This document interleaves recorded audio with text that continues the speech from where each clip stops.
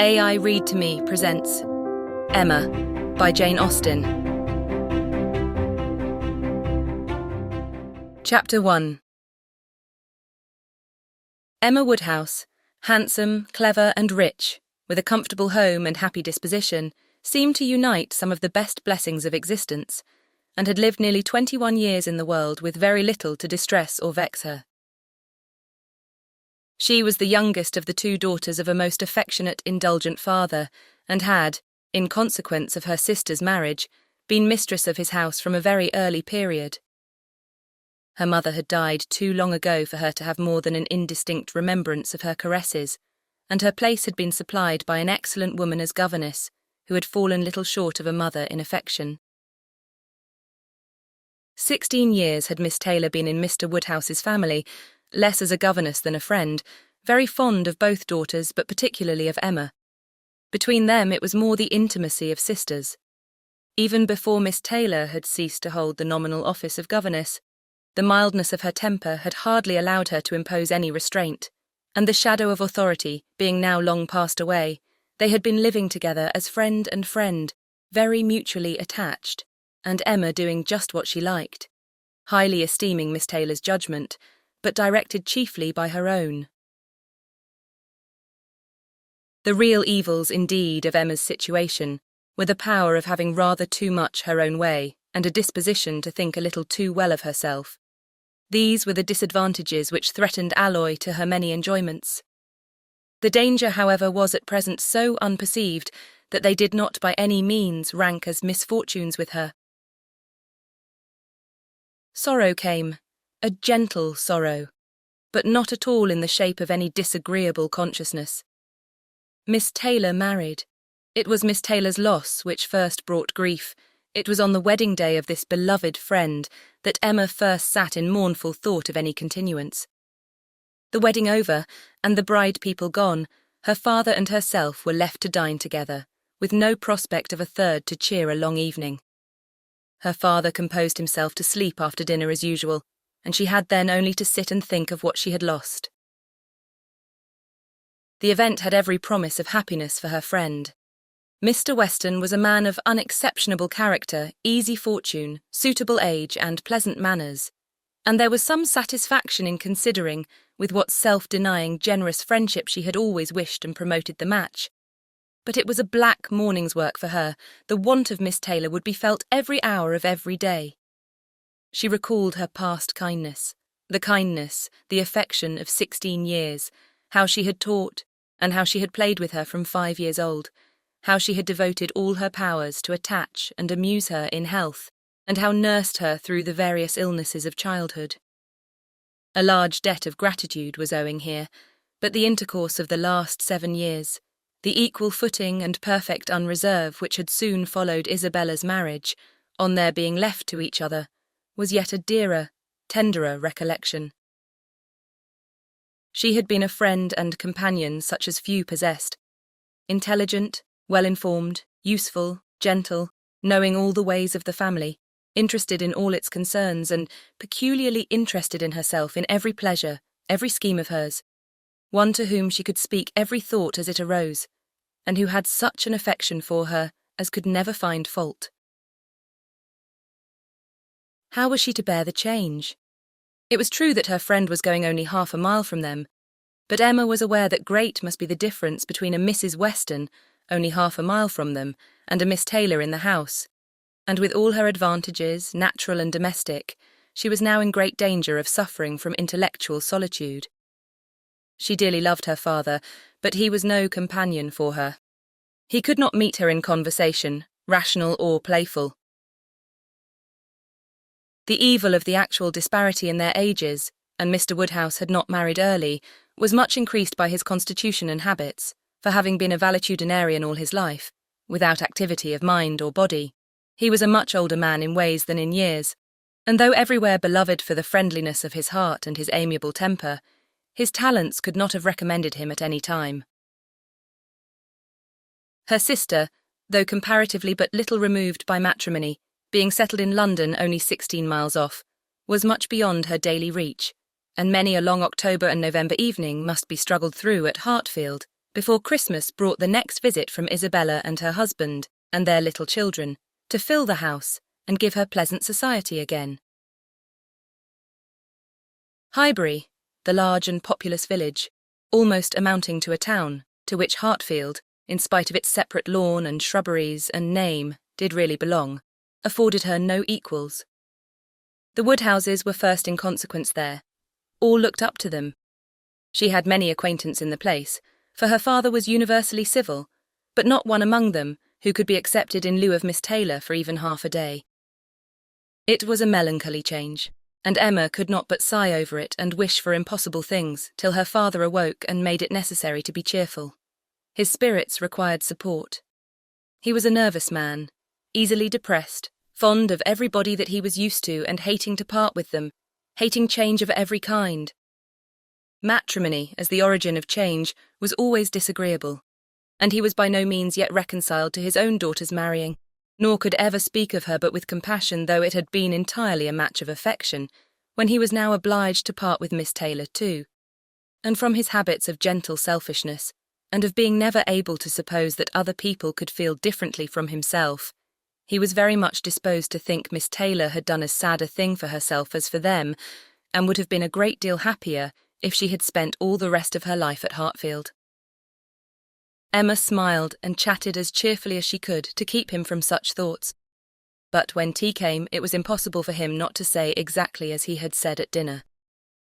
Poor Miss Taylor, I wish she were here again. What a pity it is that Mr. Weston ever thought of her. I cannot agree with you, Papa. You know I cannot. Mr. Weston is such a good-humoured, pleasant, excellent man that he thoroughly deserves a good wife. And you would not have had Miss Taylor live with us forever and bear all my odd humours when she might have a house of her own. A house of her own? But where is the advantage of a house of her own? This is 3 times as large, and you have never any odd humours, my dear. How often we shall be going to see them, and they coming to see us. We shall be always meeting. We must begin. We must go and pay wedding visit very soon. My dear, how am I to get so far? Randalls is such a distance, I could not walk half so far.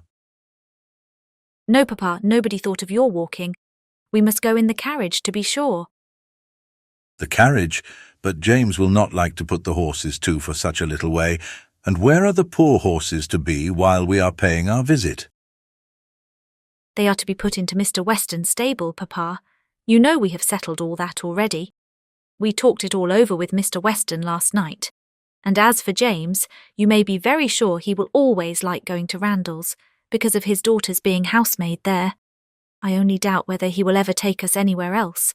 That was your doing, Papa. You got Hannah that good place. Nobody thought of Hannah till you mentioned her. James is so obliged to you. I'm very glad I did think of her. It was very lucky, for I would not have had poor James think himself slighted upon any account, and I'm sure she will make a very good servant. She's a civil, pretty-spoken girl. I have a great opinion of her. Whenever I see her, she always curtsies and asks me how I do in a very pretty manner, and when you have had her here to do needlework, I observe she always turns the lock of the door the right way and never bangs it.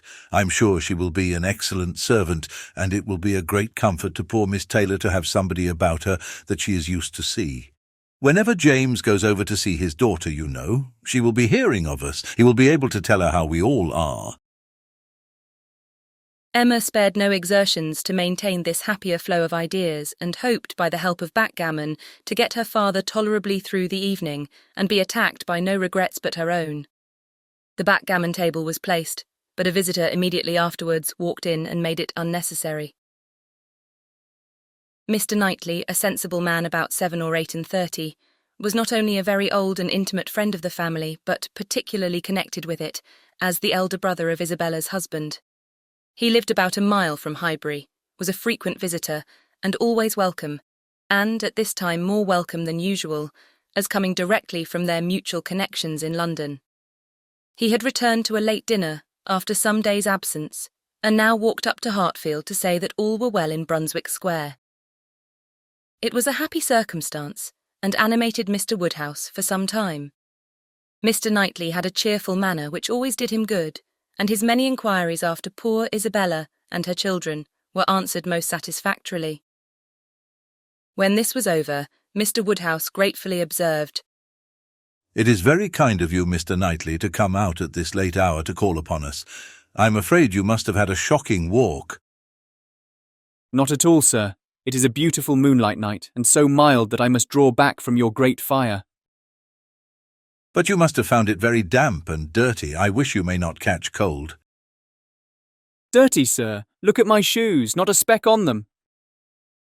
"Well, that is quite surprising, for we have had a vast deal of rain here. It rained dreadfully hard for half an hour while we were at breakfast. I wanted them to put off the wedding." "By the by, I have not wished you joy. Being pretty well aware of what sort of joy you must both be feeling, I have been in no hurry with my congratulations. But I hope it all went off tolerably well. How did you all behave? Who cried most?" "Ah, poor Miss Taylor. 'Tis a sad business." "Poor Mr. and Miss Woodhouse, if you please, but I cannot possibly say poor Miss Taylor. I have a great regard for you and Emma, but when it comes to the question of dependence or independence, at any rate, it must be better to have only one to please than two." Especially when one of those two is such a fanciful, troublesome creature, said Emma playfully. "That is what you have in your head, I know, and what you would certainly say if my father were not by." "I believe it is very true, my dear, indeed," said Mr. Woodhouse with a sigh. "I am afraid I am sometimes very fanciful and troublesome." "My dearest papa, you do not think I could mean you or suppose Mr. Knightley to mean you? What a horrible idea! Oh, no, I meant only myself. Mr. Knightley loves to find fault with me, you know. In a joke, it is all a joke. We always say what we like to one another." Mr. Knightley, in fact, was one of the few people who could see faults in Emma Woodhouse, and the only one who ever told her of them. And though this was not particularly agreeable to Emma herself, she knew it would be so much less so to her father that she would not have him really suspect such a circumstance as her not being thought perfect by everybody. "Emma knows I never flatter her," said Mr. Knightley. "but I meant no reflection on anybody. Miss Taylor has been used to have two persons to please. She will now have but one. The chances are that she must be a gainer." "Well," said Emma, willing to let it pass, "you want to hear about the wedding, and I shall be happy to tell you, for we all behaved charmingly. Everybody was punctual, everybody in their best looks. Not a tear and hardly a long face to be seen. Oh no, we all felt that we were going to be only half a mile apart, and were sure of meeting every day." "Dear Emma bears everything so well," said her father. "But Mr. Knightley, she is really very sorry to lose poor Miss Taylor, and I'm sure she will miss her more than she thinks for." Emma turned away her head, divided between tears and smiles. "It is impossible that Emma should not miss such a companion," said Mr. Knightley. "We should not like her so well as we do, sir, if we could suppose it. But she knows how much the marriage is to Miss Taylor's advantage. She knows how very acceptable it must be, at Miss Taylor's time of life, to be settled in a home of her own, and how important to her to be secure of a comfortable provision, and therefore cannot allow herself to feel so much pain as pleasure. Every friend of Miss Taylor must be glad to have her so happily married."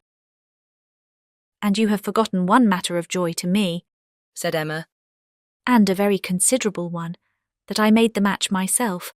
I made the match, you know, 4 years ago, and to have it take place and be proved in the right, when so many people said Mr. Weston would never marry again, may comfort me for anything." Mr. Knightley shook his head at her. Her father fondly replied, "Ah, my dear, I wish you would not make matches and foretell things, for whatever you say always comes to pass. Pray do not make any more matches." "I promise you to make none for myself, papa, but I must indeed for other people. It is the greatest amusement in the world, and after such success, you know, everybody said that Mr. Weston would never marry again. Oh dear, no. Mr. Weston, who had been a widower so long, and who seemed so perfectly comfortable without a wife, so constantly occupied either in his business in town or among his friends here, always acceptable wherever he went, always cheerful. Mr. Weston need not spend a single evening in the year alone if he did not like it. Oh no, Mr. Weston certainly would never marry again. Some people even talked of a promise to his wife on her deathbed, and others of the son and the uncle not letting him. All manner of solemn nonsense was talked on the subject, but I believed none of it. Ever since the day, about 4 years ago, that Miss Taylor and I met with him in Broadway Lane, when, because it began to drizzle, he darted away with so much gallantry and borrowed 2 umbrellas for us from Farmer Mitchell's, I made up my mind on the subject. I planned the match from that hour, and when such success has blessed me in this instance, dear Papa, you cannot think that I shall leave off matchmaking. I do not understand what you mean by success, said Mr. Knightley. Success supposes endeavour. Your time has been properly and delicately spent if you have been endeavouring for the last 4 years to bring about this marriage. A worthy employment for a young lady's mind. But if, which I rather imagine, your making the match, as you call it, means only your planning it, you're saying to yourself one idle day, I think it would be a very good thing for Miss Taylor if Mr. Weston were to marry her. And saying it again to yourself every now and then afterwards, why do you talk of success? Where is your merit? What are you proud of? You made a lucky guess, and that is all that can be said. And have you never known the pleasure and triumph of a lucky guess? I pity you. I thought you cleverer. For, depend upon it, a lucky guess is never merely luck. There is always some talent in it. And as to my poor word success, which you quarrel with, I do not know that I am so entirely without any claim to it. You have drawn 2 pretty pictures, but I think there may be a third, a something between the do-nothing and the do-all. If I had not promoted Mr. Weston's visits here, and given many little encouragements and smoothed many little matters, it might not have come to anything after all. I think you must know Hartfield enough to comprehend that. A straightforward, open-hearted man like Weston and a rational, unaffected woman like Miss Taylor may be safely left to manage their own concerns. You're more likely to have done harm to yourself than good to them by interference. Emma never thinks of herself if she can do good to others, rejoined Mr. Woodhouse, understanding but in part. But my dear, pray do not make any more matches. They are silly things and break up one's family circle grievously. Only one more, Papa. Only for Mr. Elton. Poor Mr. Elton. You like Mr. Elton, Papa? I must look about for a wife for him. There is nobody in Highbury who deserves him, and he has been here a whole year, and has fitted up his house so comfortably that it would be a shame to have him single any longer.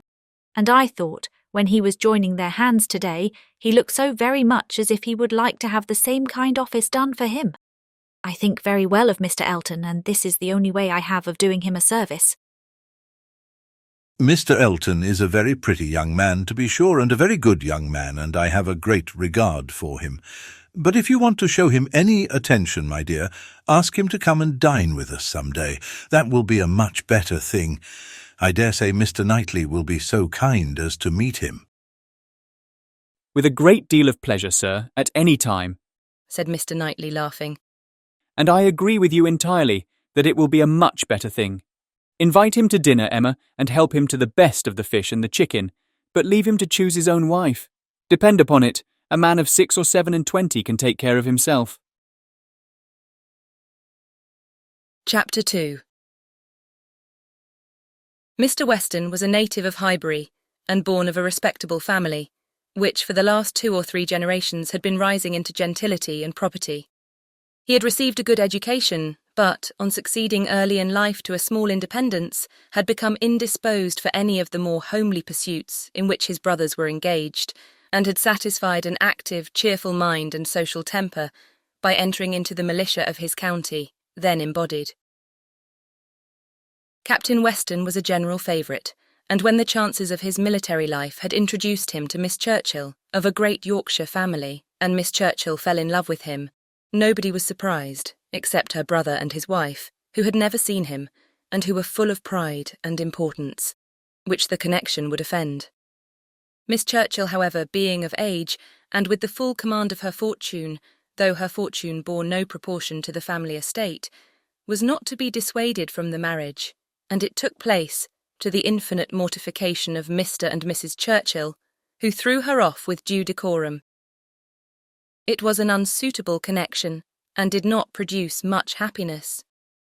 Mrs. Weston ought to have found more in it, for she had a husband whose warm heart and sweet temper made him think everything due to her in return for the great goodness of being in love with him. But though she had one sort of spirit, she had not the best.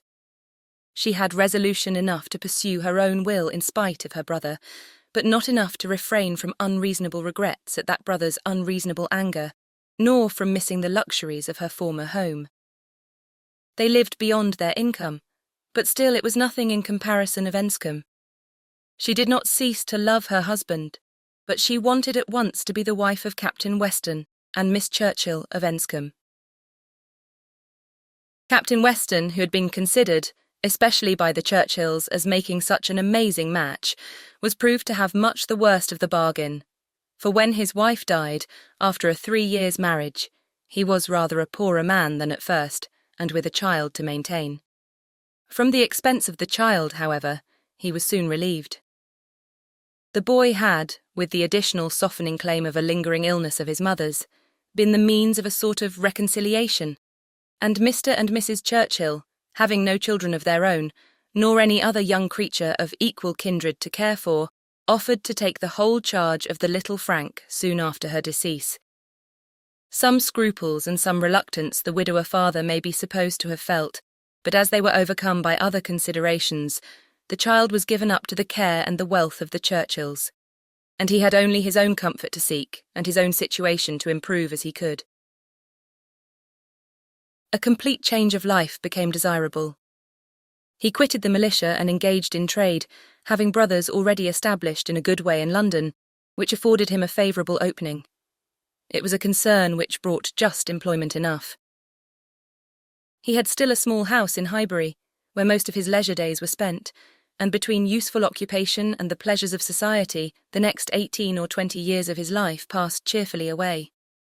He had, by that time, realised an easy competence, enough to secure the purchase of a little estate adjoining Highbury, which he had always longed for, enough to marry a woman as portionless even as Miss Taylor, and to live according to the wishes of his own friendly and social disposition. It was now some time since Miss Taylor had begun to influence his schemes, but as it was not the tyrannic influence of youth on youth, it had not shaken his determination of never settling till he could purchase Randalls, and the sale of Randalls was long looked forward to. But he had gone steadily on, with these objects in view, till they were accomplished. He had made his fortune, bought his house, and obtained his wife, and was beginning a new period of existence with every probability of greater happiness than in any yet passed through. He had never been an unhappy man. His own temper had secured him from that, even in his first marriage, but his second must show him how delightful a well-judging and truly amiable woman could be, and must give him the pleasantest proof of its being a great deal better to choose than to be chosen, to excite gratitude than to feel it. He had only himself to please in his choice. His fortune was his own. For as to Frank, it was more than being tacitly brought up as his uncle's heir. It had become so avowed an adoption as to have him assume the name of Churchill on coming of age. It was most unlikely, therefore, that he should ever want his father's assistance. His father had no apprehension of it. The aunt was a capricious woman and governed her husband entirely, but it was not in Mr. Weston's nature to imagine that any caprice could be strong enough to affect one so dear, and, as he believed, so deservedly dear. He saw his son every year in London and was proud of him, and his fond report of him as a very fine young man had made Highbury feel a sort of pride in him too. He was looked on as sufficiently belonging to the place to make his merits and prospects a kind of common concern. Mr. Frank Churchill was one of the boasts of Highbury, and a lively curiosity to see him prevailed, though the compliment was so little returned that he had never been there in his life. His coming to visit his father had been often talked of but never achieved. Now, upon his father's marriage, it was very generally proposed, as a most proper attention, that the visit should take place. There was not a dissentient voice on the subject, either when Mrs. Perry drank tea with Mrs. and Miss Bates, or when Mrs. and Miss Bates returned the visit. Now was the time for Mr. Frank Churchill to come among them, and the hope strengthened when it was understood that he had written to his new mother on the occasion. For a few days, every morning visit in Highbury included some mention of the handsome letter Mrs. Weston had received. I suppose you have heard of the handsome letter Mr. Frank Churchill has written to Mrs. Weston? I understand it was a very handsome letter indeed. Mr. Woodhouse told me of it. Mr. Woodhouse saw the letter and he says he never saw such a handsome letter in his life. It was indeed a highly prized letter. Mrs. Weston had, of course, formed a very favourable idea of the young man, and such a pleasing attention was an irresistible proof of his great good sense, and a most welcome addition to every source and every expression of congratulation which her marriage had already secured. She felt herself a most fortunate woman, and she had lived long enough to know how fortunate she might well be thought, where the only regret was for a partial separation from friends whose friendship for her had never cooled, and who could ill bear to part with her. She knew that at times she must be missed, and could not think without pain of Emma's losing a single pleasure or suffering an hour's ennui from the want of her companionableness. But dear Emma was of no feeble character. She was more equal to her situation than most girls would have been, and had sense and energy and spirits that might be hoped would bear her well and happily through its little difficulties and privations. And then there was such comfort in the very easy distance of Randalls from Hartfield, so convenient for even solitary female walking, and in Mr. Weston's disposition and circumstances, which would make the approaching season no hindrance to their spending half the evenings in the week together. Her situation was altogether the subject of hours of gratitude to Mrs. Weston, and of moments only of regret. And her satisfaction, her more than satisfaction, her cheerful enjoyment, was so just and so apparent that Emma, well as she knew her father, was sometimes taken by surprise at his being still able to pity poor Miss Taylor when they left her at Randalls in the centre of every domestic comfort, or saw her go away in the evening attended by her pleasant husband to a carriage of her own. But never did she go without Mr. Woodhouse's giving a gentle sigh and saying, "Ah, poor Miss Taylor, she would be very glad to stay."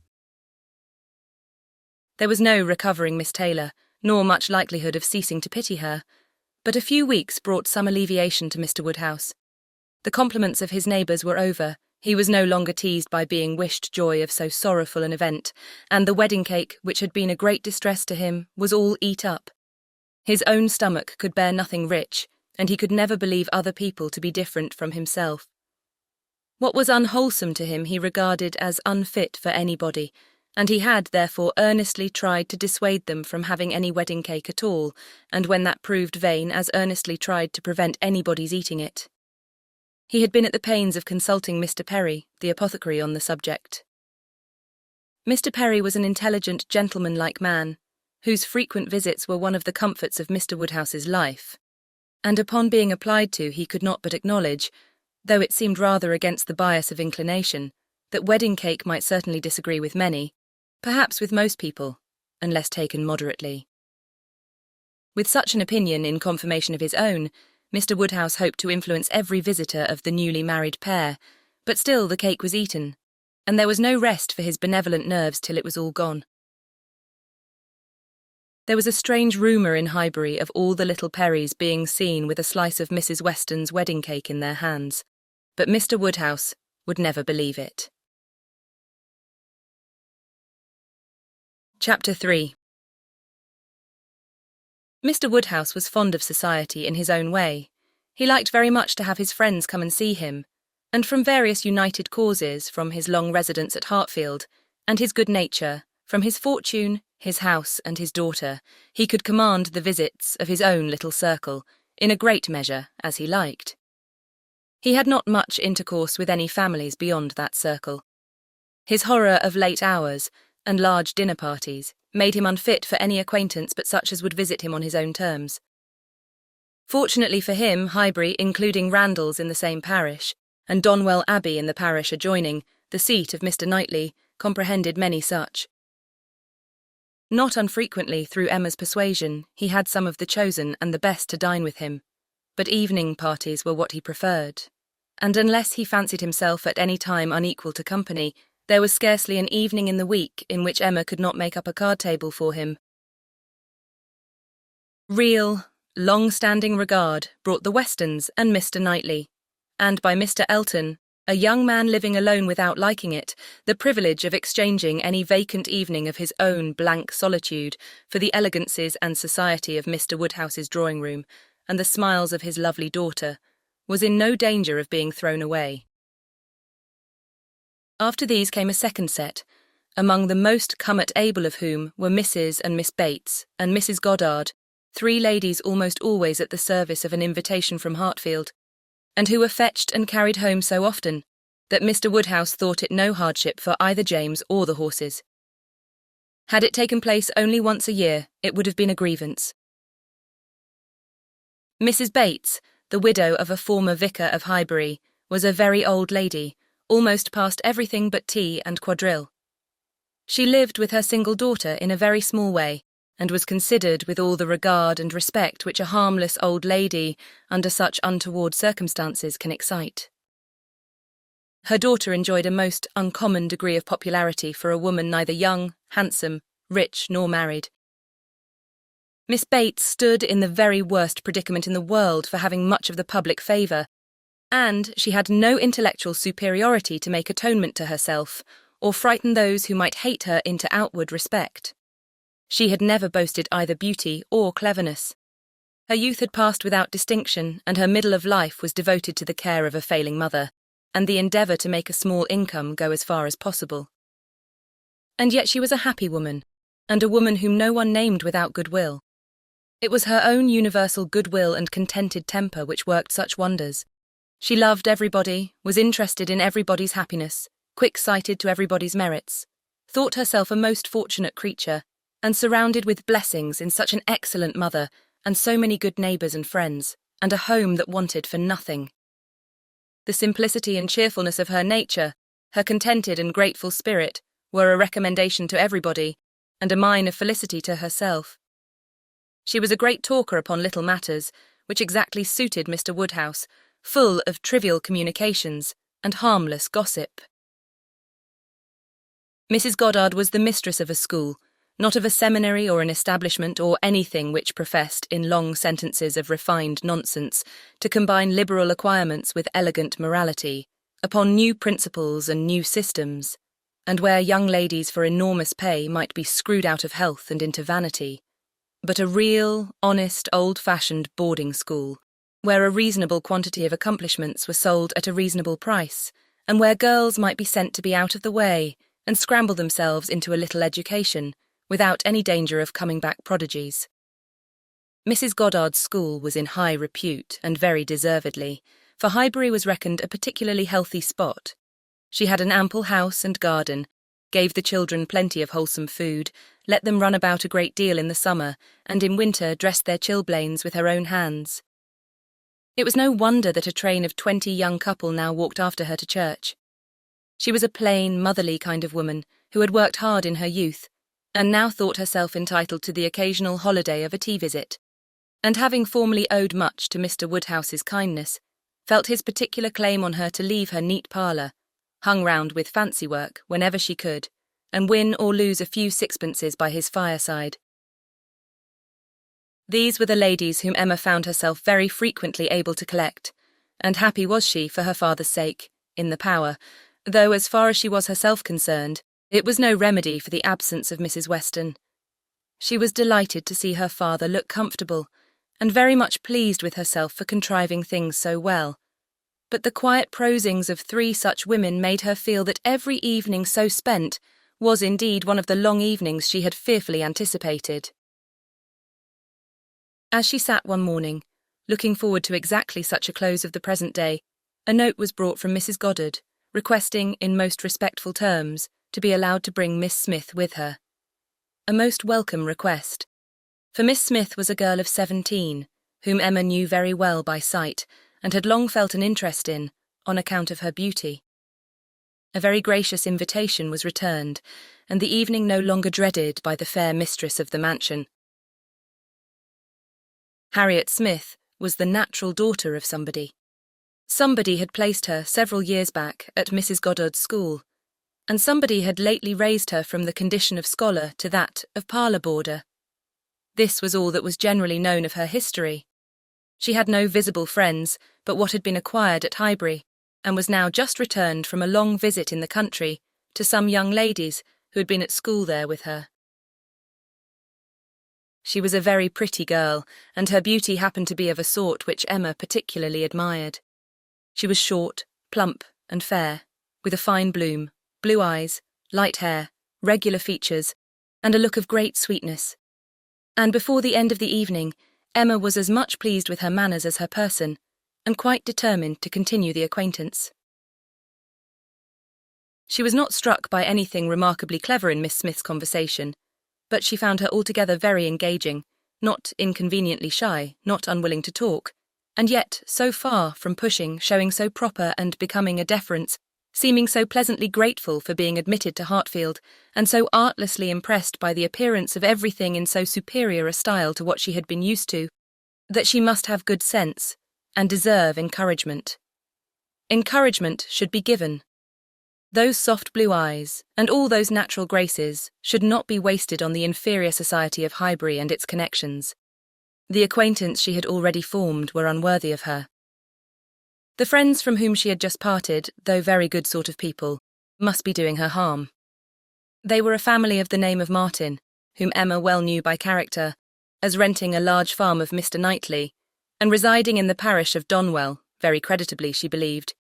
She knew Mr. Knightley thought highly of them, but they must be coarse and unpolished, and very unfit to be the intimates of a girl who wanted only a little more knowledge and elegance to be quite perfect. She would notice her, she would improve her, she would detach her from her bad acquaintance and introduce her into good society. She would form her opinions and her manners. It would be an interesting and certainly a very kind undertaking, highly becoming her own situation in life, her leisure and powers.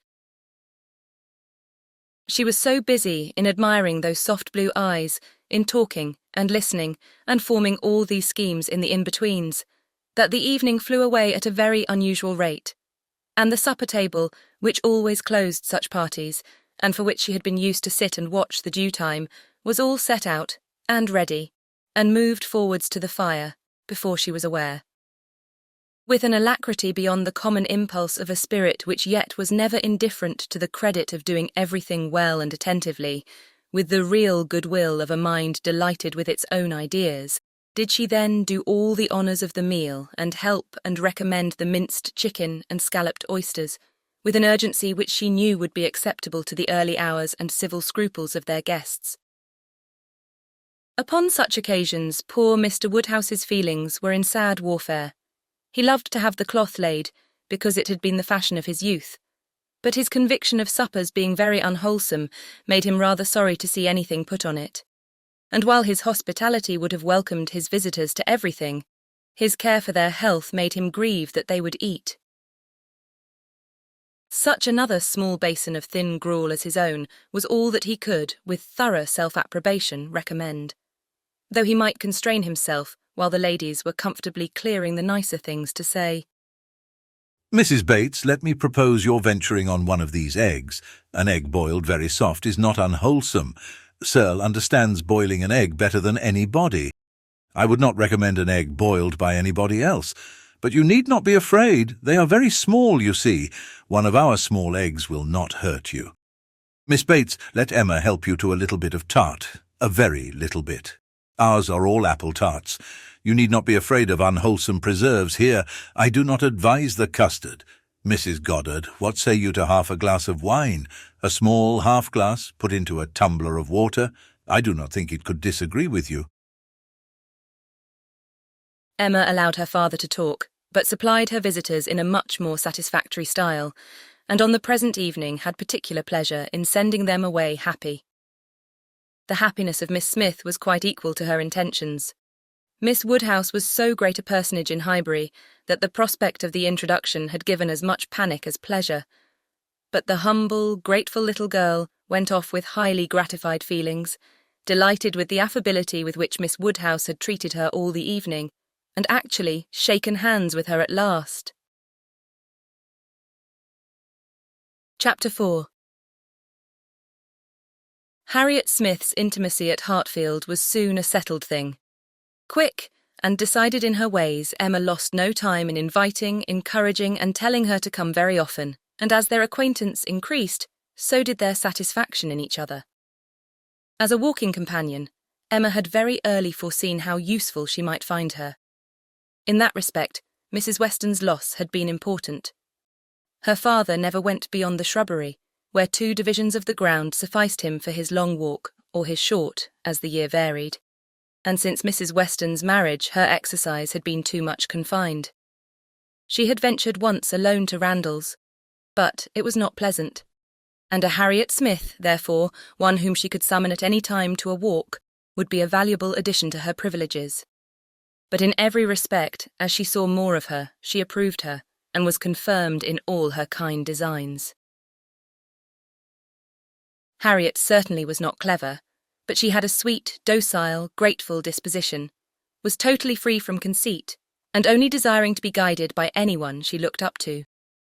Her early attachment to herself was very amiable, and her inclination for good company and power of appreciating what was elegant and clever showed that there was no want of taste, though strength of understanding must not be expected. Altogether, she was quite convinced of Harriet Smith's being exactly the young friend she wanted, exactly the something which her home required. Such a friend as Mrs. Weston was out of the question. 2 such could never be granted, 2 such she did not want. It was quite a different sort of thing, a sentiment distinct and independent. Mrs. Weston was the object of a regard which had its basis in gratitude and esteem. Harriet would be loved as one to whom she could be useful. For Mrs. Weston there was nothing to be done, for Harriet everything. Her first attempts at usefulness were in an endeavour to find out who were the parents, but Harriet could not tell. She was ready to tell everything in her power, but on this subject questions were vain. Emma was obliged to fancy what she liked, but she could never believe that in the same situation she should not have discovered the truth. Harriet had no penetration. She had been satisfied to hear and believe just what Mrs. Goddard chose to tell her, and looked no farther.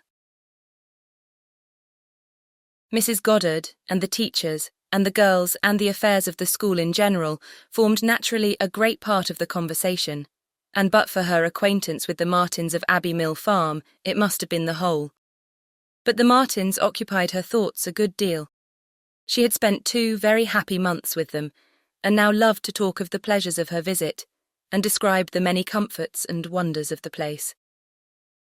Emma encouraged her talkativeness, amused by such a picture of another set of beings, and enjoying the youthful simplicity which could speak with so much exultation of Mrs. Martin's having 2 parlours, 2 very good parlours indeed, one of them quite as large as Mrs. Goddard's drawing-room, and of her having an upper maid, who had lived 25 years with her, and of their having 8 cows, 2 of them Alderneys, and 1 a little Welsh cow, a very pretty little Welsh cow indeed, and of Mrs. Martin saying, as she was so fond of it, it should be called her cow, and of their having a very handsome summer-house in their garden, where some day next year they were all to drink tea.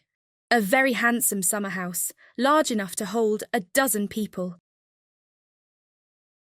For some time she was amused, without thinking beyond the immediate cause, but as she came to understand the family better, other feelings arose. She had taken up a wrong idea, fancying it was a mother and daughter, a son and son's wife, who all lived together. But when it appeared that the Mr. Martin, who bore a part in the narrative, and was always mentioned with approbation for his great good nature in doing something or other, was a single man, that there was no young Mrs. Martin, no wife in the case, she did suspect danger to her poor little friend from all this hospitality and kindness, and that if she were not taken care of, she might be required to sink herself forever.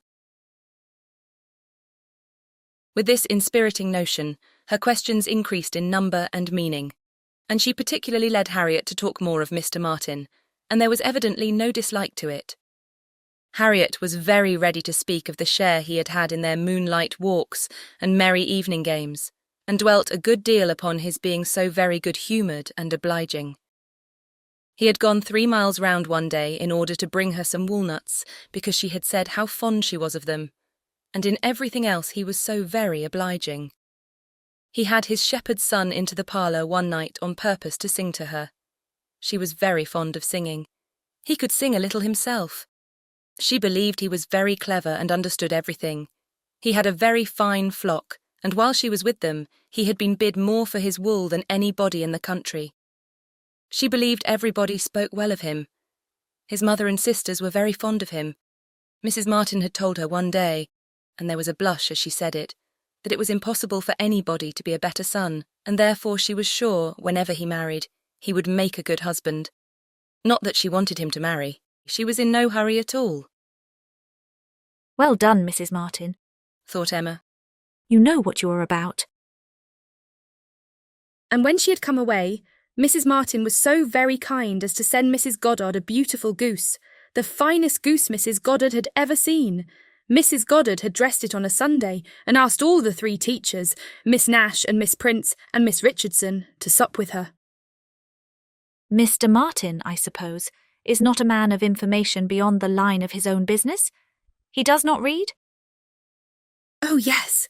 That is, no, I do not know, but I believe he has read a good deal, but not what you would think anything of. He reads the agricultural reports and some other books that lay in one of the window seats, but he reads all them to himself. But sometimes of an evening, before we went to cards, he would read something aloud out of the elegant extracts, very entertaining. And I know he has read The Vicar of Wakefield. He never read The Romance of the Forest, nor The Children of the Abbey. He had never heard of such books before I mentioned them, but he is determined to get them now as soon as ever he can. The next question was, What sort of looking man is Mr. Martin? Oh, not handsome. Not at all handsome. I thought him very plain at first, but I do not think him so plain now. One does not, you know, after a time. But did you never see him? He is in Highbury every now and then, and he is sure to ride through every week in his way to Kingston. He has passed you very often. That may be, and I may have seen him 50 times, but without having any idea of his name. A young farmer, whether on horseback or on foot, is the very last sort of person to raise my curiosity. The yeomanry are precisely the order of people with whom I feel I can have nothing to do. A degree or 2 lower, and a creditable appearance might interest me. I might hope to be useful to their families in some way or other, but a farmer can need none of my help, and is therefore in one sense as much above my notice as in every other he is below it. To be sure. Oh, yes. It is not likely you should ever have observed him, but he knows you very well indeed, I mean by sight. I have no doubt of his being a very respectable young man. I know indeed that he is so, and as such wish him well. What do you imagine his age to be? He was 24, the 8th of last June, and my birthday is the 23rd, just a fortnight and a day's difference, which is very odd. Only 24. That is too young to settle. His mother is perfectly right not to be in a hurry. They seem very comfortable as they are, and if she were to take any pains to marry him, she would probably repent it. 6 years hence, if he could meet with a good sort of young woman in the same rank as his own, with a little money, it might be very desirable. 6 years hence, dear Miss Woodhouse, he would be 30 years old. Well, and that is as early as most men can afford to marry, who are not born to an independence. Mr. Martin, I imagine, has his fortune entirely to make, cannot be at all beforehand with the world. Whatever money he might come into when his father died, whatever his share of the family property, it is, I dare say, all afloat, all employed in his stock and so forth. And though, with diligence and good luck, he may be rich in time, it is next to impossible that he should have realised anything yet. To be sure, so it is. But they live very comfortably. They have no indoors man, else they do not want for anything, and Mrs. Martin talks of taking a boy another year. I wish you may not get into a scrape, Harriet, whenever he does marry. I mean, as to being acquainted with his wife, for though his sisters, from a superior education, are not to be altogether objected to, it does not follow that he might marry anybody at all fit for you to notice. The misfortune of your birth ought to make you particularly careful as to your associates. There can be no doubt of your being a gentleman's daughter, and you must support your claim to that station by everything within your own power, or there will be plenty of people who would take pleasure in degrading you. Yes, to be sure, I suppose there are, but while I visit at Hartfield, And you are so kind to me, Miss Woodhouse. I am not afraid of what anybody can do. You understand the force of influence pretty well, Harriet, but I would have you so firmly established in good society as to be independent even of Hartfield and Miss Woodhouse. I want to see you permanently well connected, and to that end it will be advisable to have as few odd acquaintance as may be. And therefore I say that if you should still be in this country when Mr. Martin marries, I wish you may not be drawn in by your intimacy with the sisters to be acquainted with the wife, who will probably be some mere farmer's daughter without education.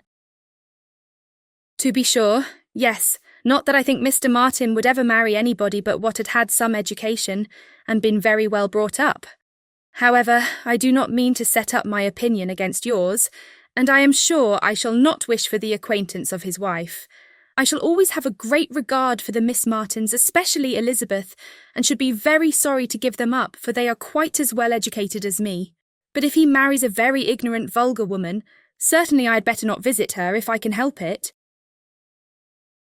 Emma watched her through the fluctuations of this speech and saw no alarming symptoms of love. The young man had been the first admirer, but she trusted there was no other hold, and that there would be no serious difficulty on Harriet's side to oppose any friendly arrangement of her own. They met Mr. Martin the very next day as they were walking on the Donwell Road. He was on foot, and, after looking very respectfully at her, looked with most unfeigned satisfaction at her companion. Emma was not sorry to have such an opportunity of survey, and walking a few yards forward while they talked together, soon made her quick eye sufficiently acquainted with Mr. Robert Martin. His appearance was very neat, and he looked like a sensible young man, but his person had no other advantage, and when he came to be contrasted with gentlemen, she thought he must lose all the ground he had gained in Harriet's inclination. Harriet was not insensible of manner. She had voluntarily noticed her father's gentleness with admiration as well as wonder. Mr. Martin looked as if he did not know what manner was. They remained but a few minutes together, as Miss Woodhouse must not be kept waiting, and Harriet then came running to her with a smiling face and in a flutter of spirits, which Miss Woodhouse hoped very soon to compose. Only think of our happening to meet him. How very odd. It was quite a chance, he said, that he had not gone round by Randalls. He did not think we ever walked this road. He thought we walked towards Randalls most days. He has not been able to get the Romance of the Forest yet. He was so busy the last time he was at Kingston that he quite forgot it, but he goes again tomorrow. So very odd we should happen to meet. Well, Miss Woodhouse, is he like what you expected? What do you think of him? Do you think him so very plain?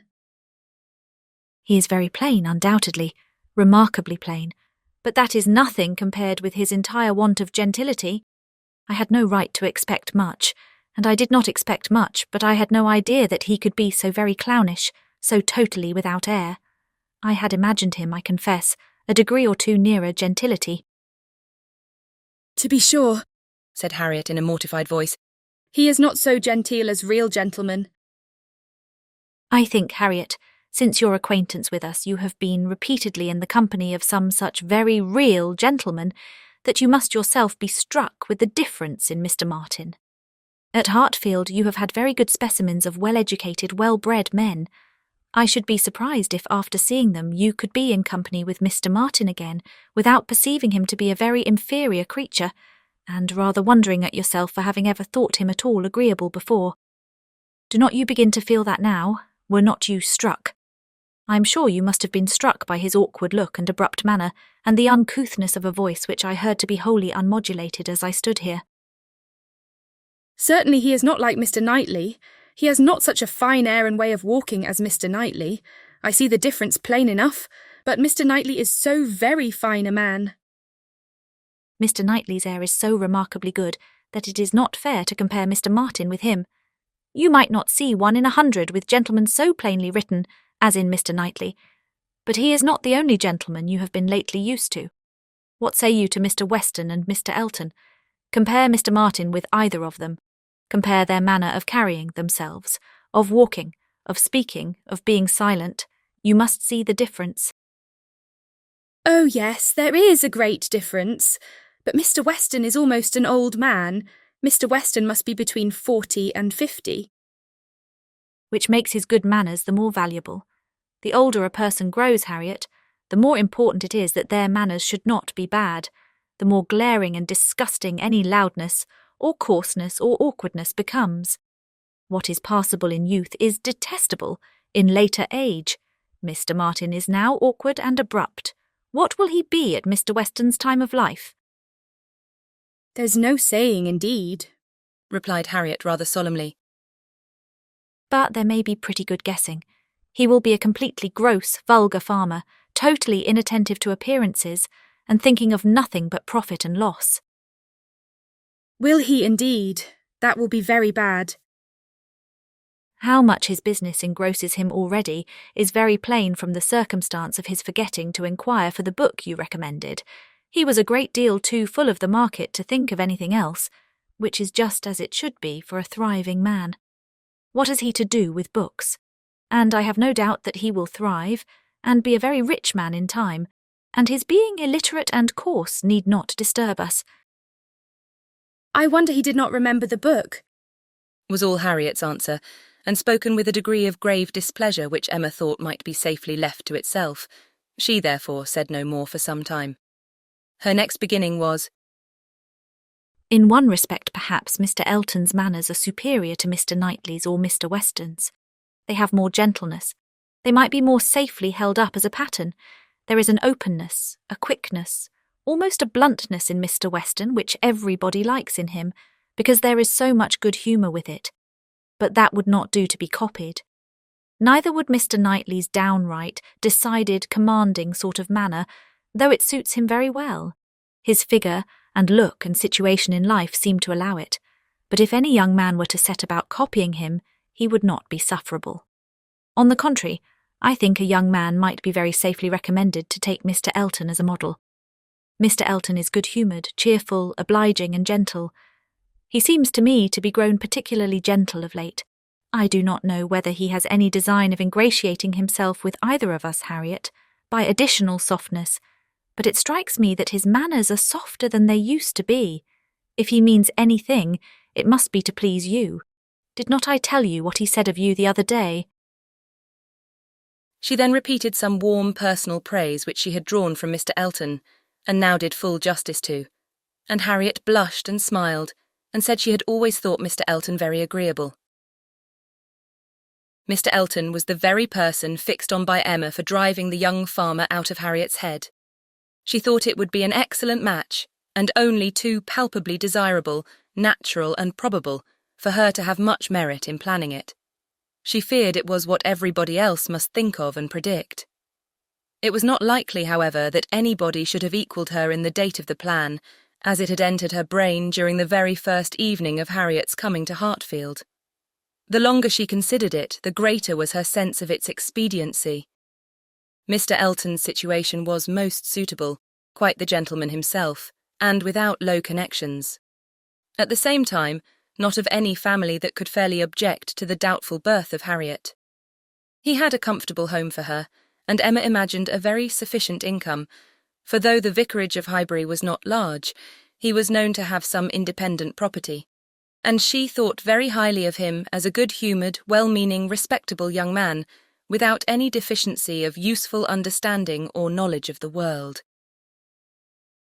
She had already satisfied herself that he thought Harriet a beautiful girl, which she trusted, with such frequent meetings at Hartfield, was foundation enough on his side. And on Harriet's there could be little doubt that the idea of being preferred by him would have all the usual weight and efficacy. And he was really a very pleasing young man, a young man whom any woman not fastidious might like. He was reckoned very handsome. His person much admired in general, though not by her, there being a want of elegance of feature which she could not dispense with. But the girl who could be gratified by a Robert Martin's riding about the country to get walnuts for her might very well be conquered by Mr. Elton's admiration. Chapter 5. I do not know what your opinion may be, Mrs. Weston, said Mr. Knightley, of this great intimacy between Emma and Harriet Smith, but I think it a bad thing. A bad thing? Do you really think it a bad thing? Why so? I think they will neither of them do the other any good, You surprise me. Emma must do Harriet good, and by supplying her with a new object of interest, Harriet may be said to do Emma good. I have been seeing their intimacy with the greatest pleasure. How very differently we feel. Not think they will do each other any good. This will certainly be the beginning of one of our quarrels about Emma, Mr. Knightley. Perhaps you think I am come on purpose to quarrel with you, knowing Weston to be out, and that you must still fight your own battle. Mr. Weston would undoubtedly support me if he were here, for he thinks exactly as I do on the subject. We were speaking of it only yesterday, and agreeing how fortunate it was for Emma that there should be such a girl in Highbury for her to associate with. Mr. Knightley, I shall not allow you to be a fair judge in this case. You are so much used to live alone that you do not know the value of a companion, and perhaps no man can be a good judge of the comfort a woman feels in the society of one of her own sex, after being used to it all her life. I can imagine your objection to Harriet Smith. She is not the superior young woman which Emma's friend ought to be, but on the other hand, as Emma wants to see her better informed, it will be an inducement to her to read more herself. They will read together. She means it, I know. Emma has been meaning to read more ever since she was 12 years old. I have seen a great many lists of her drawing up at various times of books that she meant to read regularly through, and very good lists they were, very well chosen and very neatly arranged, sometimes alphabetically and sometimes by some other rule. The list she drew up when only 14, I remember thinking it did her judgment so much credit that I preserved it some time, and I dare say she may have made out a very good list now. But I have done with expecting any course of steady reading from Emma. She will never submit to anything requiring industry and patience, and a subjection of the fancy to the understanding. Where Miss Taylor failed to stimulate, I may safely affirm that Harriet Smith will do nothing. You never could persuade her to read half so much as you wished. You know you could not. I dare say, replied Mrs. Weston, smiling, that I thought so then. But since we have parted, I can never remember Emma's omitting to do anything I wished. There is hardly any desiring to refresh such a memory as that, said Mr. Knightley feelingly, and for a moment or two he had done. But I, he soon added, who have had no such charm thrown over my senses, must still see, hear, and remember. Emma is spoiled by being the cleverest of her family. At 10 years old, she had the misfortune of being able to answer questions which puzzled her sister at 17. She was always quick and assured, Isabella slow and diffident, and ever since she was 12, Emma has been mistress of the house and of you all. In her mother, she lost the only person able to cope with her.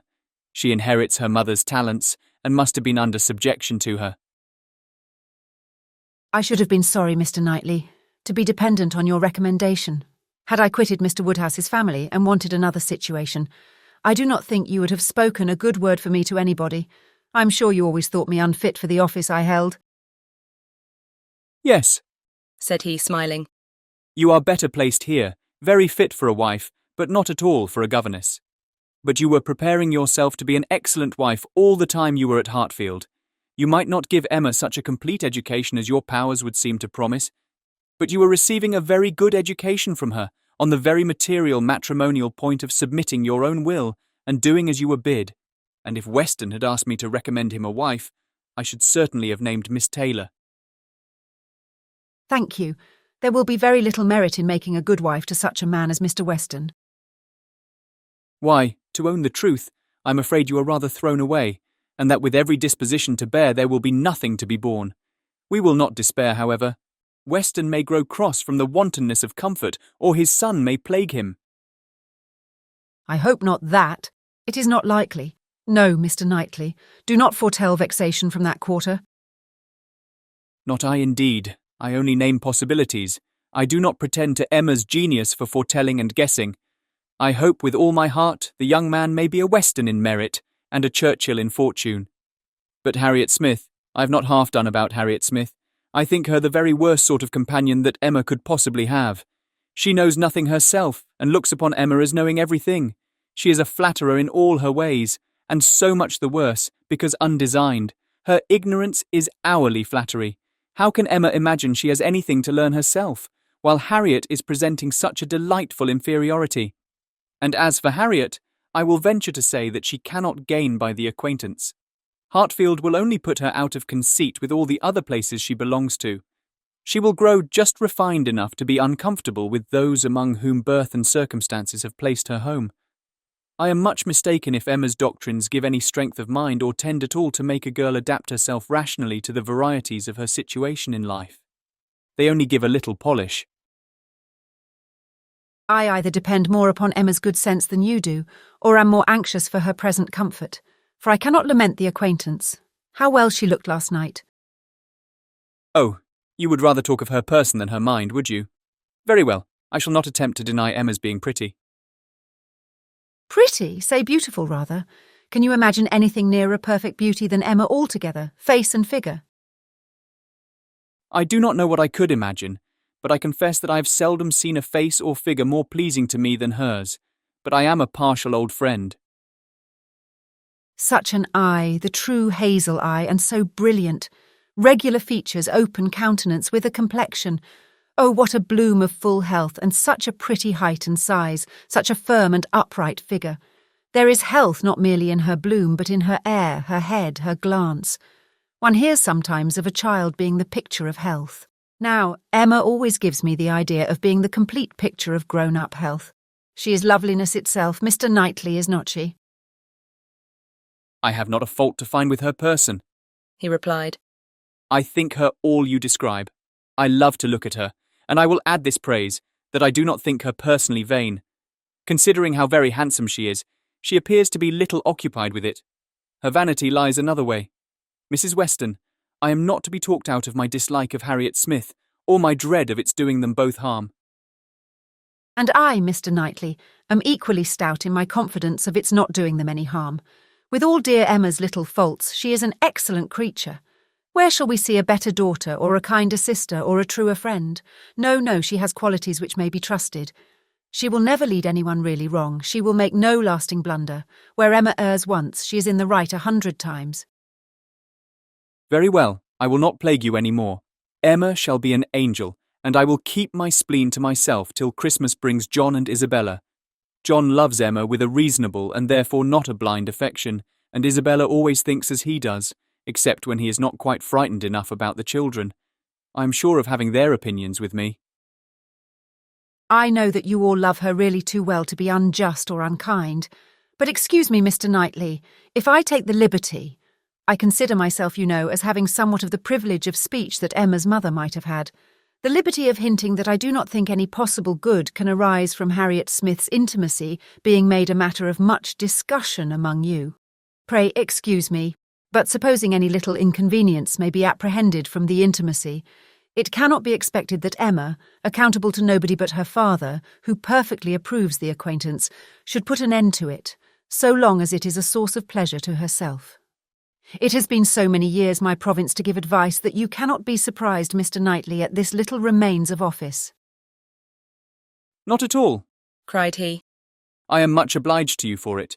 It is very good advice, and it shall have a better fate than your advice has often found, for it shall be attended to. Mrs. John Knightley is easily alarmed and might be made unhappy about her sister. Be satisfied, said he. I will not raise any outcry.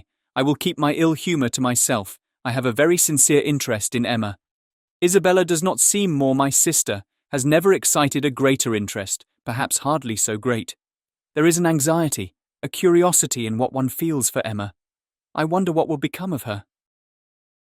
So do I, said Mrs. Weston gently. Very much. She always declares she will never marry, which, of course, means just nothing at all. But I have no idea that she has yet ever seen a man she cared for. It would not be a bad thing for her to be very much in love with a proper object. I should like to see Emma in love, and in some doubt of a return. It would do her good. But there is nobody hereabouts to attach her, and she goes so seldom from home. There does indeed seem as little to tempt her to break her resolution at present, said Mrs. Weston. As can well be, and while she is so happy at Hartfield, I cannot wish her to be forming any attachment which would be creating such difficulties on poor Mr. Woodhouse's account. I do not recommend matrimony at present to Emma, though I mean no slight to the state, I assure you. Part of her meaning was to conceal some favourite thoughts of her own and Mr. Weston's on the subject, as much as possible. There were wishes at Randalls respecting Emma's destiny, but it was not desirable to have them suspected, and the quiet transition which Mr. Knightley soon afterwards made to What does Weston think of the weather? Shall we have rain? convinced her that he had nothing more to say or surmise about Hartfield. Chapter 6. Emma could not feel a doubt of having given Harriet's fancy a proper direction, and raised the gratitude of her young vanity to a very good purpose, for she found her decidedly more sensible than before of Mr. Elton's being a remarkably handsome man with most agreeable manners, and as she had no hesitation in following up the assurance of his admiration by agreeable hints, she was soon pretty confident of creating as much liking on Harriet's side as there could be any occasion for. She was quite convinced of Mr. Elton's being in the fairest way of falling in love, if not in love already. She had no scruple with regard to him. He talked of Harriet, and praised her so warmly that she could not suppose anything wanting which a little time would not add. His perception of the striking improvement of Harriet's manner since her introduction at Hartfield was not one of the least agreeable proofs of his growing attachment. "You have given Miss Smith all that she required," said he. "You have made her graceful and easy. She was a beautiful creature when she came to you, but, in my opinion, the attractions you have added are infinitely superior to what she received from nature." I am glad you think I have been useful to her, but Harriet only wanted drawing out and receiving a few, very few hints. She had all the natural grace of sweetness of temper and artlessness in herself. I have done very little.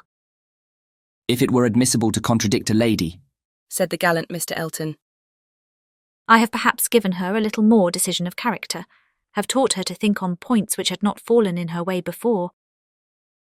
"Exactly so. That is what principally strikes me. So much superadded decision of character. Skillful has been the hand." Great has been the pleasure, I am sure. I never met with a disposition more truly amiable. "I have no doubt of it."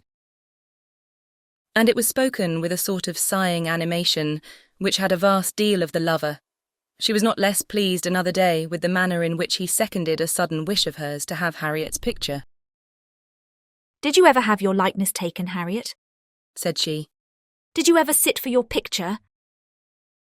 Harriet was on the point of leaving the room, and only stopped to say with a very interesting naivete, "Oh, dear, no, never."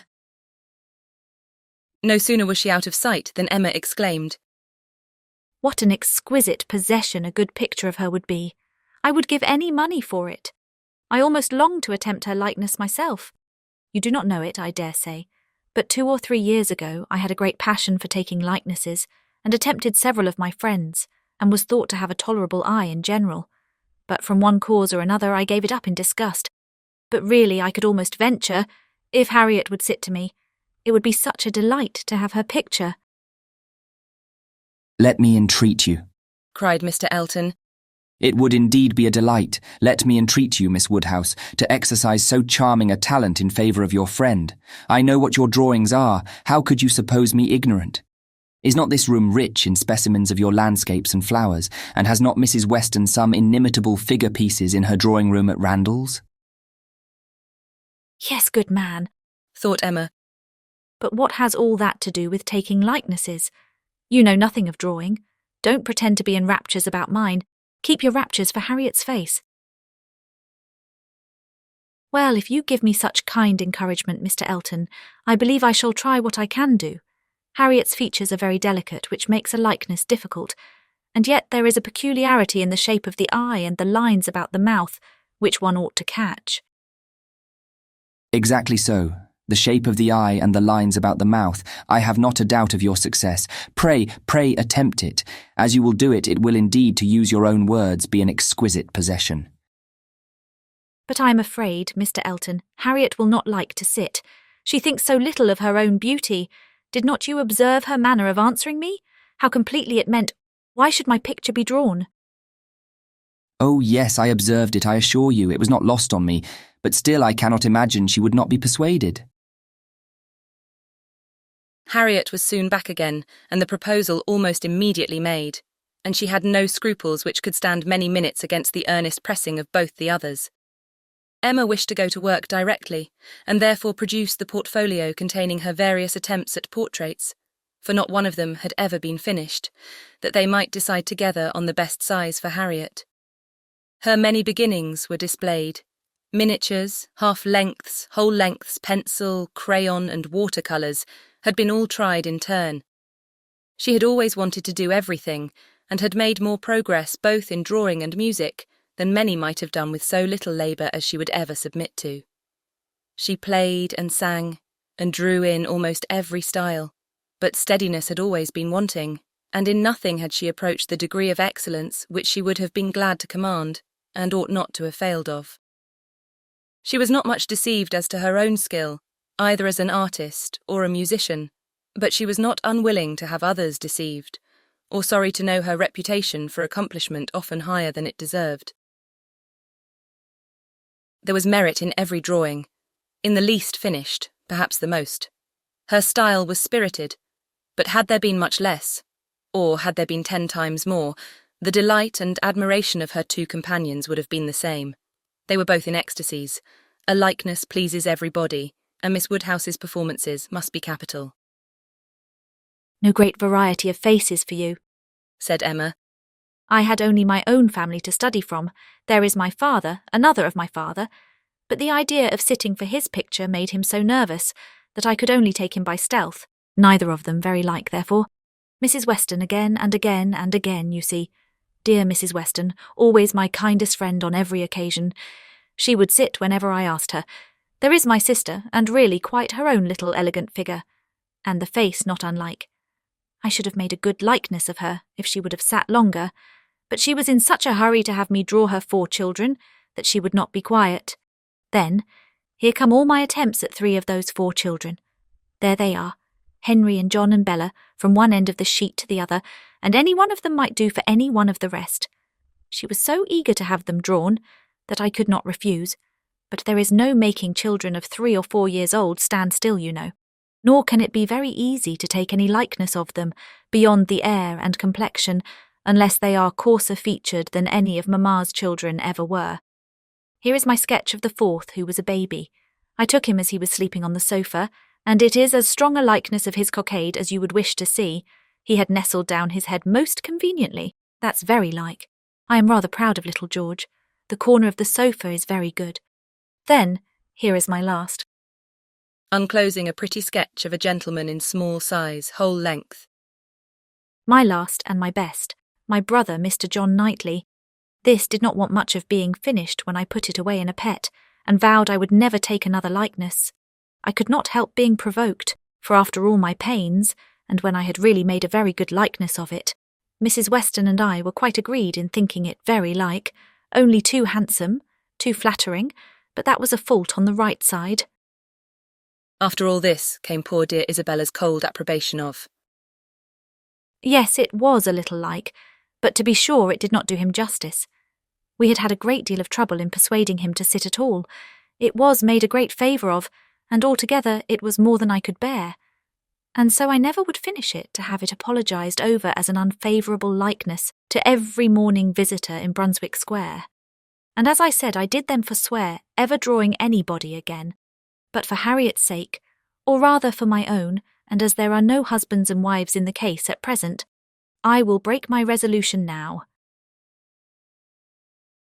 Mr. Elton seemed very properly struck and delighted by the idea, and was repeating, No husbands and wives in the case at present indeed, as you observe. Exactly so. No husbands and wives. with so interesting a consciousness that Emma began to consider whether she had not better leave them together at once. But as she wanted to be drawing, the declaration must wait a little longer. She had soon fixed on the size and sort of portrait. It was to be a whole length in watercolours, like Mr. John Knightley's, and was destined, if she could please herself, to hold a very honourable station over the mantelpiece. The sitting began, and Harriet, smiling and blushing, and afraid of not keeping her attitude and countenance, presented a very sweet mixture of youthful expression to the steady eyes of the artist. But there was no doing anything, with Mr. Elton fidgeting behind her and watching every touch. She gave him credit for stationing himself where he might gaze and gaze again without offence, but was really obliged to put an end to it and request him to place himself elsewhere. It then occurred to her to employ him in reading. If he would be so good as to read to them, it would be a kindness indeed. It would amuse away the difficulties of her part, and lessen the irksomeness of Miss Smith's. Mr. Elton was only too happy. Harriet listened, and Emma drew in peace. She must allow him to be still frequently coming to look. Anything less would certainly have been too little in a lover. And he was ready at the smallest intermission of the pencil to jump up and see the progress and be charmed. There was no being displeased with such an encourager, for his admiration made him discern a likeness almost before it was possible. She could not respect his eye, but his love and his complacence were unexceptionable. The sitting was altogether very satisfactory. She was quite enough pleased with the first day's sketch to wish to go on. There was no want of likeness, she had been fortunate in the attitude, and as she meant to throw in a little improvement to the figure, to give a little more height and considerably more elegance, she had great confidence of its being in every way a pretty drawing at last, and of its filling its destined place with credit to them both, a standing memorial of the beauty of one, the skill of the other, and the friendship of both, with as many other agreeable associations as Mr. Elton's very promising attachment was likely to add. Harriet was to sit again the next day, and Mr. Elton, just as he ought, entreated for the permission of attending and reading to them again. By all means, we shall be most happy to consider you as one of the party. The same civilities and courtesies, the same success and satisfaction, took place on the morrow and accompanied the whole progress of the picture, which was rapid and happy. Everybody who saw it was pleased, but Mr. Elton was in continual raptures and defended it through every criticism. Miss Woodhouse has given her friend the only beauty she wanted, observed Mrs. Weston to him, not in the least suspecting that she was addressing a lover.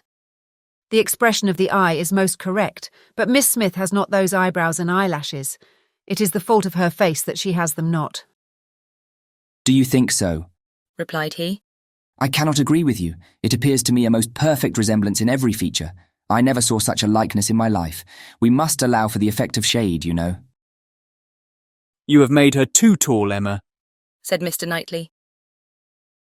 Emma knew that she had, but would not own it, and Mr. Elton warmly added, Oh no, certainly not too tall, not in the least too tall. Consider she is sitting down, which naturally presents a different, which in short gives exactly the idea, and the proportions must be preserved, you know. Proportions, foreshortening, oh no, it gives one exactly the idea of such a height as Miss Smith's, exactly so indeed.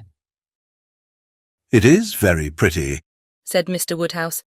so prettily done, just as your drawings always are, my dear. I do not know anybody who draws so well as you do.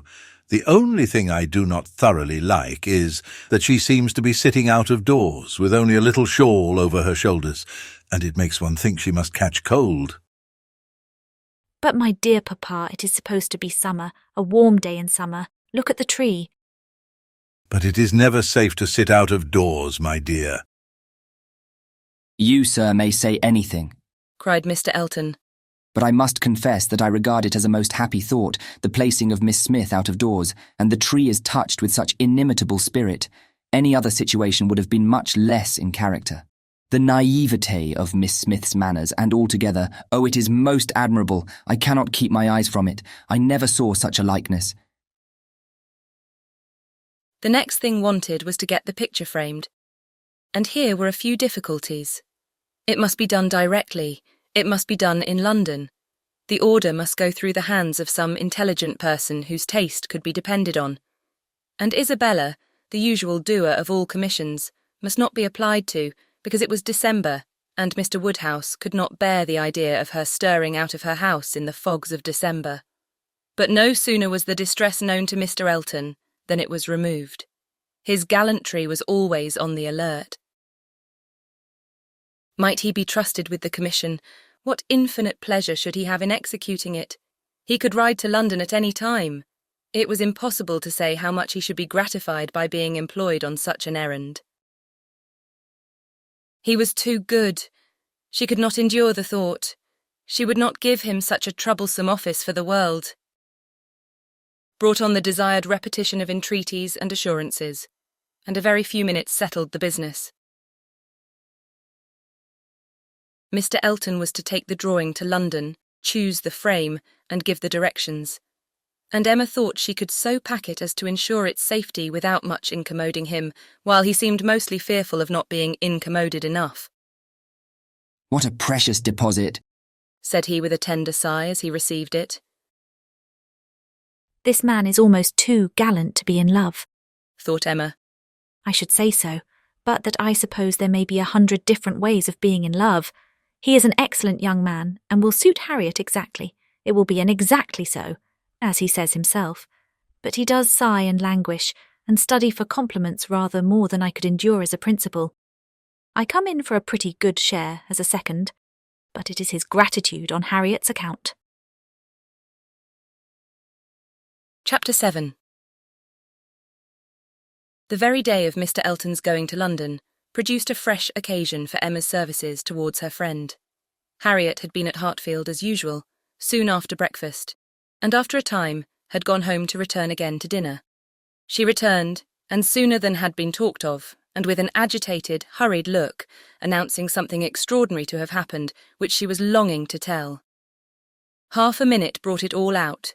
She had heard, as soon as she got back to Mrs. Goddard's, that Mr. Martin had been there an hour before, and finding she was not at home nor particularly expected, had left a little parcel for her from one of his sisters, and gone away. And on opening this parcel, she had actually found, besides the 2 songs which she had lent Elizabeth to copy, a letter to herself, and this letter was from him, from Mr. Martin, and contained a direct proposal of marriage. Who could have thought it? She was so surprised she did not know what to do. Yes, quite a proposal of marriage, and a very good letter. At least she thought so. And he wrote as if he really loved her very much, but she did not know. And so she was come as fast as she could to ask Miss Woodhouse what she should do. Emma was half ashamed of her friend for seeming so pleased and so doubtful.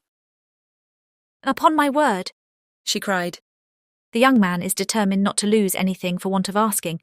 He will connect himself well if he can. Will you read the letter?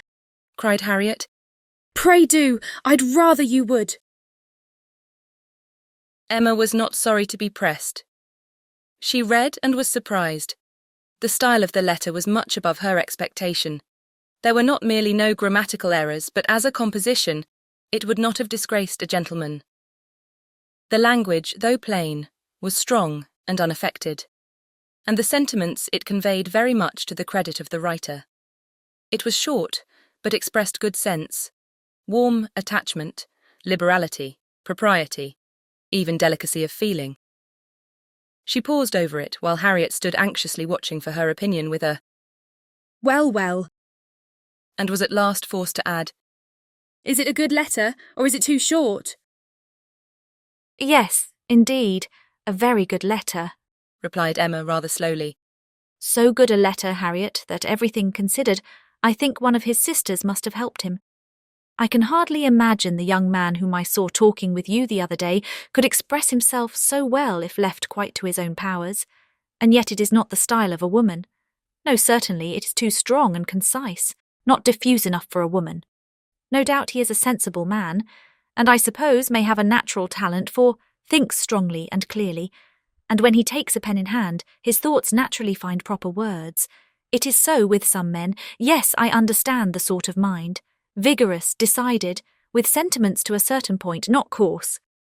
A better written letter, Harriet, returning it, than I had expected.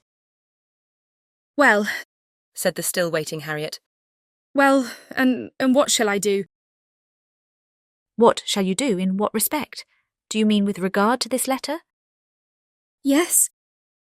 But what are you in doubt of? You must answer it, of course, and speedily. Yes, but what shall I say, dear Miss Woodhouse? Do advise me. Oh, no, the letter had much better be all your own. You will express yourself very properly, I am sure. There is no danger of your not being intelligible, which is the first thing. Your meaning must be unequivocal. No doubts or demurs, and such expressions of gratitude and concern for the pain you are inflicting as propriety requires will present themselves unbidden to your mind, I am persuaded. You need not be prompted to write with the appearance of sorrow for his disappointment. You think I ought to refuse him, then? said Harriet, looking down. Ought to refuse him? My dear Harriet, what do you mean? Are you in any doubt as to that? I thought... But I beg your pardon, perhaps I have been under a mistake. I certainly have been misunderstanding you if you feel in doubt as to the purport of your answer. I had imagined you were consulting me only as to the wording of it. Harriet was silent. With a little reserve of manner, Emma continued. You mean to return a favourable answer, I collect? No, I do not. That is, I do not mean... What shall I do? What would you advise me to do? Pray, dear Miss Woodhouse, tell me what I ought to do.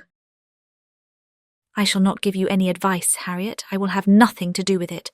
This is a point which you must settle with your feelings.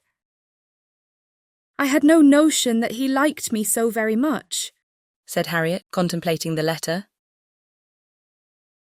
For a little while, Emma persevered in her silence, but beginning to apprehend the bewitching flattery of that letter might be too powerful, she thought it best to say, I lay it down as a general rule, Harriet, that if a woman doubts as to whether she should accept a man or not, she certainly ought to refuse him. If she can hesitate as to yes, she ought to say no directly. It is not a state to be safely entered into with doubtful feelings with half a heart. I thought it my duty as a friend and older than yourself to say thus much to you, but do not imagine that I want to influence you. Oh no, I am sure you are a great deal too kind to, but if you would just advise me what I had best do... No, I do not mean that. As you say, one's mind ought to be quite made up.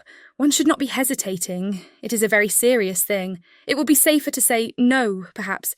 Do you think I had better say no? Not for the world, said Emma, smiling graciously. Would I advise you either way? You must be the best judge of your own happiness. If you prefer Mr. Martin to every other person, if you think him the most agreeable man you have ever been in company with, why should you hesitate? You blush, Harriet. Does anybody else occur to you at this moment under such a definition? Harriet, do not deceive yourself. Do not be run away with by gratitude and compassion. At this moment, whom are you thinking of? The symptoms were favourable. Instead of answering, Harriet turned away confused, and stood thoughtfully by the fire, and though the letter was still in her hand, it was now mechanically twisted about without regard. Emma waited the result with impatience, but not without strong hopes. At last, with some hesitation, Harriet said, Miss Woodhouse, as you will not give me your opinion, I must do as well as I can by myself, and I have now quite determined and really almost made up my mind to refuse Mr. Martin. Do you think I am right? Perfectly right, my dearest Harriet. You are doing just what you ought. While you were at all in suspense, I kept my feelings to myself, but now that you are so completely decided, I have no hesitation in approving. Dear Harriet, I give myself joy of this. It would have grieved me to lose your acquaintance, which must have been the consequence of your marrying Mr. Martin. While you were in the smallest degree wavering, I said nothing about it because I would not influence. But it would have been the loss of a friend to me. I could not have visited Mrs. Robert Martin, of Abbey Mill Farm. Now I am secure of you forever. Harriet had not surmised her own danger, but the idea of it struck her forcibly. You could not have visited me? She cried, looking aghast. No, to be sure you could not. But I never thought of that before. That would have been too dreadful. What an escape! Dear Miss Woodhouse, I would not give up the pleasure and honour of being intimate with you for anything in the world. Indeed, Harriet, it would have been a severe pang to lose you, but it must have been. You would have thrown yourself out of all good society. I must have given you up. Dear me, how should I ever have borne it? It would have killed me never to come to Hartfield any more. Dear affectionate creature, you banished to Abbey Mill Farm, you confined to the society of the illiterate and vulgar all your life. I wonder how the young man could have the assurance to ask it. He must have a pretty good opinion of himself. I do not think he's conceited either in general, said Harriet, her conscience opposing such censure. At least he is very good-natured, and I shall always feel much obliged to him, and have a great regard for— But that is quite a different thing from— And you know, though he may like me, it does not follow that I should, and certainly I must confess that since my visiting here I have seen people, and if one comes to compare them, person and manners, there is no comparison at all. One is so very handsome and agreeable. However, I do really think Mr. Martin a very amiable young man, and have a great opinion of him, and his being so much attached to me, and his writing such a letter, but as to leaving you, it is what I would not do upon any consideration. Thank you, my own sweet little friend. We will not be parted. A woman is not to marry a man merely because she is asked, or because he is attached to her, and can write a tolerable letter. Oh no, and it is but a short letter too. Emma felt the bad taste of her friend, but let it pass with a— Very true, and it would be a small consolation to her, for the clownish manner which might be offending her every hour of the day, to know that her husband could write a good letter. Oh yes, very. Nobody cares for a letter.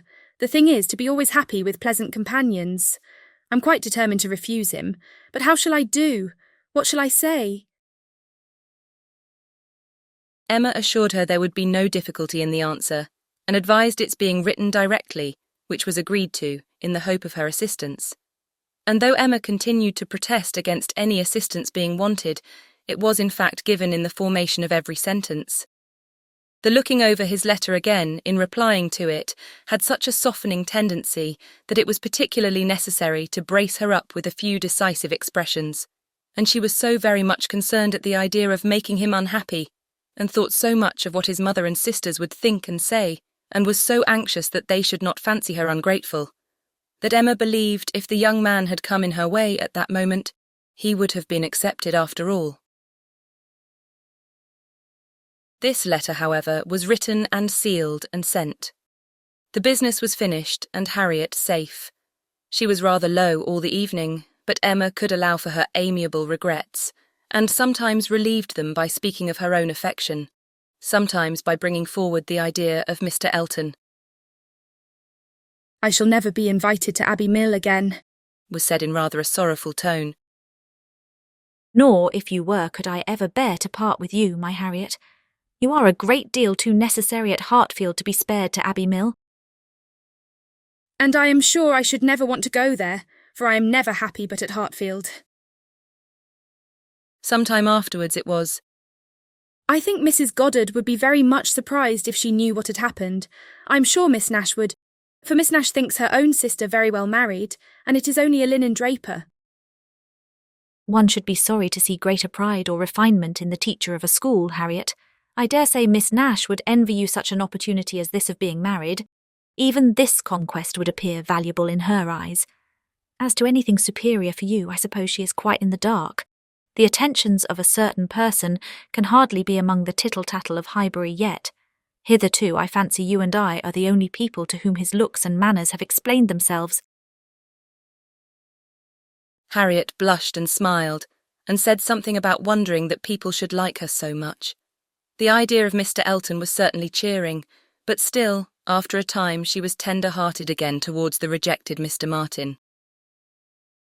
Now he has got my letter, said she softly. I wonder what they are all doing, whether his sisters know. If he is unhappy, they will be unhappy too.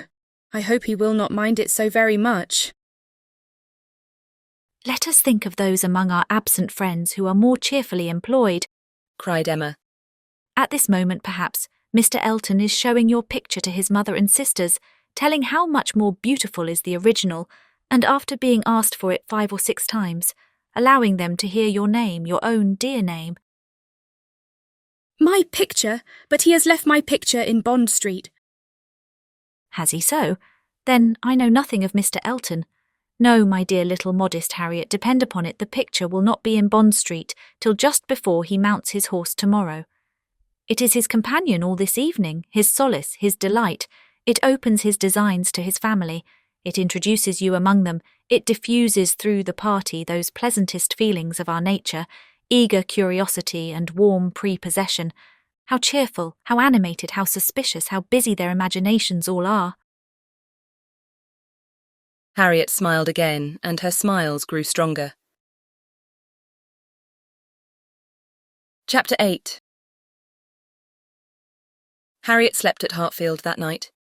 For some weeks past she had been spending more than half her time there, and gradually getting to have a bedroom appropriated to herself, and Emma judged it best in every respect, safest and kindest, to keep her with them as much as possible just at present.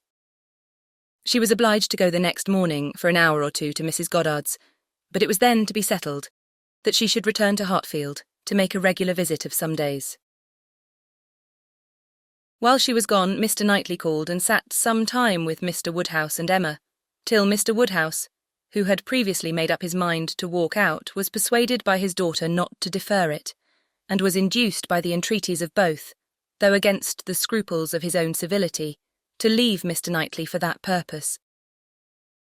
Mr. Knightley, who had nothing of ceremony about him, was offering by his short, decided answers an amusing contrast to the protracted apologies and civil hesitations of the other.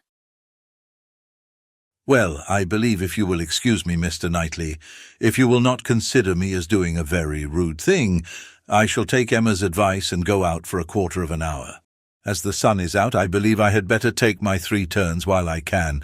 I treat you without ceremony, Mr. Knightley. We invalids think we are privileged people. My dear sir, do not make a stranger of me. I leave an excellent substitute in my daughter.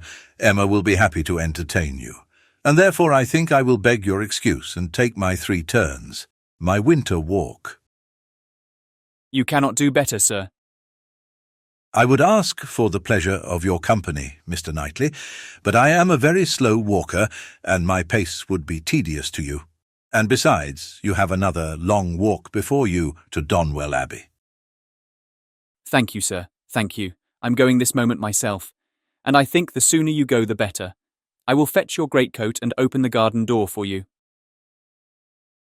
Mr. Woodhouse at last was off, but Mr. Knightley, instead of being immediately off likewise, sat down again, seemingly inclined for more chat.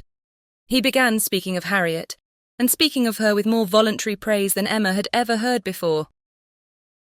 I cannot rate her beauty as you do, said he, but she is a pretty little creature, and I'm inclined to think very well of her disposition. Her character depends upon those she is with, but in good hands she will turn out a valuable woman. I'm glad you think so, and the good hands, I hope, may not be wanting. Come, said he. You are anxious for a compliment, so I will tell you that you have improved her. You have cured her of her schoolgirl's giggle. She really does you credit. Thank you. I should be mortified indeed if I did not believe I had been of some use, but it is not everybody who will bestow praise where they may. You do not often overpower me with it. You're expecting her again, you say, this morning? Almost every moment. She has been gone longer already than she intended. Something has happened to delay her. Some visitors, perhaps. Highbury gossips, tiresome wretches. Harriet may not consider everybody tiresome that you would. Emma knew this was too true for contradiction, and therefore said nothing. He presently added with a smile, I do not pretend to fix on times or places, but I must tell you that I have good reason to believe your little friend will soon hear of something to her advantage. Indeed, how so? Of what sort? A very serious sort, I assure you.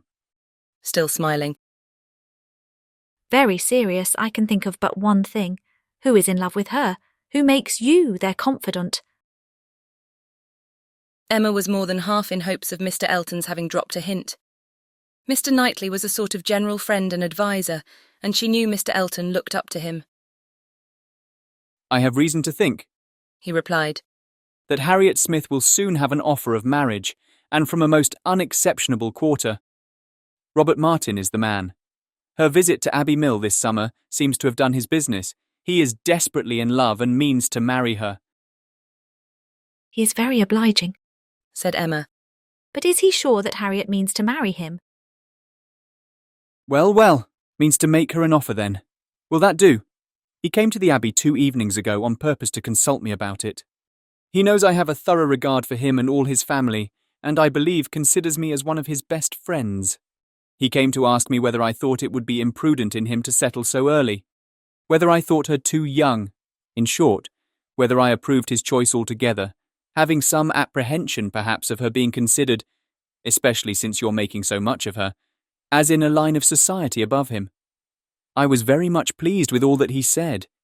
I never hear better sense from anyone than Robert Martin. He always speaks to the purpose, open, straightforward, and very well judging.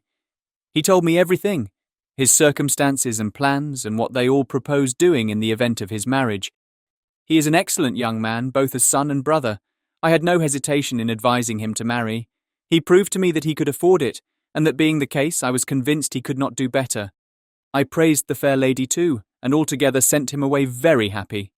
If he had never esteemed my opinion before, he would have thought highly of me then, and I dare say left the house thinking me the best friend and counsellor man ever had.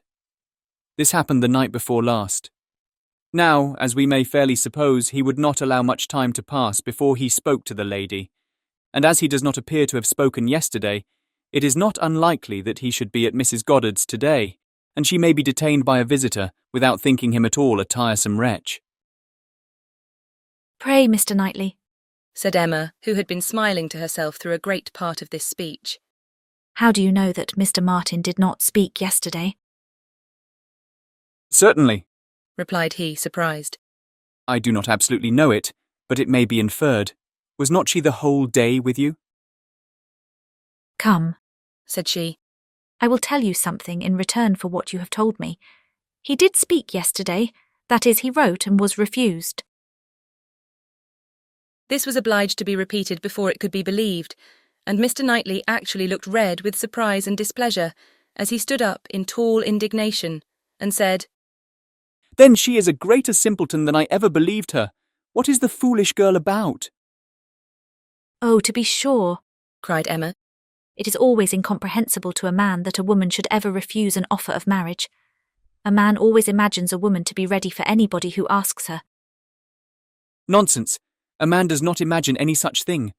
But what is the meaning of this? Harriet Smith refuse Robert Martin? Madness, if it is so. But I hope you are mistaken. I saw her answer. Nothing could be clearer. You saw her answer. You wrote her answer too. Emma, this is your doing. You persuaded her to refuse him. And if I did, which, however, I am far from allowing, I should not feel that I had done wrong. Mr. Martin is a very respectable young man, but I cannot admit him to be Harriet's equal, and am rather surprised indeed that he should have ventured to address her. By your account, he does seem to have had some scruples. It is a pity that they were ever got over. Not Harriet's equal, exclaimed Mr. Knightley loudly and warmly, and with calmer asperity added a few moments afterwards, No, he is not her equal indeed, for he is as much her superior in sense as in situation. Emma, your infatuation about that girl blinds you. What are Harriet Smith's claims, either of birth, nature, or education, to any connection higher than Robert Martin? She is the natural daughter of nobody knows whom, with probably no settled provision at all, and certainly no respectable relations. She is known only as a parlour boarder at a common school. She is not a sensible girl, nor a girl of any information. She has been taught nothing useful, and is too young and too simple to have acquired anything herself. At her age, she can have no experience, and, with her little wit, is not very likely ever to have any that can avail her. She is pretty, and she's good-tempered, and that is all. My only scruple in advising the match was on his account, as being beneath his deserts, and a bad connection for him. I felt that, as to fortune, in all probability he might do much better, and that, as to a rational companion or useful helpmate, he could not do worse. But I could not reason so to a man in love, and was willing to trust to there being no harm in her, to her having that sort of disposition, which, in good hands like his, might be easily led aright and turn out very well. The advantage of the match I felt to be all on her side, and had not the smallest doubt, nor have I now, that there would be a general cry-out upon her extreme good luck. Even your satisfaction I made sure of. It crossed my mind immediately that you would not regret your friend's leaving Highbury for the sake of her being settled so well. I remember saying to myself, even Emma, with all her partiality for Harriet, will think this a good match. I cannot help wondering at your knowing so little of Emma as to say any such thing. What, think a farmer, and with all his sense and all his merit Mr. Martin is nothing more, A good match for my intimate friend. Not regret her leaving Highbury for the sake of marrying a man whom I could never admit as an acquaintance of my own. I wonder you should think it possible for me to have such feelings. I assure you mine are very different. I must think your statement by no means fair. You are not just to Harriet's claims. They would be estimated very differently by others as well as myself. Mr. Martin may be the richest of the two, but he is undoubtedly her inferior as to rank in society. The sphere in which she moves is much above his. It would be a degradation. A degradation to illegitimacy and ignorance to be married to a respectable, intelligent gentleman farmer. As to the circumstances of her birth, though in a legal sense she may be called nobody, it will not hold in common sense. She is not to pay for the offence of others by being held below the level of those with whom she is brought up. There can scarcely be a doubt that her father is a gentleman, and a gentleman of fortune. Her allowance is very liberal. Nothing has ever been grudged for her improvement or comfort. That she is a gentleman's daughter is indubitable to me. That she associates with gentlemen's daughters, no one, I apprehend, will deny. She is superior to Mr. Robert Martin. Whoever might be her parents, said Mr. Knightley. whoever may have had the charge of her, it does not appear to have been any part of their plan to introduce her into what you would call good society. After receiving a very indifferent education, she is left in Mrs. Goddard's hands to shift as she can. To move, in short, in Mrs. Goddard's line, to have Mrs. Goddard's acquaintance. Her friends evidently thought this good enough for her, and it was good enough. She desired nothing better herself. Till you chose to turn her into a friend, her mind had no distaste for her own set, nor any ambition beyond it. She was as happy as possible with the Martins in the summer. She had no sense of superiority then. If she has it now, you have given it. You have been no friend to Harriet Smith, Emma. Robert Martin would never have proceeded so far if he had not felt persuaded of her not being disinclined to him. I know him well. He has too much real feeling to address any woman on the haphazard of selfish passion, and as to conceit, he is the farthest from it of any man I know. Depend upon it, he had encouragement. It was most convenient to Emma not to make a direct reply to this assertion. She chose rather to take up her own line of the subject again. You are a very warm friend to Mr. Martin, but as I said before, are unjust to Harriet. Harriet's claims to marry well are not so contemptible as you represent them. She is not a clever girl, but she has better sense than you are aware of, and does not deserve to have her understanding spoken of so slightingly. Waiving that point, however, and supposing her to be, as you describe her, only pretty and good-natured, let me tell you that in the degree she possesses them, they are not trivial recommendations to the world in general, for she is, in fact, a beautiful girl, and must be thought so by 99 people out of 100, until it appears that men are much more philosophic on the subject of beauty than they are generally supposed, till they do fall in love with well-informed minds instead of handsome faces. A girl with such loveliness as Harriet has a certainty of being admired and sought after, of having the power of choosing from among many, consequently a claim to be nice.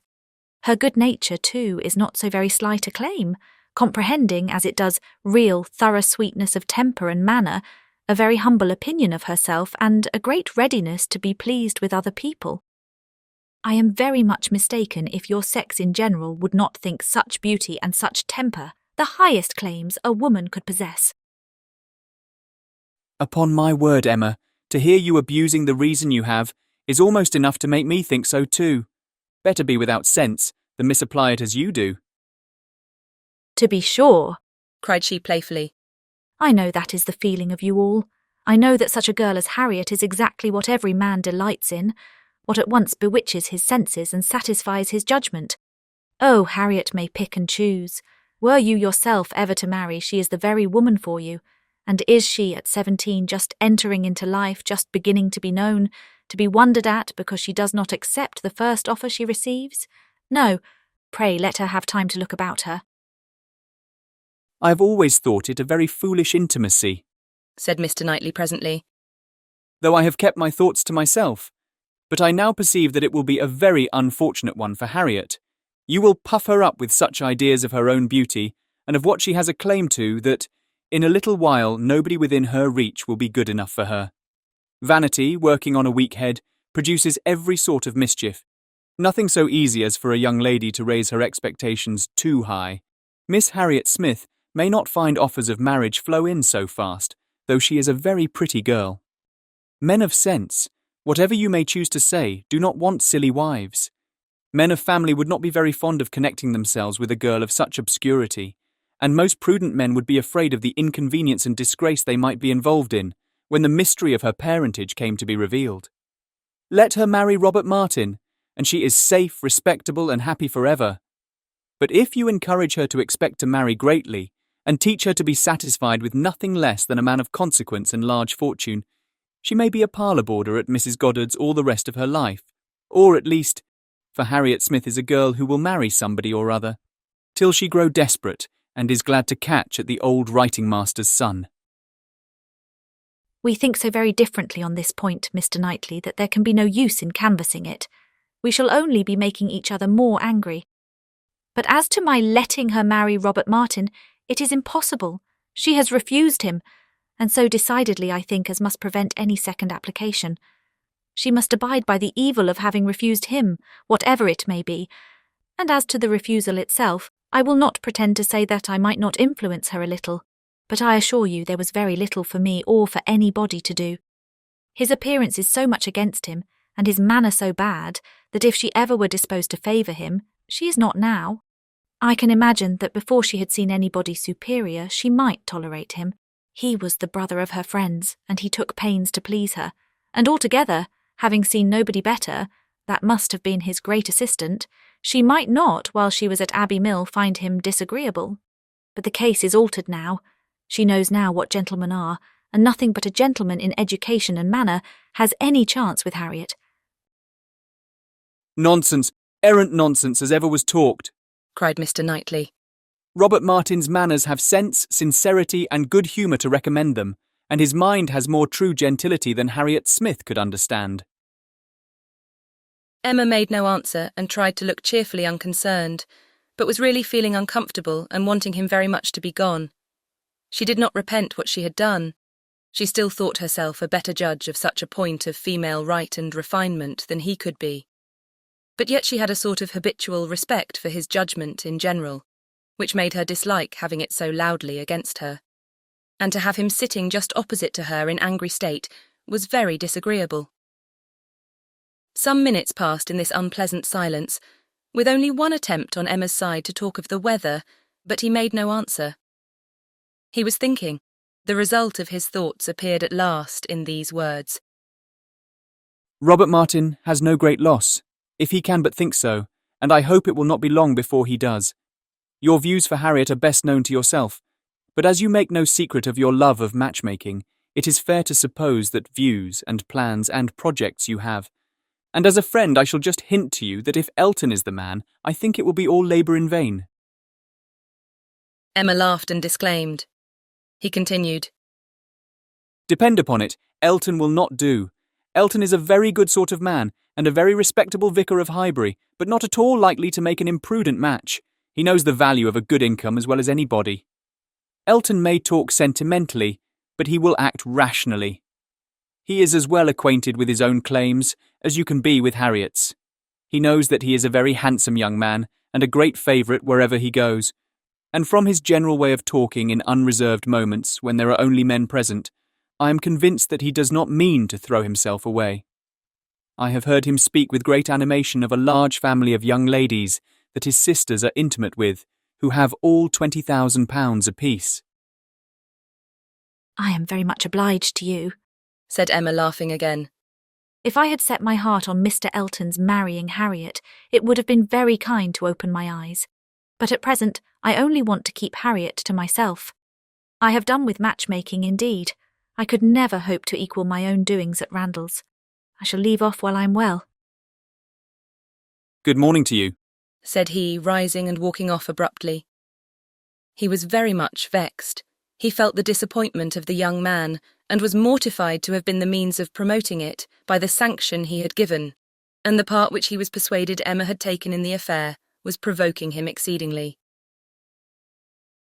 Emma remained in a state of vexation too, but there was more indistinctness in the causes of hers than in his.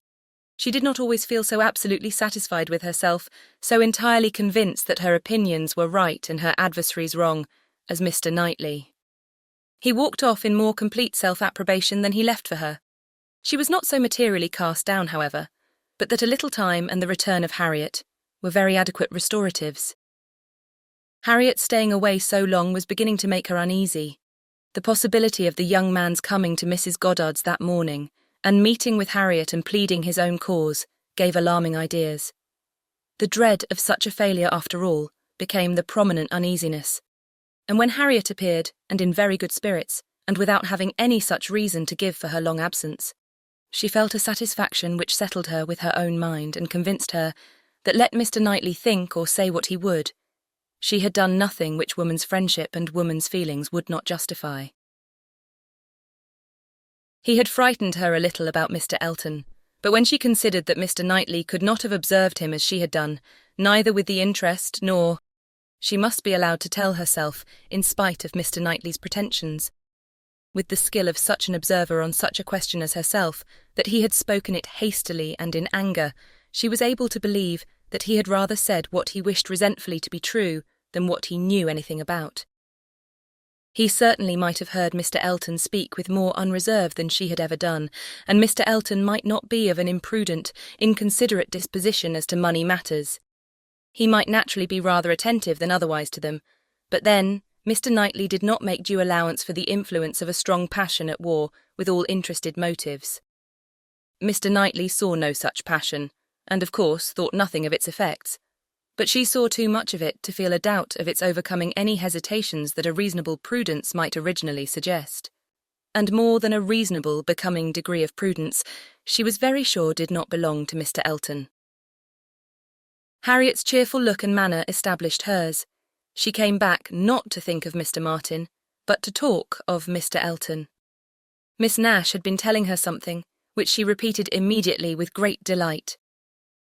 Mr. Perry had been to Mrs. Goddard's to attend a sick child, and Miss Nash had seen him, and he had told Miss Nash that as he was coming back yesterday from Clayton Park, he had met Mr. Elton, and found to his great surprise that Mr. Elton was actually on his road to London, and not meaning to return till the morrow, though it was the whist club night, which he had been never known to miss before.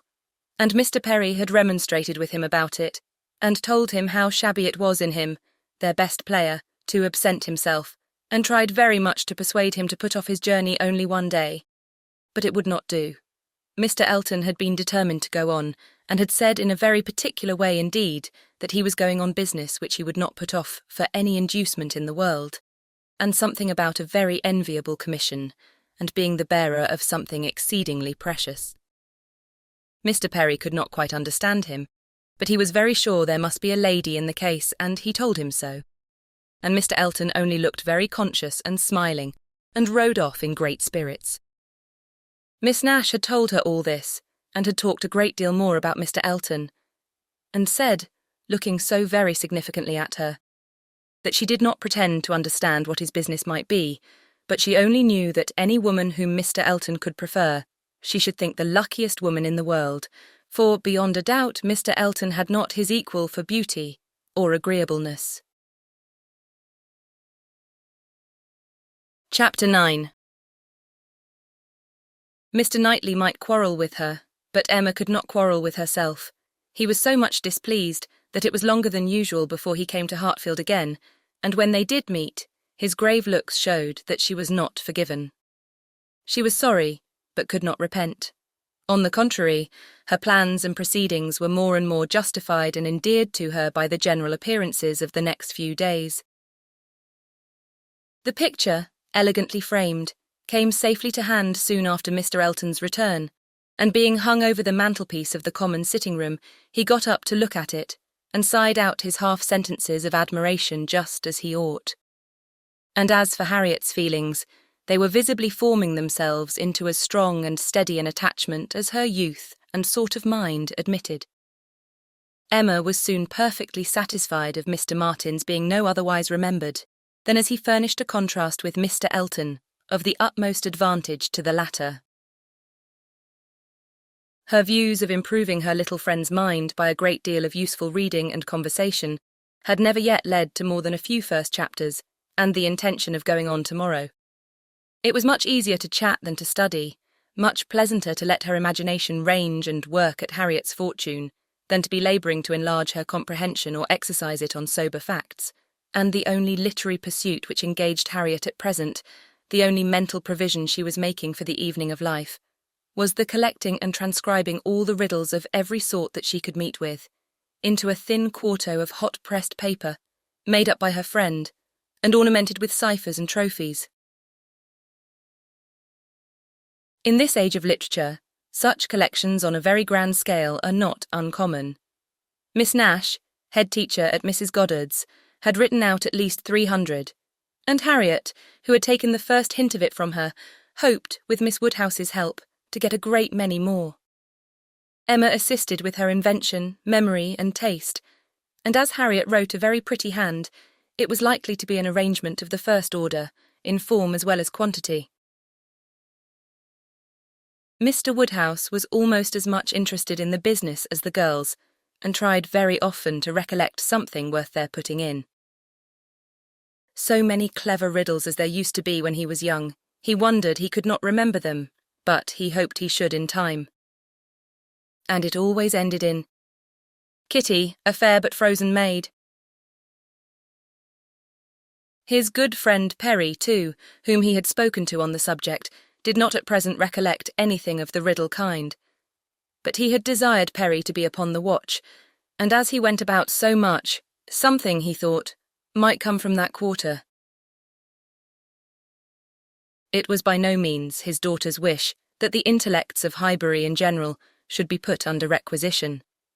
Mr. Elton was the only one whose assistance she asked. He was invited to contribute any really good enigmas, charades, or conundrums that he might recollect, and she had the pleasure of seeing him most intently at work with his recollections, and at the same time, as she could perceive, most earnestly careful that nothing ungallant, nothing that did not breathe a compliment to the sex should pass his lips. They owed to him their 2 or 3 politest puzzles, and the joy and exultation with which at last he recalled, and rather sentimentally recited, that well-known charade. My first doth affliction denote, which my second is destined to feel, and my whole is the best antidote, that affliction to soften and heal. Made her quite sorry to acknowledge that they had transcribed it some pages ago already. "Why will not you write one yourself for us, Mr. Elton?" said she.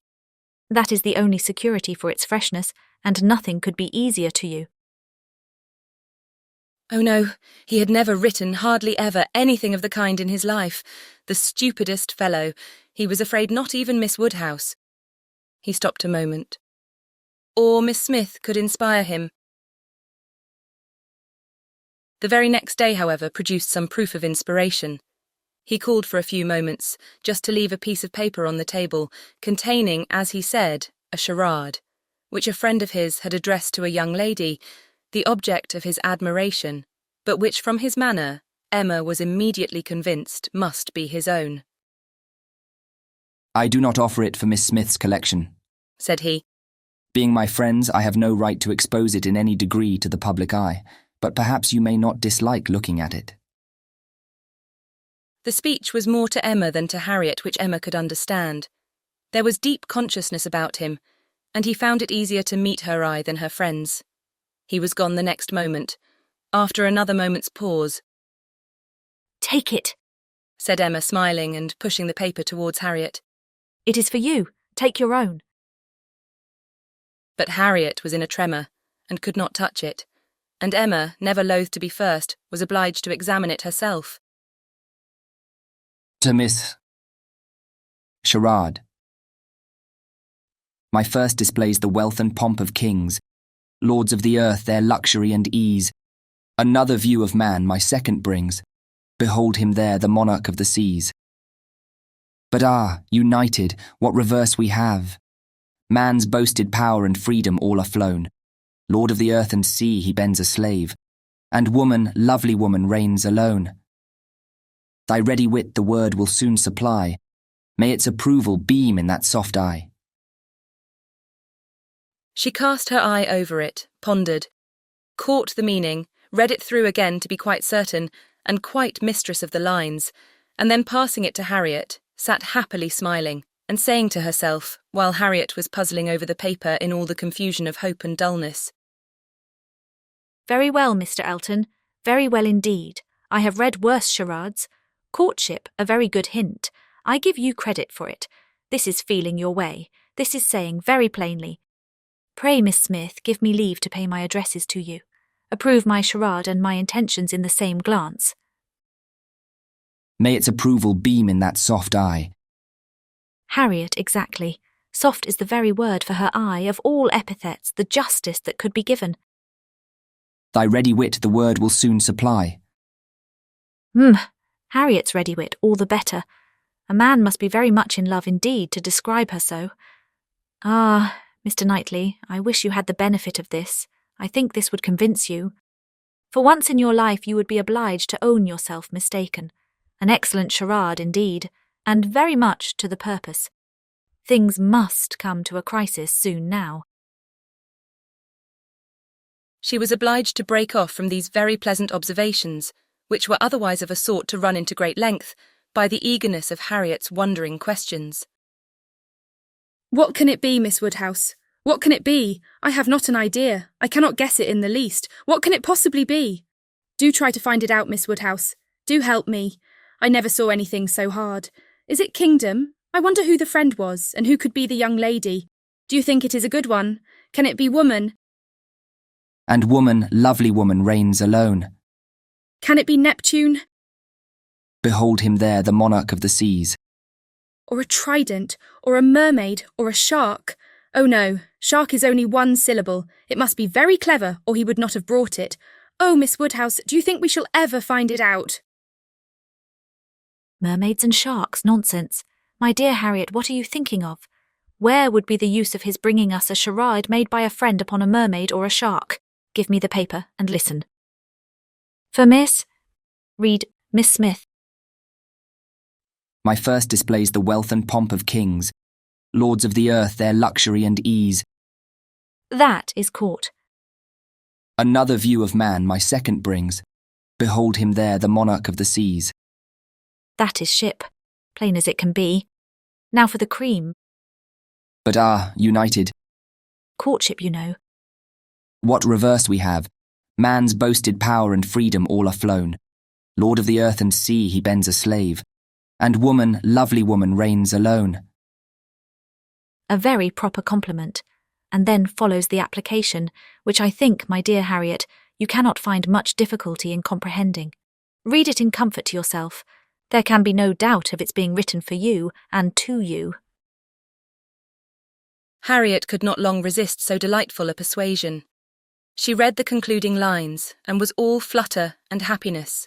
She could not speak, but she was not wanted to speak. It was enough for her to feel. Emma spoke for her. There is so pointed and so particular a meaning in this compliment, said she, that I cannot have a doubt as to Mr. Elton's intentions. You are his object, and you will soon receive the completest proof of it. I thought it must be so. I thought I could not be so deceived, but now it is clear. The state of his mind is as clear and decided as my wishes on the subject have been ever since I knew you. Yes, Harriet, just so long have I been wanting the very circumstance to happen that has happened. I could never tell whether an attachment between you and Mr. Elton were most desirable or most natural. Its probability and its eligibility have really so equalled each other. I am very happy. I congratulate you, my dear Harriet, with all my heart. This is an attachment which a woman may well feel pride in creating. This is a connection which offers nothing but good. It will give you everything that you want. Consideration, independence, a proper home. It will fix you in the centre of all your real friends, close to Hartfield and to me, and confirm our intimacy forever.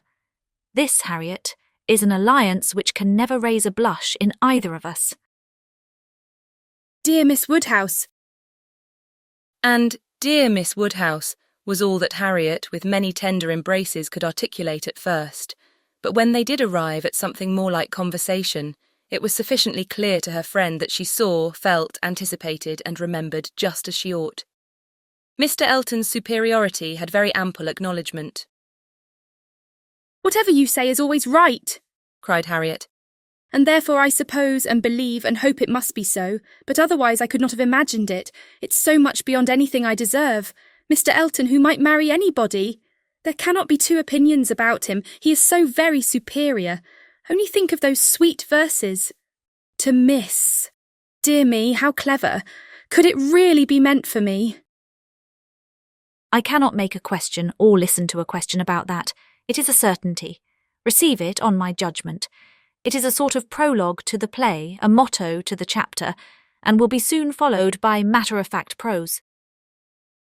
It is a sort of thing which nobody could have expected. I am sure a month ago I had no more idea myself. The strangest things do take place. When Miss Smiths and Mr. Eltons get acquainted, they do indeed, and really it is strange. It is out of the common course that what is so evidently, so palpably desirable, what courts the pre-arrangement of other people, should so immediately shape itself into the proper form.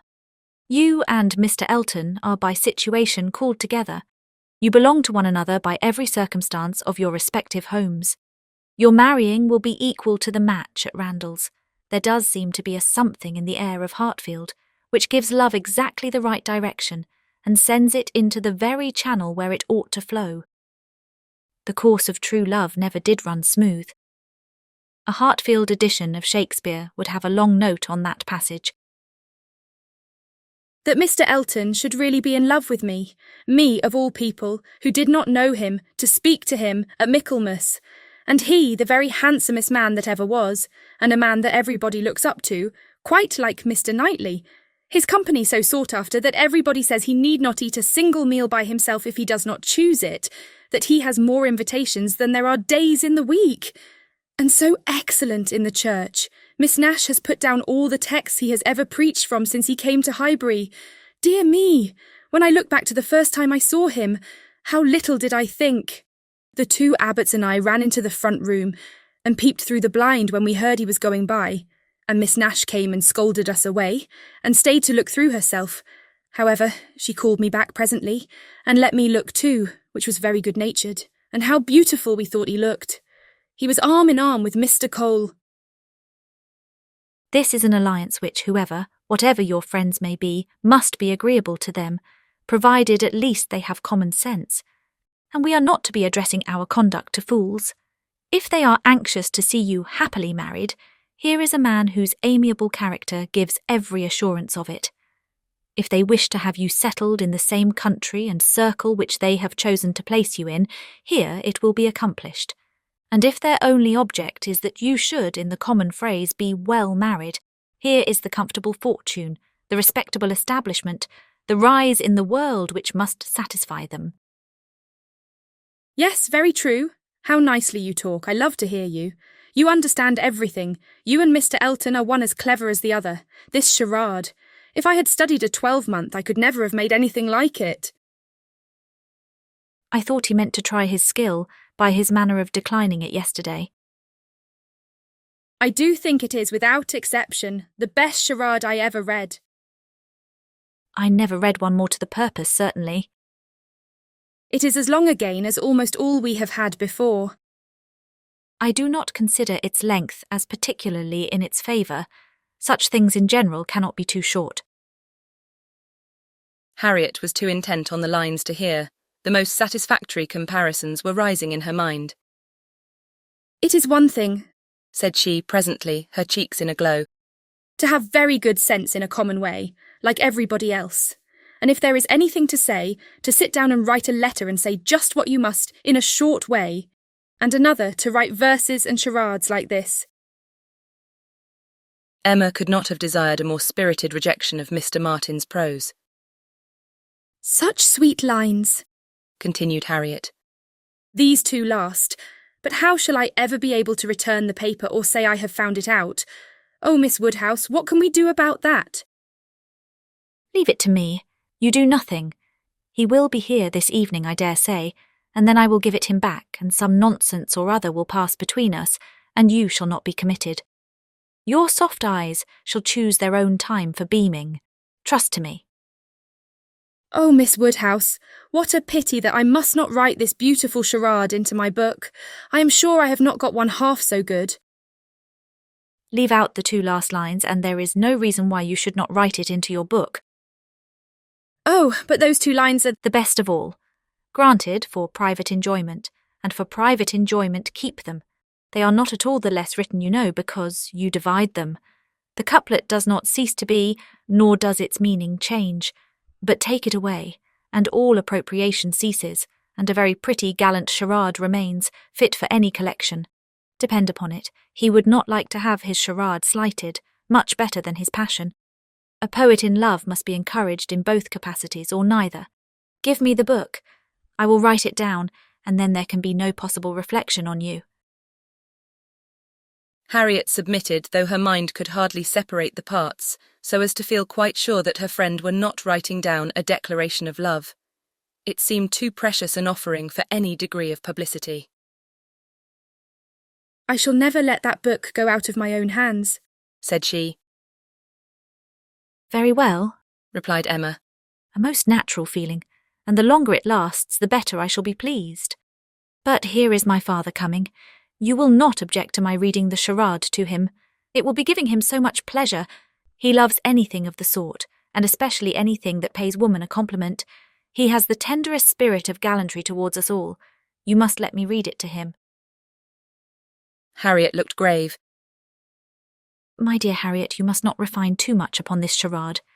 You will betray your feelings improperly if you are too conscious and too quick, and appear to affix more meaning, or even quite all the meaning which may be affixed to it. Do not be overpowered by such a little tribute of admiration. If he had been anxious for secrecy, he would not have left the paper while I was by. But he rather pushed it towards me than towards you. Do not let us be too solemn on the business. He has encouragement enough to proceed, without our sighing out our souls over this charade. Oh no, I hope I shall not be ridiculous about it. Do as you please. Mr. Woodhouse came in, and very soon led to the subject again, by the recurrence of his very frequent inquiry of, Well, my dears, how does your book go on? Have you got anything fresh? Yes, Papa, we have something to read you, something quite fresh. A piece of paper was found on the table this morning, dropped, we suppose, by a fairy, containing a very pretty charade, and we have just copied it in. She read it to him, just as he liked to have anything read, slowly and distinctly, and 2 or 3 times over, with explanations of every part as she proceeded. And he was very much pleased, and, as she had foreseen, especially struck with the complimentary conclusion. Aye, that's very just indeed, that's very properly said. Very true, woman, lovely woman. It is such a pretty charade, my dear, that I can easily guess what fairy brought it. Nobody could have written so prettily but you, Emma. Emma only nodded and smiled. After a little thinking and a very tender sigh, he added, Ah, it is no difficulty to see who you take after. Your dear mother was so clever at all those things, if I had but her memory. But I can remember nothing, not even that particular riddle which you have heard me mention. I can only recollect the first stanza, and there are several. Kitty, a fair but frozen maid, kindled a flame I yet deplore. The hoodwinked boy I call to aid, though of his near approach afraid, so fatal to my suit before.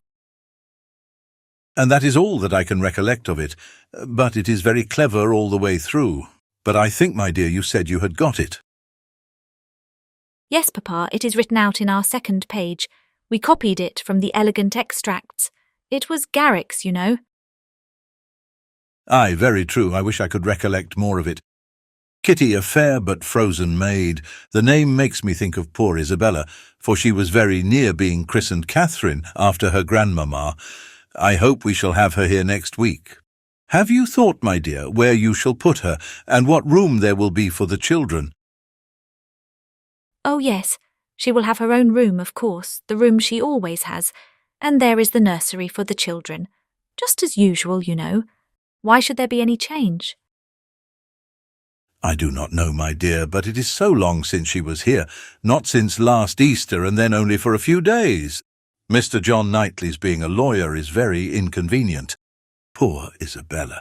She is sadly taken away from us all, and how sorry she will be when she comes not to see Miss Taylor here. She will not be surprised, Papa, at least. I do not know, my dear. I am sure I was very much surprised when I first heard she was going to be married. We must ask Mr. and Mrs. Weston to dine with us while Isabella is here. Yes, my dear, if there is time, but— In a very depressed tone. She's coming for only 1 week. There will not be time for anything. It is unfortunate that they cannot stay longer, but it seems a case of necessity. Mr. John Knightley must be in town again on the 28th, and we ought to be thankful, Papa, that we are to have the whole of the time they can give to the country, that 2 or 3 days are not to be taken out for the Abbey. Mr. Knightley promises to give up his claim this Christmas, though you know it is longer since they were with him than with us. It would be very hard indeed, my dear, if poor Isabella were to be anywhere but at Hartfield. Mr. Woodhouse could never allow for Mr. Knightley's claims on his brother, or anybody's claims on Isabella, except his own.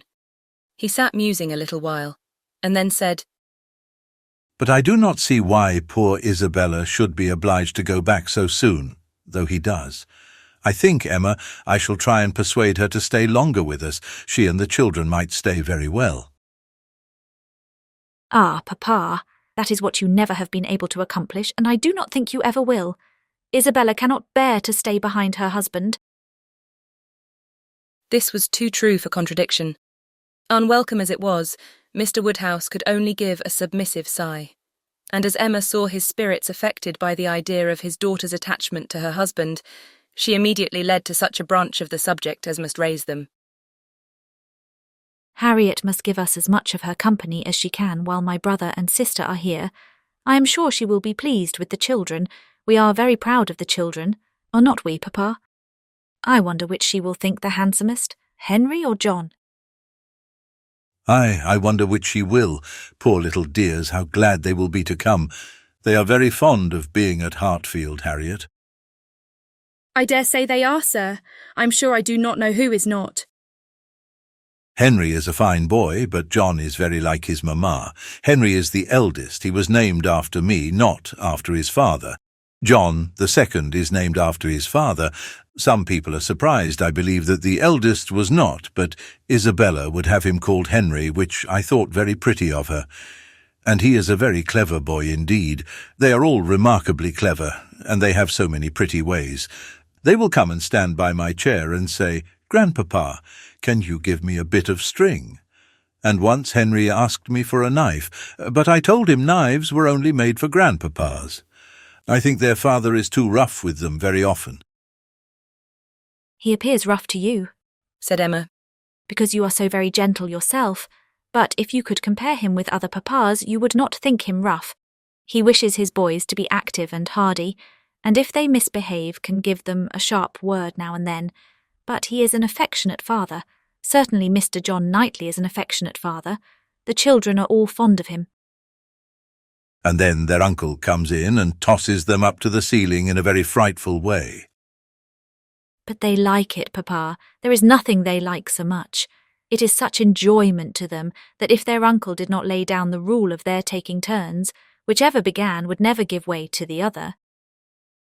Well, I cannot understand it. That is the case with us all, Papa. One half of the world cannot understand the pleasures of the other.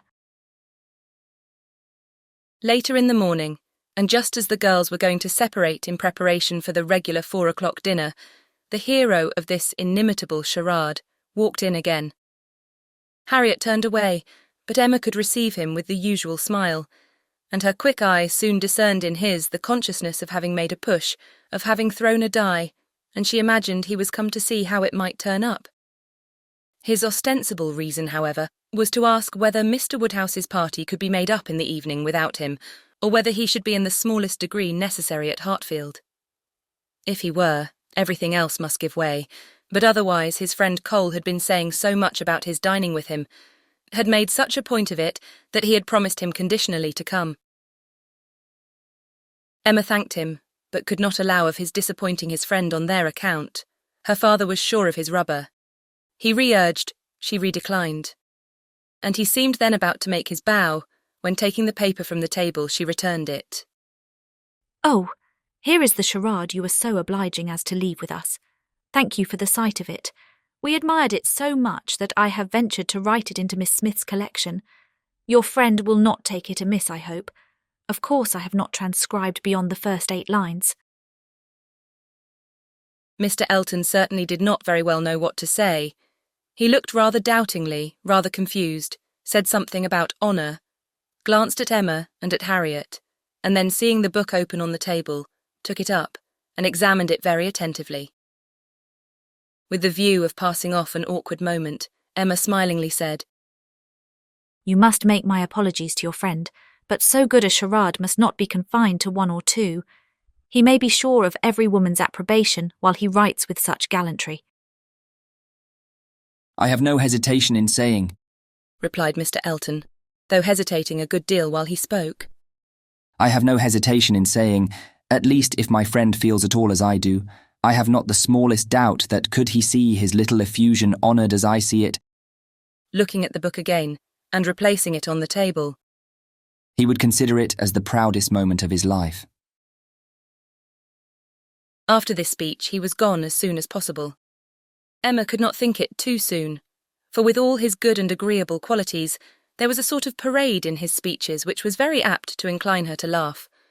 She ran away to indulge the inclination, leaving the tender and the sublime of pleasure to Harriet's share.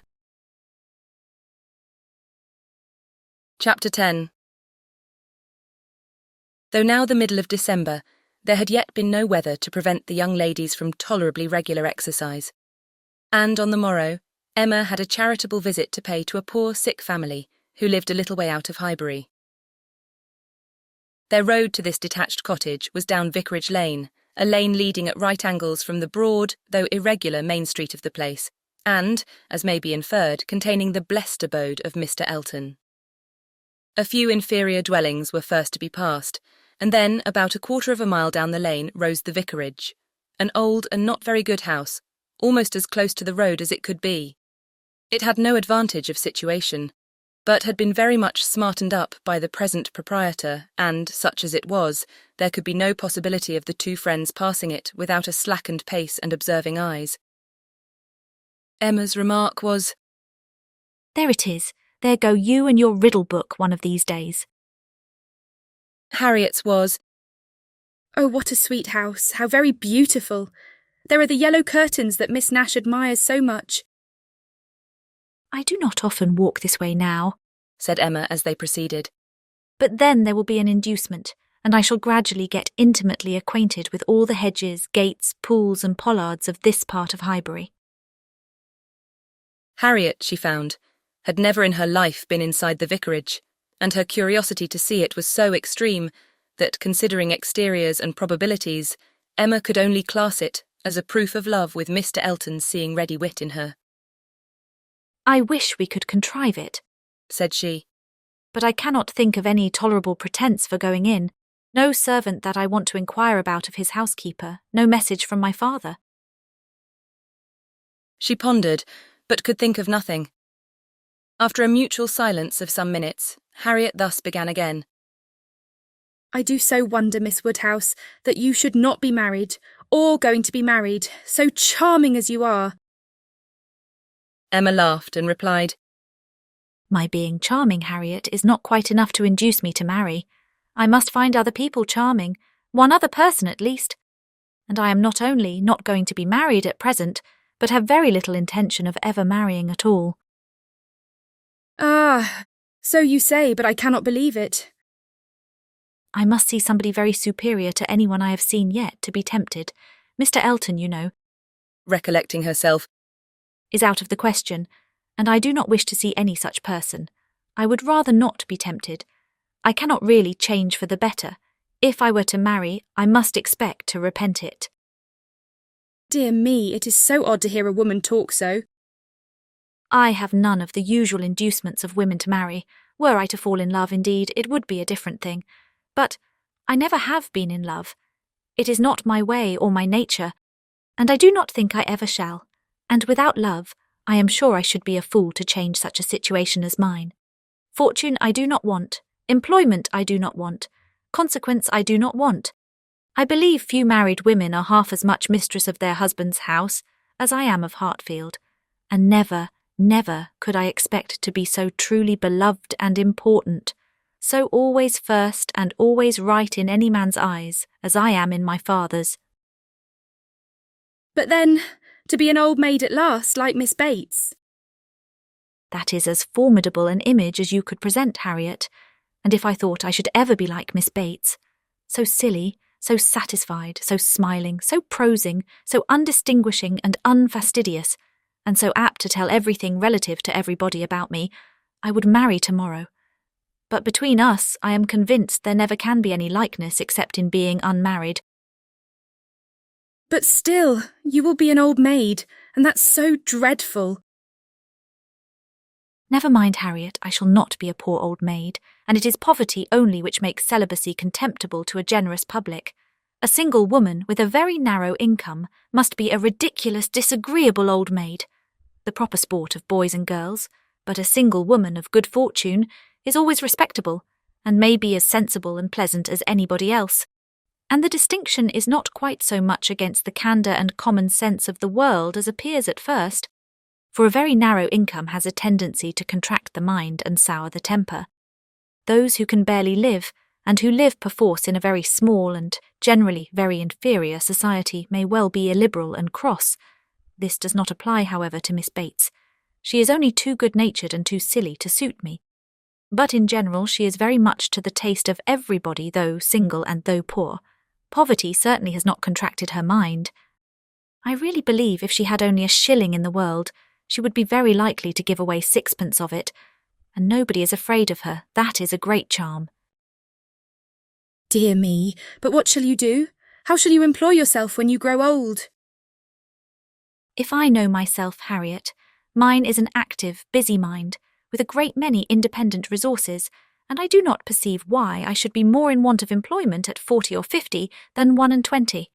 Woman's usual occupations of hand and mind will be as open to me then as they are now, or with no important variation. If I draw less, I shall read more. If I give up music, I shall take to carpet work. And as for objects of interest, objects for the affections, which is in truth the great point of inferiority, the want of which is really the great evil to be avoided in not marrying, I shall be very well off, with all the children of a sister I love so much to care about. There will be enough of them, in all probability, to supply every sort of sensation that declining life can need. There will be enough for every hope and every fear, and though my attachment to none can equal that of a parent, it suits my ideas of comfort better than what is warmer and blinder. My nephews and nieces, I shall often have a niece with me. Do you know Miss Bates's niece? That is, I know you must have seen her 100 times, but are you acquainted? Oh yes, we are always forced to be acquainted whenever she comes to Highbury. By the by, that is almost enough to put one out of conceit with a niece. Heaven forbid, at least that I should ever bore people half so much about all the Knightleys together, as she does about Jane Fairfax. One is sick of the very name of Jane Fairfax. Every letter from her is read 40 times over. Her compliments to all friends go round and round again, and if she does but send her aunt the pattern of a stomacher or knit a pair of garters for her grandmother, one hears of nothing else for a month. I wish Jane Fairfax very well, but she tires me to death. They were now approaching the cottage, and all idle topics were superseded. Emma was very compassionate, and the distresses of the poor were as sure of relief from her personal attention and kindness, her counsel and her patience, as from her purse.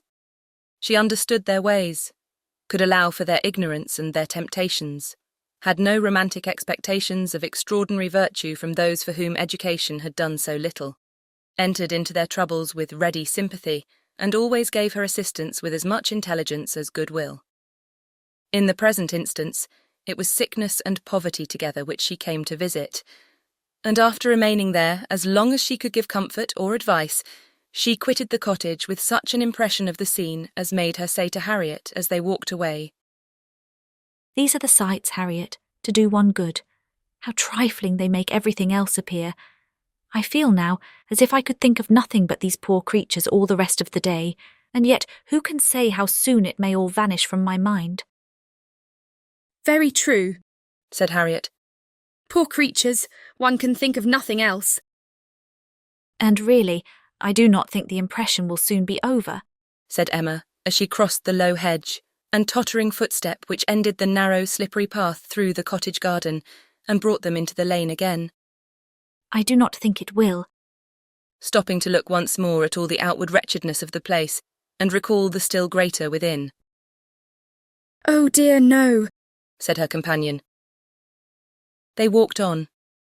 The lane made a slight bend, and when that bend was passed, Mr. Elton was immediately in sight, and so near as to give Emma time only to say farther, "Ah, Harriet, here comes a very sudden trial of our stability and good thoughts. Well," smiling, "I hope it may be allowed that if compassion has produced exertion and relief to the sufferers, it has done all that is truly important.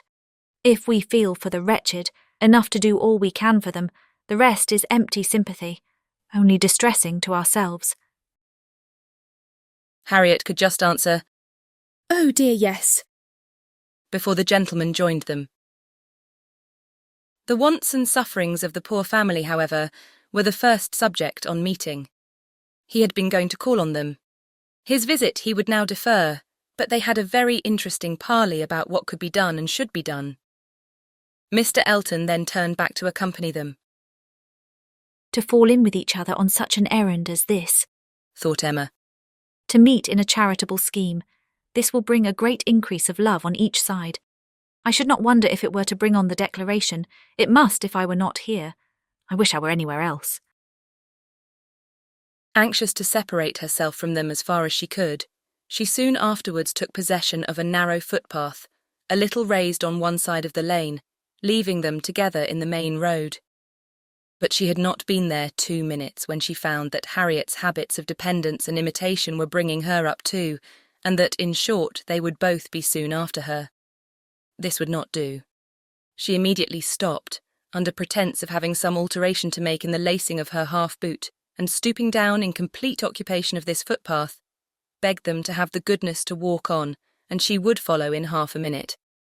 They did as they were desired, and by the time she judged it reasonable to have done with her boot, she had the comfort of farther delay in her power, being overtaken by a child from the cottage setting out, according to orders, with her pitcher, to fetch broth from Hartfield. To walk by the side of this child and talk to and question her was the most natural thing in the world, or would have been the most natural, had she been acting just then without design, and by this means the others were still able to keep ahead without any obligation of waiting for her. She gained on them, however, involuntarily. The child's pace was quick, and theirs rather slow, and she was the more concerned at it, from their being evidently in a conversation which interested them. Mr. Elton was speaking with animation, Harriet listening with a very pleased attention, and Emma, having sent the child on, was beginning to think how she might draw back a little more, when they both looked around, and she was obliged to join them. Mr. Elton was still talking, still engaged in some interesting detail, and Emma experienced some disappointment when she found that he was only giving his fair companion an account of the yesterday's party at his friend Cole's, and that she was come in herself for the Stilton cheese, the North Wiltshire, the butter, the celery, the beetroot, and all the dessert. This would soon have led to something better, of course, was her consoling reflection. Anything interests between those who love, and anything will serve as introduction to what is near the heart, if I could but have kept longer away.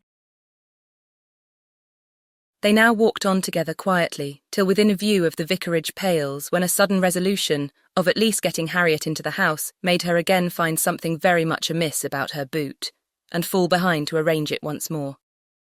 She then broke the lace off short, and dexterously throwing it into a ditch, was presently obliged to entreat them to stop, and acknowledged her inability to put herself to rights, so as to be able to walk home in tolerable comfort.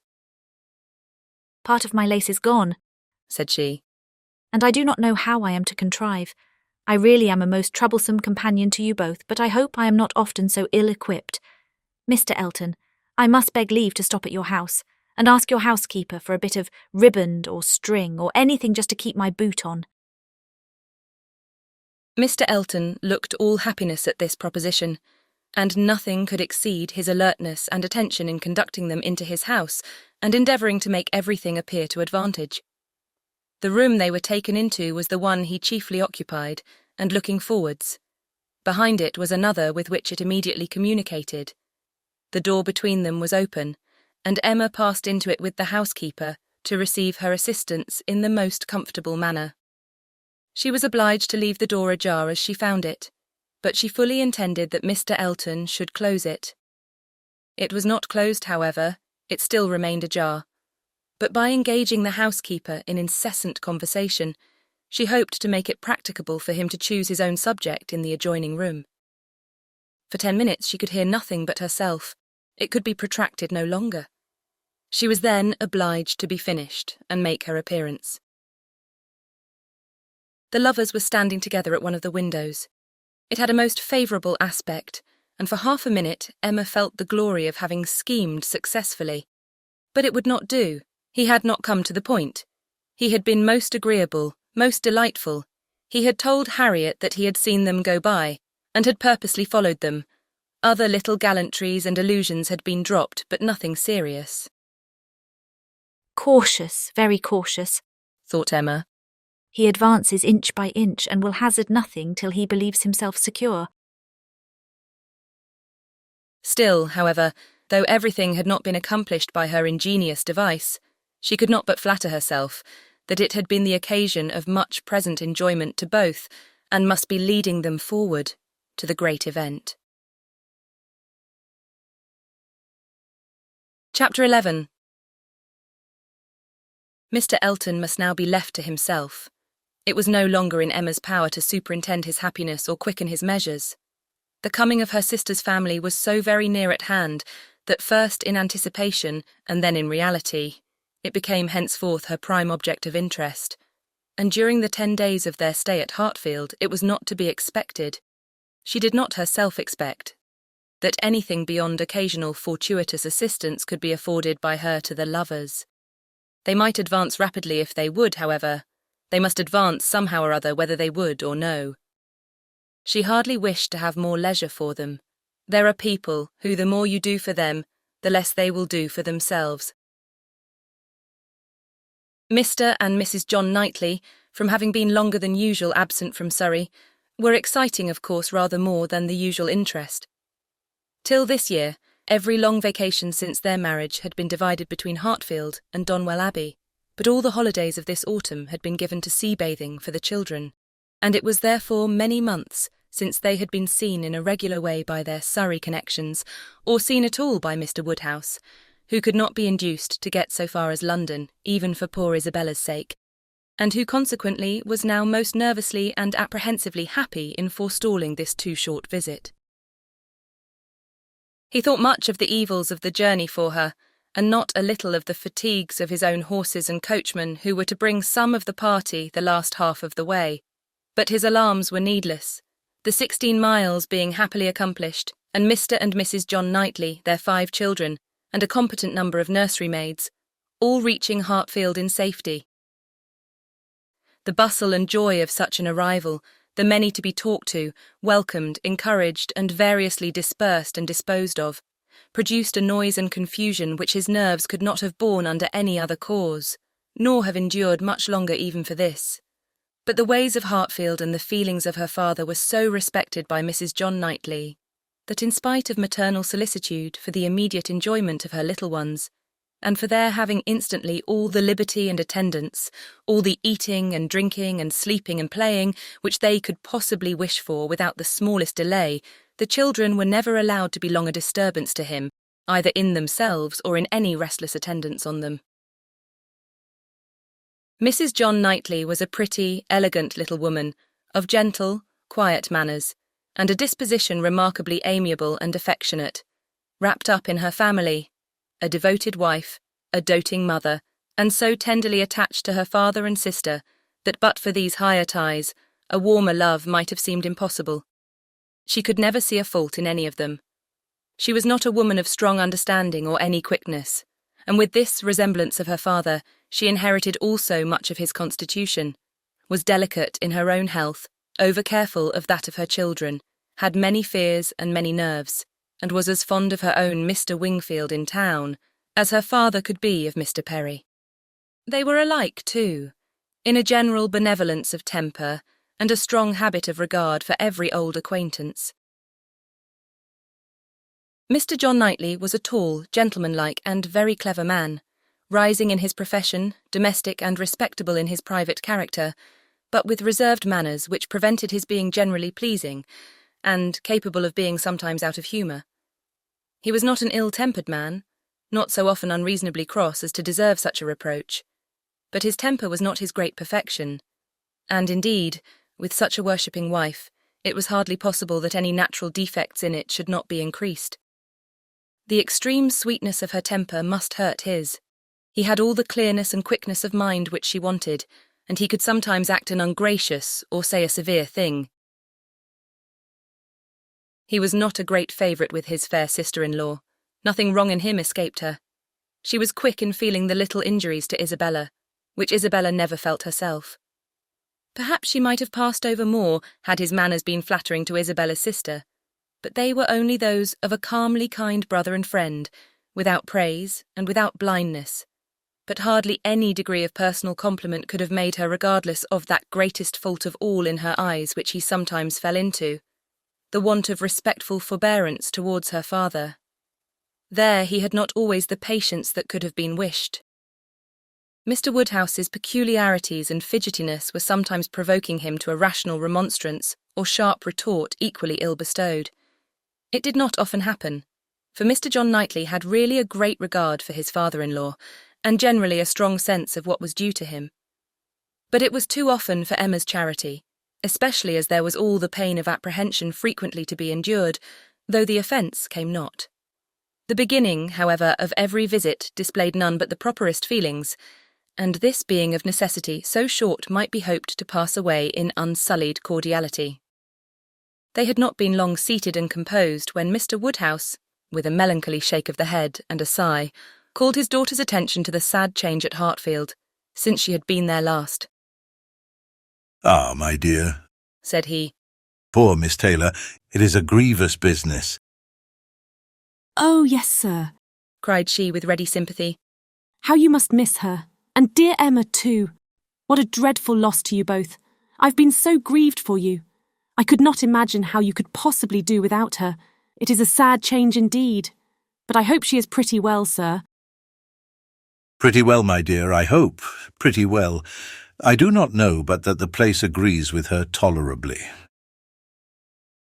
Mr. John Knightley here asked Emma quietly whether there were any doubts of the heir of Randalls. "Oh no, none in the least. I never saw Mrs. Weston better in my life, never looking so well. Papa is only speaking his own regret." "Very much to the honour of both," was the handsome reply. "And do you see her, sir, tolerably often?" asked Isabella, in the plaintive tone which just suited her father. Mr. Woodhouse hesitated. "Not near so often, my dear, as I could wish." "Oh, Papa, we have missed seeing them but one entire day since they married. Either in the morning or evening of every day, excepting one, have we seen either Mr. Weston or Mrs. Weston, and generally both, either at Randalls or here, and as you may suppose, Isabella, most frequently here. They are very, very kind in their visits. Mr. Weston is really as kind as herself. Papa, if you speak in that melancholy way, you will be giving Isabella a false idea of us all. Everybody must be aware that Miss Taylor must be missed, but everybody ought also to be assured that Mr. and Mrs. Weston do really prevent our missing her by any means to the extent we ourselves anticipated, which is the exact truth." "Just as it should be," said Mr. John Knightley. "and just as I hoped it was from your letters. Her wish of showing you attention could not be doubted, and his being a disengaged and social man makes it all easy. I have been always telling you, my love, that I had no idea of the change being so very material to Hartfield as you apprehended. And now you have Emma's account. I hope you will be satisfied." "Why, to be sure," said Mr. Woodhouse. Yes, certainly I cannot deny that Mrs. Weston, poor Mrs. Weston, does come and see us pretty often, but then she is always obliged to go away again. It would be very hard upon Mr. Weston if she did not, Papa. You quite forget poor Mr. Weston. I think indeed said John Knightley pleasantly. that Mr. Weston has some little claim. You and I, Emma, will venture to take the part of the poor husband. I being a husband, and you not being a wife, the claims of the man may very likely strike us with equal force. As for Isabella, she has been married long enough to see the convenience of putting all the Mr. Westons aside as much as she can. Me, my love? Cried his wife, hearing and understanding only in part. Are you talking about me? I am sure nobody ought to be, or can be, a greater advocate for matrimony than I am. And if it had not been for the misery of her leaving Hartfield, I should never have thought of Miss Taylor, but as the most fortunate woman in the world. And as to slighting Mr. Weston, that excellent Mr. Weston, I think there is nothing he does not deserve. I believe he is one of the very best-tempered men that ever existed, excepting yourself and your brother. I do not know his equal for temper. I shall never forget his flying Henry's kite for him that very windy day last Easter, and ever since his particular kindness last September 12-month in writing that note, at 12 o'clock at night, on purpose to assure me that there was no scarlet fever at Cobham, I have been convinced there could not be a more feeling heart, nor a better man in existence. If anybody can deserve him, it must be Miss Taylor. Where is the young man? Said John Knightley. Has he been here on this occasion, or has he not? He has not been here yet, replied Emma. There was a strong expectation of his coming soon after the marriage, but it ended in nothing, and I have not heard him mentioned lately. But you should tell them of the letter, my dear, said her father. He wrote a letter to poor Mrs. Weston to congratulate her, and a very proper, handsome letter it was. She showed it to me. I thought it very well done of him indeed. Whether it was his own idea, you know, one cannot tell. He is but young, and his uncle, perhaps— My dear Papa, he is 23. You forget how time passes. 23, is he indeed? Well, I could not have thought it, and he was but 2 years old when he lost his poor mother. Well, time does fly indeed, and my memory is very bad. However, it was an exceeding good, pretty letter, and gave Mr. and Mrs. Weston a great deal of pleasure. I remember it was written from Weymouth, and dated September 28th, and began, "My dear Madam," but I forget how it went on, and it was signed F.C. Weston Churchill. I remember that perfectly. How very pleasing and proper of him, cried the good-hearted Mrs. John Knightley. I have no doubt of his being a most amiable young man. But how sad it is that he should not live at home with his father. There is something so shocking in a child's being taken away from his parents and natural home. I never could comprehend how Mr. Weston could part with him. To give up one's child, I really never could think well of anybody who proposed such a thing to anybody else. Nobody ever did think well of the Churchills, I fancy, observed Mr. John Knightley coolly. But you need not imagine Mr. Weston to have felt what you would feel in giving up Henry or John. Mr. Weston is rather an easy, cheerful-tempered man than a man of strong feelings. He takes things as he finds them, and makes enjoyment of them somehow or other, depending, I suspect, much more upon what is called society for his comforts, that is, upon the power of eating and drinking and playing whist with his neighbours 5 times a week, than upon family affection or anything that home affords. Emma could not like what bordered on a reflection on Mr. Weston, and had half a mind to take it up. But she struggled and let it pass. She would keep the peace if possible, and there was something honourable and valuable in the strong domestic habits, the all-sufficiency of home to himself, whence resulted her brother's disposition to look down on the common rate of social intercourse, and those to whom it was important. It had a high claim to forbearance. Chapter 12. Mr. Knightley was to dine with them, rather against the inclination of Mr. Woodhouse, who did not like that anyone should share with him in Isabella's first day. Emma's sense of right, however, had decided it, and besides the consideration of what was due to each brother, she had particular pleasure, from the circumstance of the late disagreement between Mr. Knightley and herself, in procuring him the proper invitation.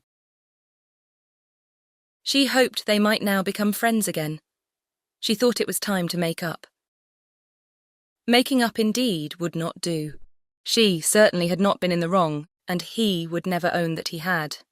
Concession must be out of the question, but it was time to appear to forget that they had ever quarrelled, and she hoped it might rather assist the restoration of friendship, that when he came into the room she had one of the children with her, the youngest, a nice little girl about 8 months old, who was now making her first visit to Hartfield, and very happy to be danced about in her aunt's arms. It did assist, for though he began with grave looks and short questions, he was soon led on to talk of them all in the usual way, and to take the child out of her arms with all the unceremoniousness of perfect amity. Emma felt they were friends again, and the conviction giving her at first great satisfaction, and then a little sauciness, she could not help saying, as he was admiring the baby. What a comfort it is that we think alike about our nephews and nieces. As to men and women, our opinions are sometimes very different, but with regard to these children, I observe we never disagree. If you were as much guided by nature in your estimate of men and women, and as little under the power of fancy and whim in your dealings with them, as you are where these children are concerned, we might always think alike. To be sure, our discordancies must always arise from my being in the wrong. Yes, Said he, smiling. and reason good. I was 16 years old when you were born. A material difference, then? She replied. And no doubt you were much my superior in judgment at that period of our lives. But does not the lapse of 21 years bring our understandings a good deal nearer? Yes, a good deal nearer. But still not near enough to give me a chance of being right if we think differently. I have still the advantage of you by 16 years' experience, and by not being a pretty young woman and a spoiled child.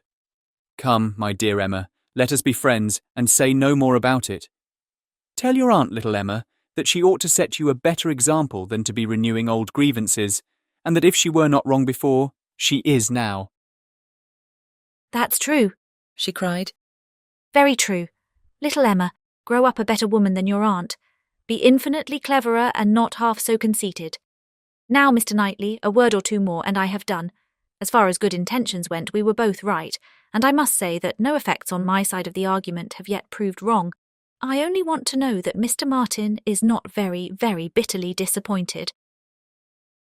A man cannot be more so. Was his short, full answer. Ah, indeed, I am very sorry. Come, shake hands with me. This had just taken place, and with great cordiality, when John Knightley made his appearance How do you do, George? and John, how are you? succeeded in the true English style, burying under a calmness that seemed all but indifference the real attachment which would have led either of them, if requisite, to do everything for the good of the other. The evening was quiet and conversable, as Mr. Woodhouse declined cards entirely for the sake of comfortable talk with his dear Isabella, and the little party made two natural divisions. On one side he and his daughter, on the other the two Mr. Knightleys, their subjects totally distinct or very rarely mixing, and Emma only occasionally joining in one or the other. The brothers talked of their own concerns and pursuits, but principally of those of the elder, whose temper was by much the most communicative, and who was always the greater talker. As a magistrate, he had generally some point of law to consult John about, or at least some curious anecdote to give, and as a farmer, as keeping in hand the home farm at Donwell, he had to tell what every field was to bear next year, and to give all such local information as could not fail of being interesting to a brother whose home it had equally been the longest part of his life, and whose attachments were strong. The plan of a drain, the change of a fence, the felling of a tree, and the destination of every acre for wheat, turnips, or spring corn, was entered into with as much equality of interest by John as his cooler manners rendered possible. And if his willing brother ever left him anything to inquire about, his inquiries even approached a tone of eagerness. While they were thus comfortably occupied, Mr. Woodhouse was enjoying a full flow of happy regrets and fearful affection with his daughter.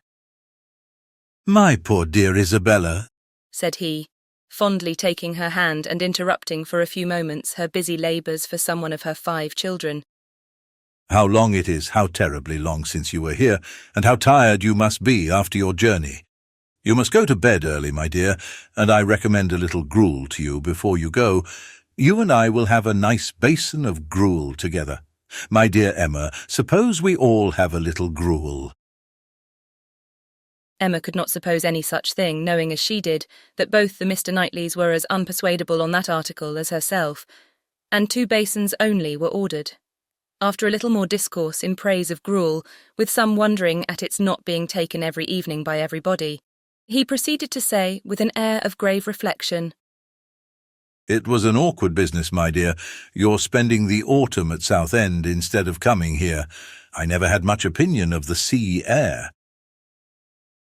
Mr. Wingfield most strenuously recommended it, sir, or we should not have gone. He recommended it for all the children, but particularly for the weakness in little Bella's throat, both sea air and bathing.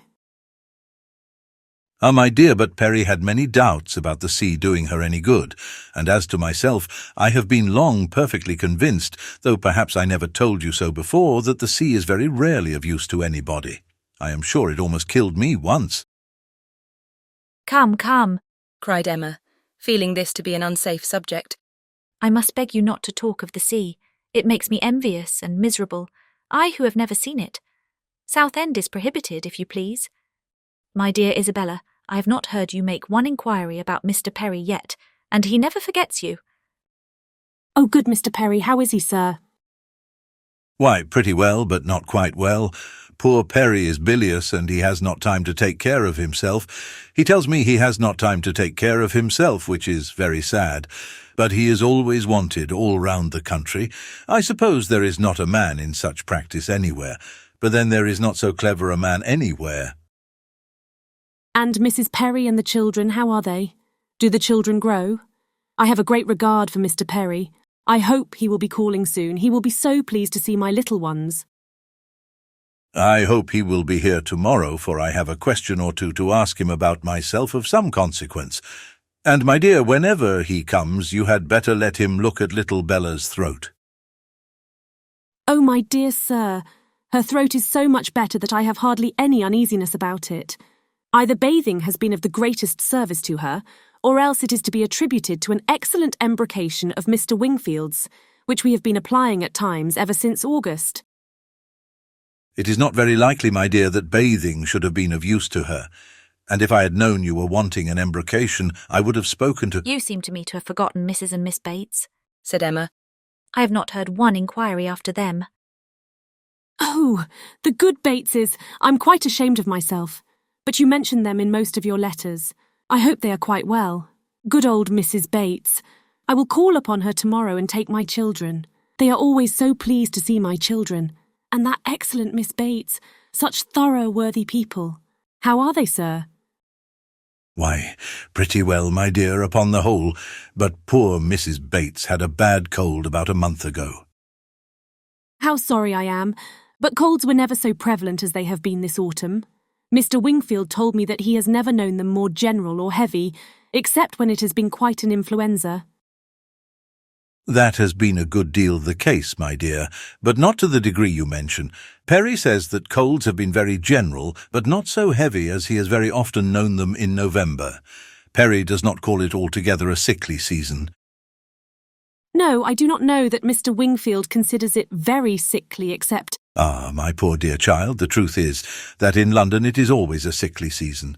Nobody is healthy in London, nobody can be.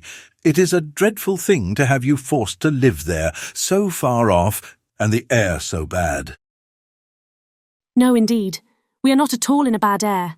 Our part of London is very superior to most others. You must not confound us with London in general, my dear sir. The neighbourhood of Brunswick Square is very different from almost all the rest. We are so very airy. I should be unwilling, I own, to live in any other part of the town. There is hardly any other that I could be satisfied to have my children in. But we are so remarkably airy. Mr. Wingfield thinks the vicinity of Brunswick Square decidedly the most favourable as to air. Ah, my dear, it is not like Hartfield.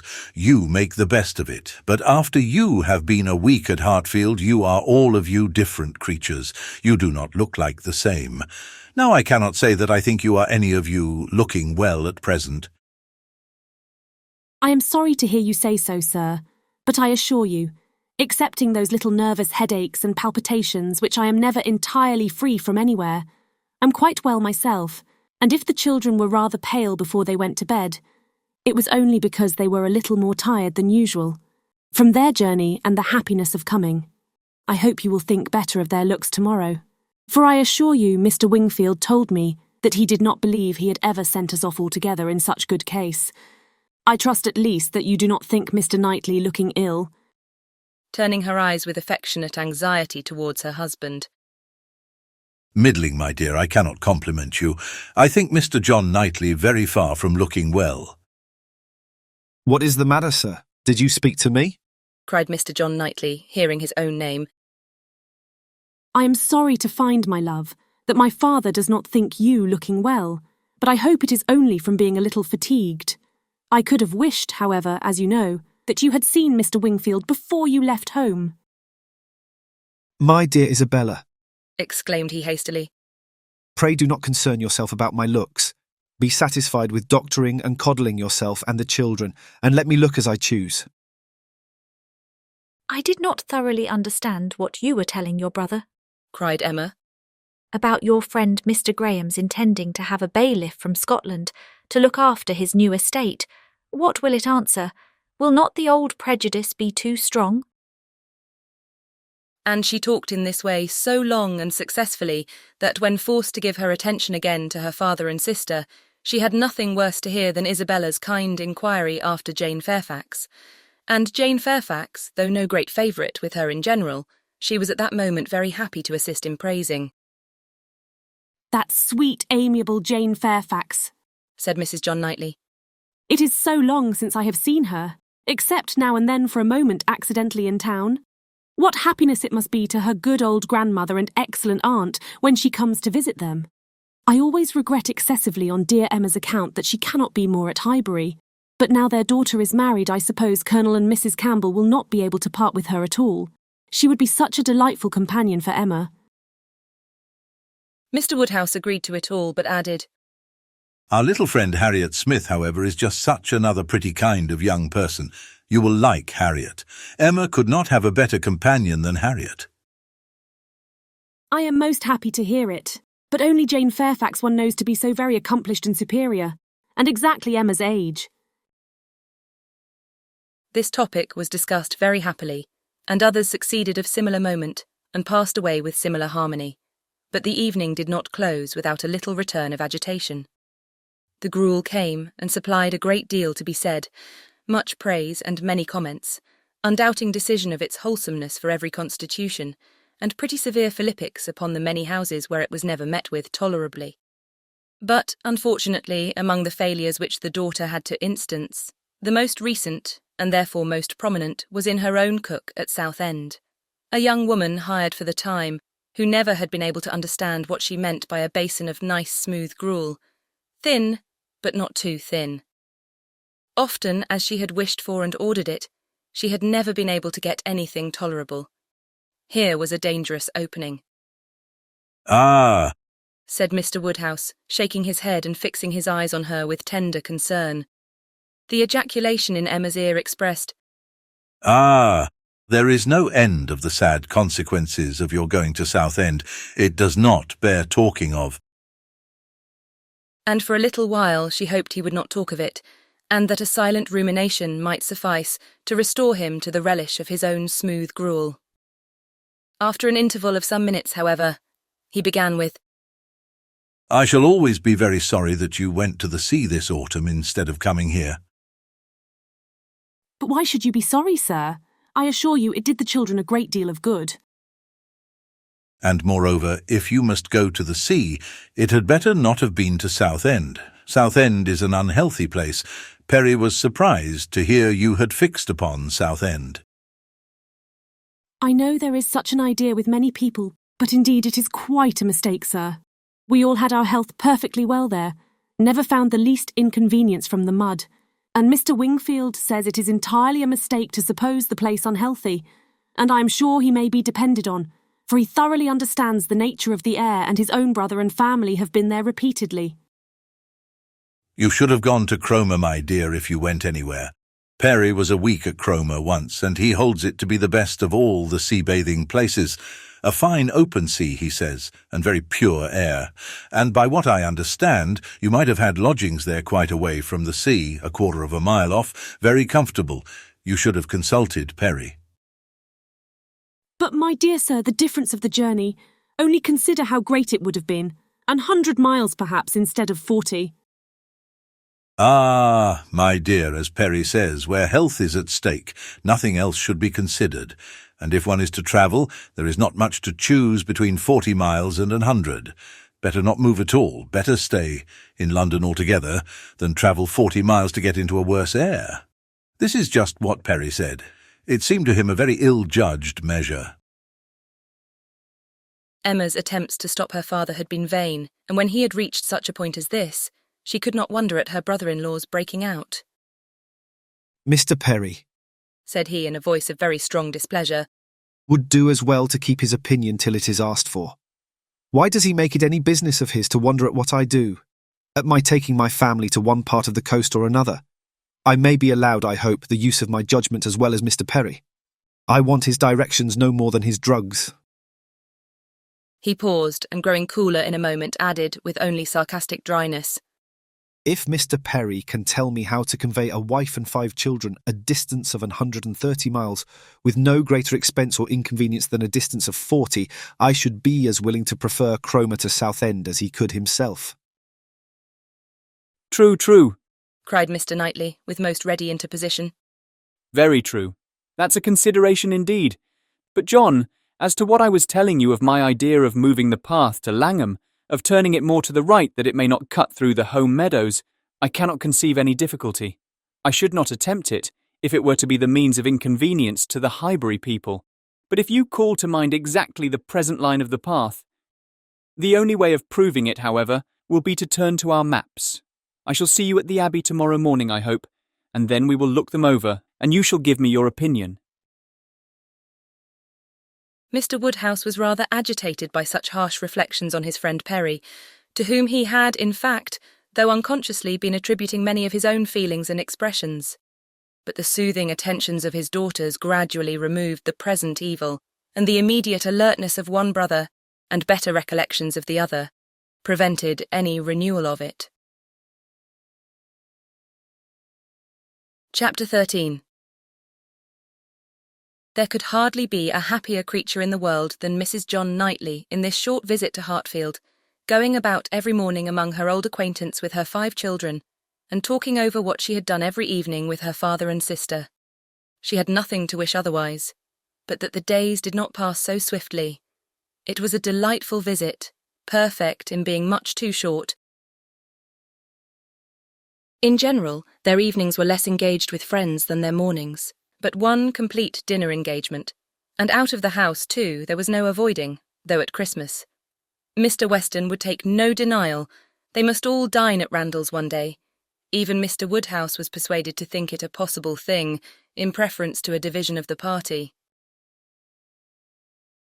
How they were all to be conveyed, he would have made a difficulty if he could, but as his son and daughter's carriage and horses were actually at Hartfield, he was not able to make more than a simple question on that head.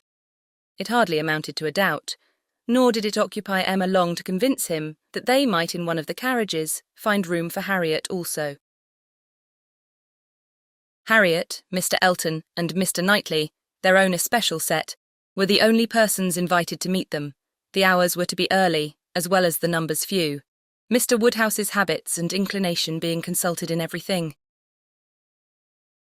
The evening before this great event, for it was a very great event that Mr. Woodhouse should dine out on the 24th of December, had been spent by Harriet at Hartfield, and she had gone home so much indisposed with a cold that, but for her own earnest wish of being nursed by Mrs. Goddard, Emma could not have allowed her to leave the house. Emma called on her the next day, and found her doom already signed with regard to Randalls. She was very feverish and had a bad sore throat. Mrs. Goddard was full of care and affection, Mr. Perry was talked of, and Harriet herself was too ill and low to resist the authority which excluded her from this delightful engagement, though she could not speak of her loss without many tears. Emma sat with her, as long as she could, to attend her in Mrs. Goddard's unavoidable absences, and raise her spirits by representing how much Mr. Elton's would be depressed when he knew her state, and left her at last tolerably comfortable in the sweet dependence of his having a most comfortless visit, and of their all missing her very much. She had not advanced many yards from Mrs. Goddard's door when she was met by Mr. Elton himself, evidently coming towards it, and as they walked on slowly together in conversation about the invalid, of whom he, on the rumour of considerable illness, had been going to inquire, that he might carry some report of her to Hartfield, they were overtaken by Mr. John Knightley returning from the daily visit to Donwell, with his 2 eldest boys, whose healthy, glowing faces showed all the benefit of a country run, and seemed to ensure a quick dispatch of the roast mutton and rice pudding they were hastening home for. They joined company and proceeded together. Emma was just describing the nature of her friend's complaint. A throat very much inflamed, with a great deal of heat about her, a quick, low pulse, etc., and she was sorry to find from Mrs. Goddard that Harriet was liable to very bad sore throats, and had often alarmed her with them. Mr. Elton looked all alarm on the occasion as he exclaimed, A sore throat. I hope not infectious.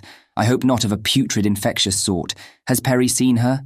Indeed, you should take care of yourself as well as of your friend. Let me entreat you to run no risks. Why does not Perry see her? Emma, who was not really at all frightened herself, tranquillised this excess of apprehension by assurances of Mrs. Goddard's experience and care, but as there must still remain a degree of uneasiness which she could not wish to reason away, which she would rather feed and assist than not, she added soon afterwards, as if quite another subject. It is so cold, so very cold, and looks and feels so very much like snow, that if it were to any other place or with any other party, I should really try not to go out today, and dissuade my father from venturing.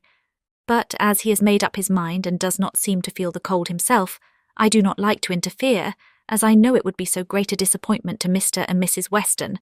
But, upon my word, Mr. Elton, in your case I should certainly excuse myself. You appear to me a little hoarse already, and when you consider what demand of voice and what fatigues tomorrow will bring, I think it would be no more than common prudence to stay at home and take care of yourself tonight. Mr. Elton looked as if he did not very well know what answer to make, which was exactly the case, for though very much gratified by the kind care of such a fair lady, and not liking to resist any advice of hers, he had not really the least inclination to give up the visit. But Emma, too eager and busy in her own previous conceptions and views to hear him impartially, or see him with clear vision, was very well satisfied with his muttering acknowledgment of its being. Very cold, certainly very cold. And walked on, rejoicing in having extricated him from Randalls and secured him the power of sending to inquire after Harriet every hour of the evening. You do quite right, said she. We will make your apologies to Mr. and Mrs. Weston. But hardly had she so spoken, when she found her brother was civilly offering a seat in his carriage if the weather were Mr. Elton's only objection, and Mr. Elton actually accepting the offer with much prompt satisfaction. It was a done thing. Mr. Elton was to go, and never had his broad, handsome face expressed more pleasure than at this moment. Never had his smile been stronger, nor his eyes more exulting than when he next looked at her.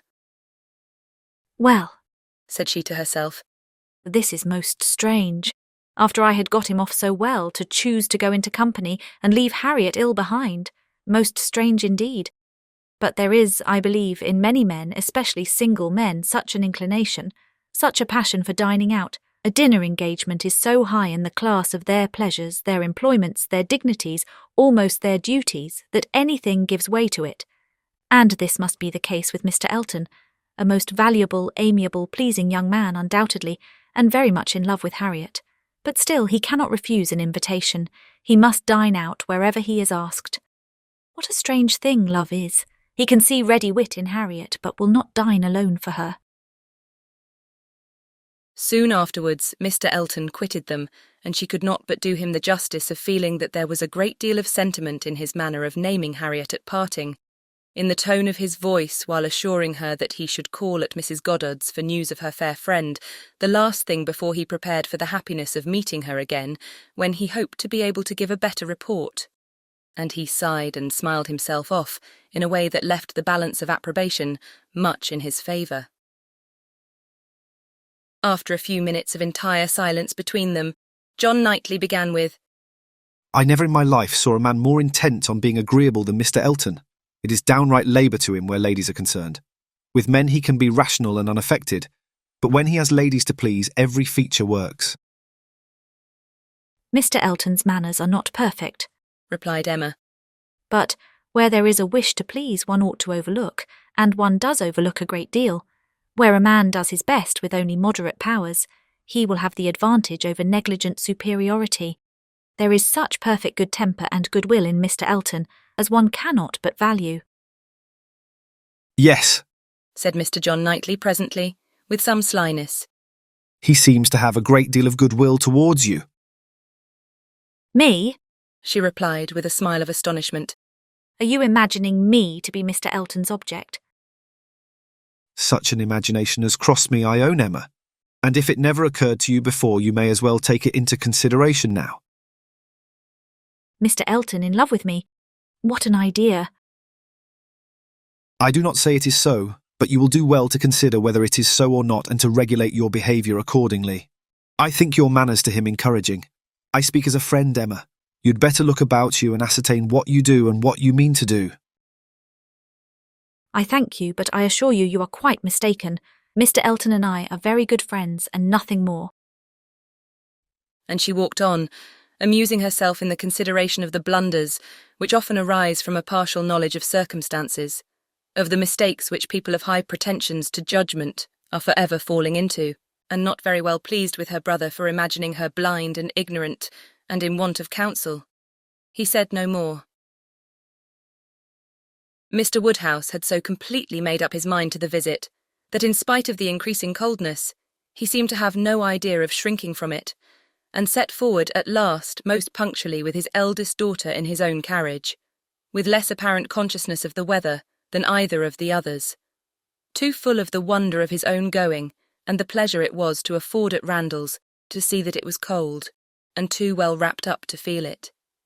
The cold, however, was severe, and by the time the second carriage was in motion, a few flakes of snow were finding their way down, and the sky had the appearance of being so overcharged as to want only a milder air to produce a very white world in a very short time. Emma soon saw that her companion was not in the happiest humour. The preparing and the going abroad in such weather, with the sacrifice of his children after dinner, were evils, were disagreeables at least, which Mr. John Knightley did not by any means like. He anticipated nothing in the visit that could be at all worth the purchase, and the whole of their drive to the vicarage was spent by him in expressing his discontent.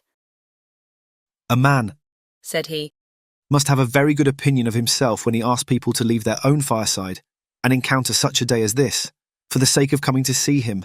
He must think himself a most agreeable fellow. I could not do such a thing. It is the greatest absurdity, actually snowing at this moment. The folly of not allowing people to be comfortable at home, and the folly of people's not staying comfortably at home when they can. If we were obliged to go out such an evening as this by any call of duty or business, what a hardship we should deem it. And here are we, probably with rather thinner clothing than usual, setting forward voluntarily without excuse, in defiance of the voice of nature which tells man in everything given to his view or his feelings to stay at home himself, and keep all under shelter that he can. Here are we setting forward to spend 5 dull hours in another man's house with nothing to say or to hear that was not said and heard yesterday, and may not be said and heard again tomorrow. Going in dismal weather, to return probably in worse. 4 horses and 4 servants taken out for nothing but to convey 5 idle, shivering creatures into colder rooms and worse company than they might have had at home. Emma did not find herself equal to give the pleased assent which no doubt he was in the habit of receiving, to emulate the "very true, my love," which must have been usually administered by his travelling companion, but she had resolution enough to refrain from making any answer at all. She could not be complying. She dreaded being quarrelsome. Her heroism reached only to silence. She allowed him to talk and arranged the glasses and wrapped herself up, without opening her lips. They arrived, the carriage turned, the step was let down, and Mr. Elton, spruce, black and smiling, was with them instantly. Emma thought with pleasure of some change of subject. Mr. Elton was all obligation and cheerfulness. He was so very cheerful in his civilities indeed, that she began to think he must have received a different account of Harriet from what had reached her. She had sent while dressing, and the answer had been, Much the same, not better. My report from Mrs. Goddard's, said she presently, was not so pleasant as I had hoped. Not better was my answer. His face lengthened immediately, and his voice was the voice of sentiment as he answered, Oh, no, I am grieved to find I was on the point of telling you that when I called at Mrs. Goddard's door, which I did the very last thing before I returned to dress, I was told that Miss Smith was not better, by no means better, rather worse. Very much grieved and concerned. I had flattered myself that she must be better after such a cordial as I knew had been given her in the morning. Emma smiled and answered, My visit was of use to the nervous part of her complaint, I hope. But not even I can charm away a sore throat. It is a most severe cold indeed. Mr. Perry has been with her, as you probably heard. Yes, I imagined, that is, I did not. He has been used to her in these complaints, and I hope tomorrow morning will bring us both a more comfortable report. But it is impossible not to feel uneasiness. Such a sad loss to our party today. Dreadful. Exactly so indeed. She will be missed every moment. This was very proper. The sigh which accompanied it was really estimable, but it should have lasted longer. Emma was rather in dismay, when only half a minute afterwards he began to speak of other things, and in a voice of the greatest alacrity and enjoyment. What an excellent device, said he. The use of a sheepskin for carriages. How very comfortable they make it. Impossible to feel cold with such precautions. The contrivances of modern days indeed have rendered a gentleman's carriage perfectly complete. One is so fenced and guarded from the weather that not a breath of air can find its way unpermitted. Weather becomes absolutely of no consequence. It is a very cold afternoon. But in this carriage we know nothing of the matter. Ha, snows a little, I see. Yes, said John Knightley. and I think we shall have a good deal of it. Christmas weather. Observed Mr. Elton. Quite seasonable, and extremely fortunate we may think ourselves that it did not begin yesterday, and prevent this day's party, which it might very possibly have done, for Mr. Woodhouse would hardly have ventured had there been much snow on the ground, but now it is of no consequence. This is quite the season indeed for friendly meetings. At Christmas, everybody invites their friends about them, and people think little of even the worst weather. I was snowed up at a friend's house once for a week. Nothing could be pleasanter. I went for only one night and could not get away till that very day se'night. Mr. John Knightley looked as if he did not comprehend the pleasure, but said only coolly, I cannot wish to be snowed up a week at Randall's. At another time Emma might have been amused, but she was too much astonished now at Mr. Elton's spirits for other feelings. Harriet seemed quite forgotten in the expectation of a pleasant party. We are sure of excellent fires, continued he, and everything in the greatest comfort. Charming people, Mr. and Mrs. Weston. Mrs. Weston indeed is much beyond praise, and he is exactly what one values. So hospitable and so fond of society. It will be a small party, but where small parties are select, they are perhaps the most agreeable of any. Mr. Weston's dining room does not accommodate more than 10 comfortably, and for my part, I would rather, under such circumstances, fall short by 2 than exceed by 2. I think you will agree with me. Turning with a soft air to Emma. I think I shall certainly have your approbation, though Mr. Knightley, perhaps, from being used to the large parties of London, may not quite enter into our feelings. I know nothing of the large parties of London, sir. I never dine with anybody. Indeed. In a tone of wonder and pity. I had no idea that the law had been so great a slavery. Well, sir, the time must come when you will be paid for all this, when you will have little labour and great enjoyment. My first enjoyment, replied John Knightley as they passed through the sweep gate, will be to find myself safe at Hartfield again. Chapter 14. Some change of countenance was necessary for each gentleman as they walked into Mrs. Weston's drawing-room. Mr. Elton must compose his joyous looks, and Mr. John Knightley disperse his ill humour. Mr. Elton must smile less, and Mr. John Knightley more, to fit them for the place. Emma only might be as nature prompted, and show herself just as happy as she was. To her, it was real enjoyment to be with the Westons. Mr. Weston was a great favourite, and there was not a creature in the world to whom she spoke with such unreserve as to his wife. Not anyone to whom she related with such conviction of being listened to and understood, of being always interesting and always intelligible. The little affairs, arrangements, perplexities and pleasures of her father and herself. She could tell nothing of Hartfield, in which Mrs. Weston had not a lively concern, and half an hour's uninterrupted communication of all those little matters on which the daily happiness of private life depends was one of the first gratifications of each. This was a pleasure which perhaps the whole day's visit might not afford, which certainly did not belong to the present half-hour. But the very sight of Mrs. Weston, her smile, her touch, her voice, was grateful to Emma, and she determined to think as little as possible of Mr. Elton's oddities, or of anything else unpleasant, and enjoy all that was enjoyable to the utmost. The misfortune of Harriet's cold had been pretty well gone through before her arrival. Mr. Woodhouse had been safely seated long enough to give the history of it, besides all the history of his own and Isabella's coming, and of Emma's being to follow, and had indeed just got to the end of his satisfaction that James should come and see his daughter when the others appeared, and Mrs. Weston, who had been almost wholly engrossed by her attentions to him, was able to turn away and welcome her dear Emma. Emma's project of forgetting Mr. Elton for a while made her rather sorry to find, when they had all taken their places, that he was close to her. The difficulty was great of driving his strange insensibility towards Harriet from her mind, while he not only sat at her elbow, but was continually obtruding his happy countenance on her notice, and solicitously addressing her upon every occasion. Instead of forgetting him, his behaviour was such that she could not avoid the internal suggestion of, "Can it really be as my brother imagined? Can it be possible for this man to be beginning to transfer his affections from Harriet to me? Absurd and insufferable."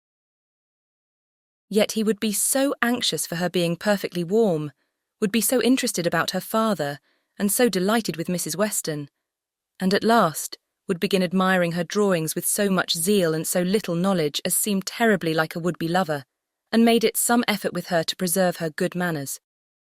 For her own sake she could not be rude, and for Harriet's, in the hope that all would yet turn out right, she was even positively civil. But it was an effort, especially as something was going on amongst the others in the most overpowering period of Mr. Elton's nonsense, which she particularly wished to listen to. She heard enough to know that Mr. Weston was giving some information about his son. She heard the words "my son" and "Frank" and "my son" repeated several times over, and from a few other half-syllables very much suspected that he was announcing an early visit from his son. But before she could quiet Mr. Elton, the subject was so completely past that any reviving question from her would have been awkward. Now it so happened that in spite of Emma's resolution of never marrying, there was something in the name, in the idea of Mr. Frank Churchill, which always interested her. She had frequently thought, especially since his father's marriage with Miss Taylor, that if she were to marry, he was the very person to suit her in age, character, and condition. He seemed by this connection between the families quite to belong to her. She could not but suppose it to be a match that everybody who knew them must think of. That Mr. and Mrs. Weston did think of it, she was very strongly persuaded, and though not meaning to be induced by him, or by anybody else, to give up a situation which she believed more replete with good than any she could change it for, she had a great curiosity to see him, a decided intention of finding him pleasant, of being liked by him to a certain degree, and a sort of pleasure in the idea of their being coupled in their friends' imaginations. With such sensations, Mr. Elton's civilities were dreadfully ill-timed, but she had the comfort of appearing very polite, while feeling very cross, and of thinking that the rest of the visit could not possibly pass without bringing forward the same information again, or the substance of it, from the open-hearted Mr. Weston. So it proved, for when happily released from Mr. Elton and seated by Mr. Weston at dinner, he made use of the very first interval in the cares of hospitality, the very first leisure from the saddle of mutton, to say to her, "We want only 2 more to be just the right number. I should like to see 2 more here, your pretty little friend, Miss Smith, and my son, and then I should say we were quite complete. I believe you did not hear me telling the others in the drawing-room that we are expecting Frank. I had a letter from him this morning, and he will be with us within a fortnight." Emma spoke with a very proper degree of pleasure, and fully assented to his proposition of Mr. Frank Churchill and Miss Smith making their party quite complete. "He has been wanting to come to us," continued Mr. Weston, "ever since September. Every letter has been full of it, but he cannot command his own time. He has those to please who must be pleased, and who, between ourselves, are sometimes to be pleased only by a good many sacrifices. But now I have no doubt of seeing him here about the 2nd week in January." What a very great pleasure it will be to you. And Mrs. Weston is so anxious to be acquainted with him that she must be almost as happy as yourself. "Yes, she would be, but that she thinks there will be another put-off. She does not depend upon his coming so much as I do, but she does not know the parties so well as I do. The case, you see, is— but this is quite between ourselves. I did not mention a syllable of it in the other room. There are secrets in all families, you know. The case is that a party of friends are invited to pay a visit at Enscombe in January, and that Frank's coming depends upon their being put off. If they are not put off, he cannot stir, but I know they will, because it is a family that a certain lady of some consequence at Enscombe has a particular dislike to, and though it is thought necessary to invite them once in 2 or 3 years, they always are put off when it comes to the point. I have not the smallest doubt of the issue. I am as confident of seeing Frank here before the middle of January as I am of being here myself.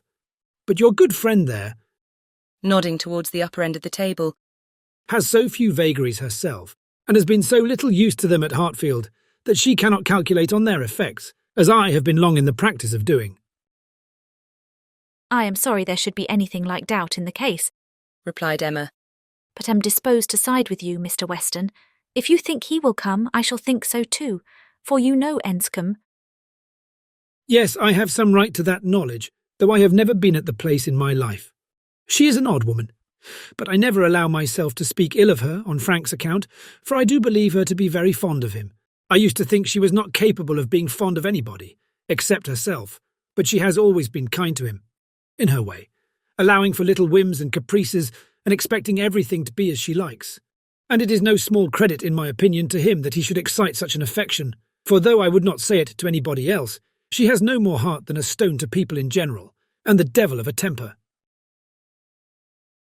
Emma liked the subject so well that she began upon it to Mrs. Weston very soon after their moving into the drawing-room, wishing her joy, yet observing that she knew the first meeting must be rather alarming.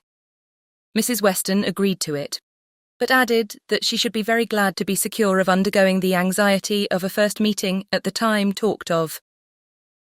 "For I cannot depend upon his coming. I cannot be so sanguine as Mr. Weston. I am very much afraid that it will all end in nothing.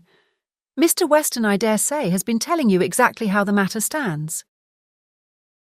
Yes, it seems to depend upon nothing but the ill humour of Mrs. Churchill, which I imagine to be the most certain thing in the world. "My Emma," replied Mrs. Weston, smiling. "What is the certainty of caprice?" Then turning to Isabella, who had not been attending before, "You must know, my dear Mrs. Knightley, that we are by no means so sure of seeing Mr. Frank Churchill, in my opinion, as his father thinks. It depends entirely upon his aunt's spirits and pleasure, in short, upon her temper. To you, to my 2 daughters, I may venture on the truth. Mrs. Churchill rules at Enscombe, and is a very odd-tempered woman, and his coming now depends upon her being willing to spare him." Oh, Mrs. Churchill, everybody knows Mrs. Churchill, replied Isabella, and I am sure I never think of that poor young man without the greatest compassion. To be constantly living with an ill-tempered person must be dreadful. It is what we happily have never known anything of, but it must be a life of misery. What a blessing that she never had any children. Poor little creatures, how unhappy she would have made them. Emma wished she had been alone with Mrs. Weston. She should then have heard more. Mrs. Weston would speak to her, with a degree of unreserve which she would not hazard with Isabella, and, she really believed, would scarcely try to conceal anything relative to the Churchills from her, excepting those views on the young man, of which her own imagination had already given her such instinctive knowledge. But at present there was nothing more to be said. Mr. Woodhouse very soon followed them into the drawing-room. To be sitting long after dinner was a confinement that he could not endure. Neither wine nor conversation was anything to him, and gladly did he move to those with whom he was always comfortable. While he talked to Isabella, however, Emma found an opportunity of saying, "And so you do not consider this visit from your son as by any means certain. I am sorry for it. The introduction must be unpleasant whenever it takes place, and the sooner it could be over, the better." Yes, and every delay makes one more apprehensive of other delays. Even if this family, the Braithwaites, are put off, I am still afraid that some excuse may be found for disappointing us. I cannot bear to imagine any reluctance on his side, but I am sure there is a great wish on the Churchills to keep him to themselves. There is jealousy. They are jealous even of his regard for his father. In short, I can feel no dependence on his coming, and I wish Mr. Weston were less sanguine. "He ought to come," said Emma. "If he could stay only a couple of days, he ought to come, and one can hardly conceive a young man's not having it in his power to do as much as that. A young woman, if she fall into bad hands, may be teased and kept at a distance from those she wants to be with, but one cannot comprehend a young man's being under such restraint as not to be able to spend a week with his father, if he likes it." One ought to be at Enscombe and know the ways of the family before one decides upon what he can do, replied Mrs. Weston. One ought to use the same caution perhaps in judging of the conduct of any one individual of any one family, but Enscombe, I believe, certainly must not be judged by general rules. She is so very unreasonable, and everything gives way to her. But she is so fond of the nephew, he is so very great a favourite. Now, according to my idea of Mrs. Churchill, it would be most natural that while she makes no sacrifice for the comfort of the husband, to whom she owes everything, while she exercises incessant caprice towards him, she should frequently be governed by the nephew, to whom she owes nothing at all. My dearest Emma, do not pretend, with your sweet temper, to understand a bad one or to lay down rules for it. You must let it go its own way. I have no doubt of his having at times considerable influence, but it may be perfectly impossible for him to know beforehand when it will be. Emma listened and then coolly said, "I shall not be satisfied unless he comes." He may have a great deal of influence on some points, continued Mrs. Weston, and on others very little. And among those on which she is beyond his reach, it is but too likely may be this very circumstance of his coming away from them to visit us. Chapter 15. Mr. Woodhouse was soon ready for his tea, and when he had drank his tea he was quite ready to go home, and it was as much as his 3 companions could do to entertain away his notice of the lateness of the hour before the other gentlemen appeared. Mr. Weston was chatty and convivial, and no friend to early separations of any sort. But at last the drawing-room party did receive an augmentation. Mr. Elton, in very good spirits, was one of the first to walk in. Mrs. Weston and Emma were sitting together on a sofa. He joined them immediately, and, with scarcely an invitation, seated himself between them. Emma, in good spirits too, from the amusement afforded her mind by the expectation of Mr. Frank Churchill, was willing to forget his late improprieties, and be as well satisfied with him as before, and on his making Harriet his very first subject, was ready to listen with most friendly smiles. He professed himself extremely anxious about her fair friend, her fair, lovely, amiable friend. Did she know, had she heard anything about her since their being at Randalls? He felt much anxiety. He must confess that the nature of her complaint alarmed him considerably. And in this style he talked on for some time very properly, not much attending to any answer, but altogether sufficiently awake to the terror of a bad sore throat, and Emma was quite in charity with him. But at last there seemed a perverse turn. It seemed all at once as if he were more afraid of its being a bad sore throat on her account than on Harriet's. more anxious that she should escape the infection than that there should be no infection in the complaint. He began with great earnestness to entreat her to refrain from visiting the sick chamber again, for the present, to entreat her to promise him not to venture into such hazard till he had seen Mr. Perry and learnt his opinion. And though she tried to laugh it off and bring the subject back into its proper course, there was no putting an end to his extreme solicitude about her. She was vexed. It did appear, there was no concealing it, exactly like the pretence of being in love with her instead of Harriet, an inconstancy, if real, the most contemptible and abominable, and she had difficulty in behaving with temper. He turned to Mrs. Weston to implore her assistance. Would not she give him her support?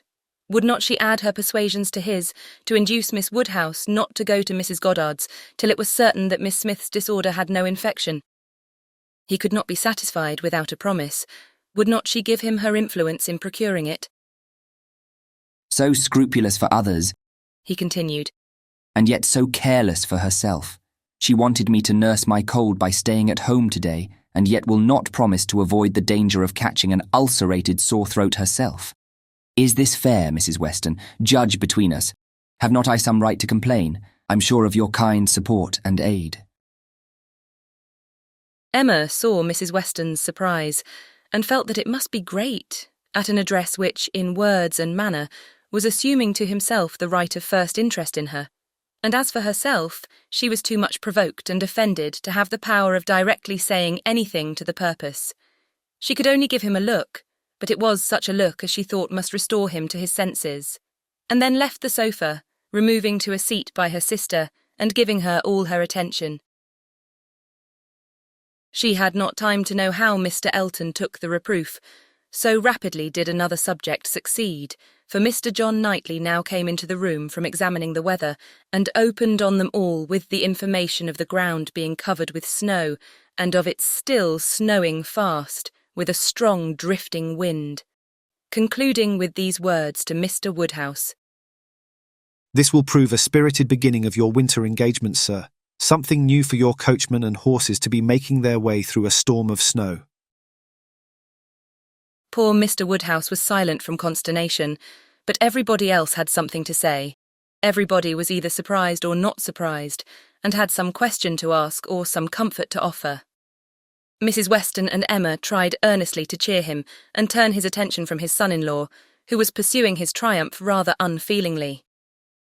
I admired your resolution very much, sir, said he, in venturing out in such weather, for of course you saw there would be snow very soon.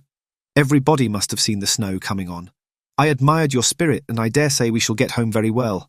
Another hour or two's snow can hardly make the road impassable, and we are 2 carriages. If one is blown over in the bleak part of the common field, there will be the other at hand. I dare say we shall be all safe at Hartfield before midnight.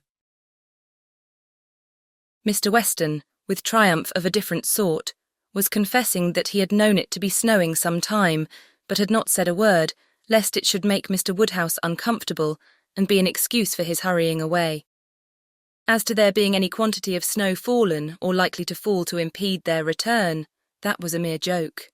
He was afraid they would find no difficulty. He wished the road might be impassable, that he might be able to keep them all at Randalls, and with the utmost goodwill was sure that accommodation might be found for everybody, calling on his wife to agree with him, that with a little contrivance, everybody might be lodged, which she hardly knew how to do from the consciousness of there being but 2 spare rooms in the house. What is to be done, my dear Emma? What is to be done? Was Mr. Woodhouse's first exclamation, and all that he could say for some time. To her he looked for comfort, and her assurances of safety, her representation of the excellence of the horses and of James, and of their having so many friends about them, revived him a little. His eldest daughter's alarm was equal to his own. The horror of being blocked up at Randalls, while her children were at Hartfield, was full in her imagination, and fancying the road to be now just passable for adventurous people, but in a state that admitted no delay, she was eager to have it settled, that her father and Emma should remain at Randalls, while she and her husband set forward instantly through all the possible accumulations of drifted snow that might impede them. You had better order the carriage directly, my love, said she. I dare say we shall be able to get along if we set off directly, And if we do come to anything very bad, I can get out and walk. I'm not at all afraid. I should not mind walking half the way. I could change my shoes, you know, the moment I got home. And it is not the sort of thing that gives me cold." "Indeed," replied he. "Then, my dear Isabella, it is the most extraordinary sort of thing in the world, for in general, everything does give you cold. Walk home. You are prettily shod for walking home, I dare say. It will be bad enough for the horses." Isabella turned to Mrs. Weston for her approbation of the plan. Mrs. Weston could only approve. Isabella then went to Emma, but Emma could not so entirely give up the hope of their being all able to get away. And they were still discussing the point when Mr. Knightley, who had left the room immediately after his brother's first report of the snow, came back again and told them that he had been out of doors to examine and could answer for there not being the smallest difficulty in their getting home, whenever they liked it, either now or an hour hence. He had gone beyond the sweep. Some way along the Highbury Road, the snow was nowhere above half an inch deep, in many places hardly enough to whiten the ground. A very few flakes were falling at present, but the clouds were parting, and there was every appearance of its being soon over. He had seen the coachman, and they both agreed with him in there being nothing to apprehend. To Isabella, the relief of such tidings was very great, and they were scarcely less acceptable to Emma on her father's account, who was immediately set as much at ease on the subject as his nervous constitution allowed. But the alarm that had been raised could not be appeased so as to admit of any comfort for him while he continued at Randalls. He was satisfied of there being no present danger in returning home, but no assurances could convince him that it was safe to stay, and while the others were variously urging and recommending, Mr. Knightley and Emma settled it in a few brief sentences. Thus, "Your father will not be easy. Why do not you go? I am ready if the others are. Shall I ring the bell?" Yes, do. and the bell was rung and the carriages spoken for. A few minutes more, and Emma hoped to see one troublesome companion deposited in his own house, to get sober and cool, and the other recover his temper and happiness when this visit of hardship were over. The carriage came, and Mr. Woodhouse, always the first object on such occasions, was carefully attended to his own by Mr. Knightley and Mr. Weston, but not all that either could say could prevent some renewal of alarm at the sight of the snow which had actually fallen and the discovery of a much darker night than he had been prepared for. He was afraid they should have a very bad drive. He was afraid poor Isabella would not like it. And there would be poor Emma in the carriage behind. He did not know what they had best do. They must keep as much together as they could. And James was talked to, and given a charge to go very slow and wait for the other carriage. Isabella stepped in after her father. John Knightley, forgetting that he did not belong to their party, stepped in after his wife very naturally, so that Emma found, on being escorted and followed into the second carriage by Mr. Elton, that the door was to be lawfully shut on them, and that they were to have a tete-a-tete drive. It would not have been the awkwardness of a moment. It would have been rather a pleasure, previous to the suspicions of this very day. She could have talked to him of Harriet, and the 3/4 of a mile would have seemed but one. But now, she would rather it had not happened. She believed he had been drinking too much of Mr. Weston's good wine, and felt sure that he would want to be talking nonsense. To restrain him as much as might be, by her own manners, she was immediately preparing to speak with exquisite calmness and gravity of the weather and the night. But scarcely had she begun, scarcely had they passed the sweep-gate and joined the other carriage, than she found her subject cut up, her hand seized, her attention demanded, and Mr. Elton actually making violent love to her, availing himself of the precious opportunity, declaring sentiments which must be already well known, hoping, fearing, adoring, ready to die if she refused him, but flattering himself that his ardent attachment and unequalled love and unexampled passion could not fail of having some effect, and in short, very much resolved on being seriously accepted as soon as possible. It really was so. Without scruple, without apology, without much apparent diffidence, Mr. Elton, the lover of Harriet, was professing himself her lover. She tried to stop him, but vainly.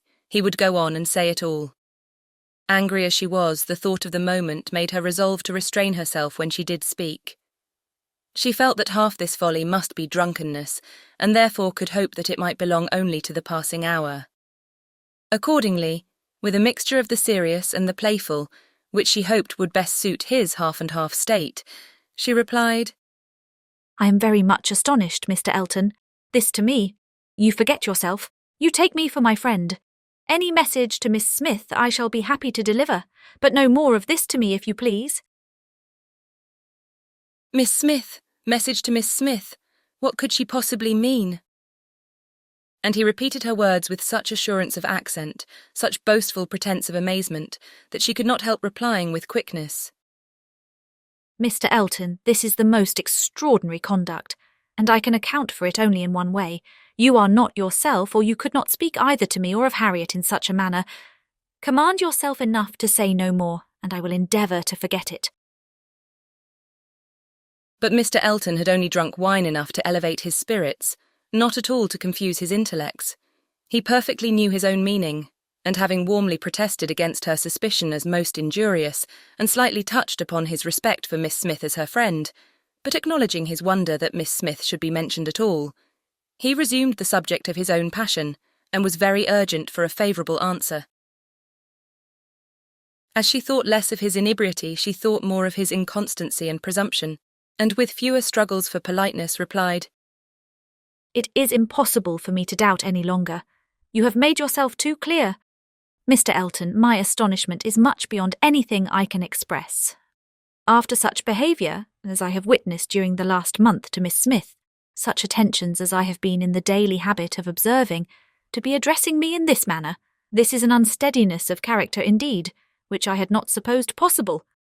Believe me, sir, I am far, very far from gratified in being the object of such professions. Good heaven! cried Mr. Elton. What can be the meaning of this? Miss Smith, I never thought of Miss Smith in the whole course of my existence. Never paid her any attentions but as your friend. Never cared whether she were dead or alive but as your friend.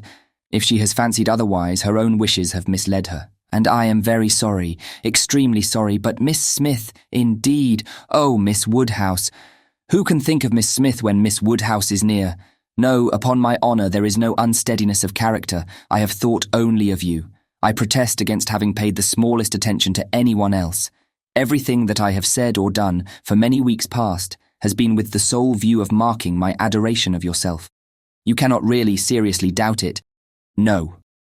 In an accent meant to be insinuating, I am sure you have seen and understood me.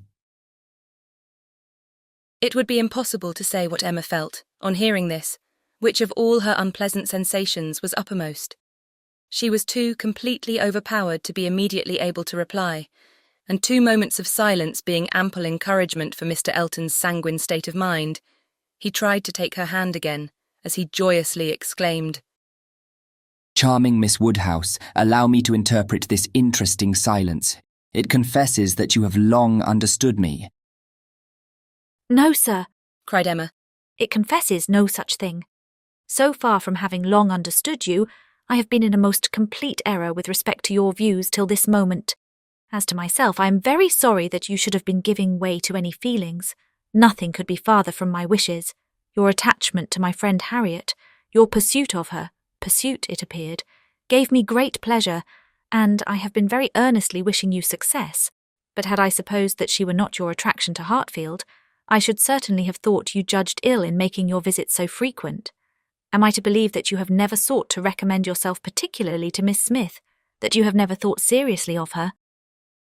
Never, madam, cried he, affronted in his turn. Never, I assure you. I think seriously of Miss Smith. Miss Smith is a very good sort of girl, and I should be happy to see her respectably settled. I wish her extremely well, and no doubt there are men who might not object to.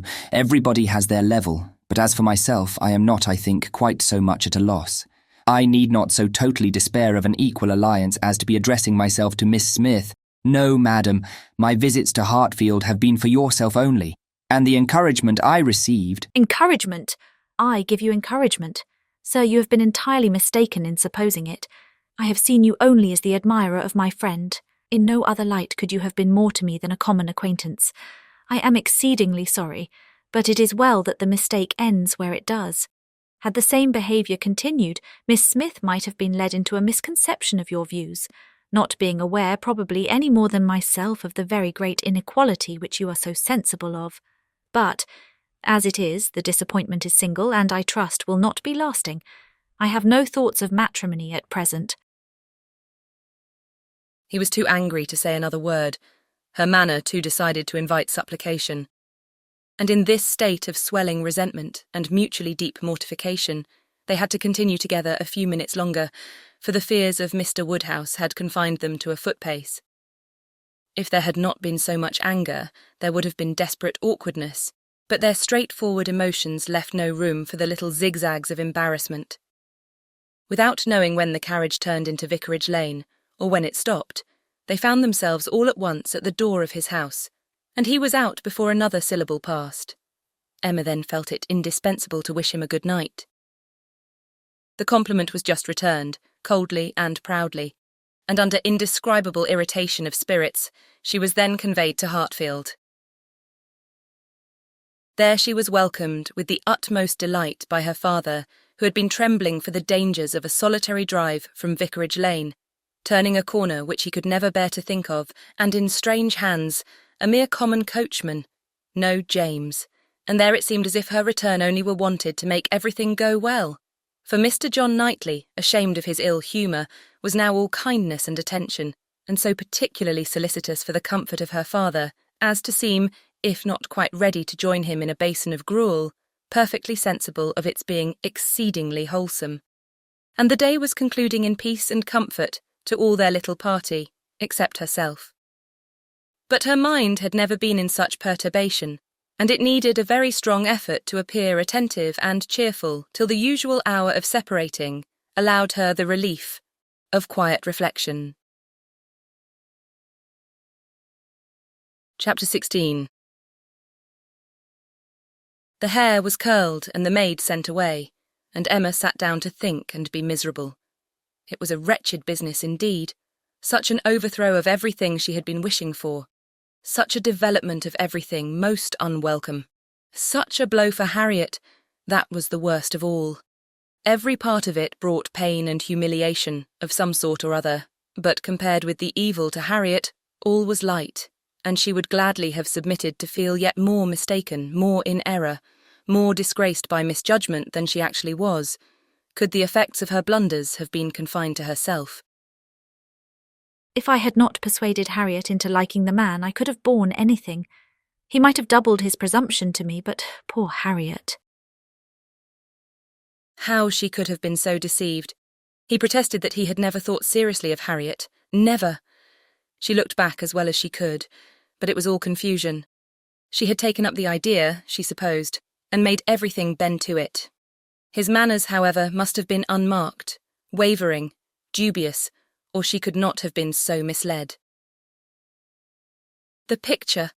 How eager he had been about the picture, and the charade, and 100 other circumstances. How clearly they had seemed to point at Harriet. To be sure, the charade with its ready wit, but then the soft eyes, in fact it suited neither. It was a jumble without taste or truth. Who could have seen through such thick-headed nonsense?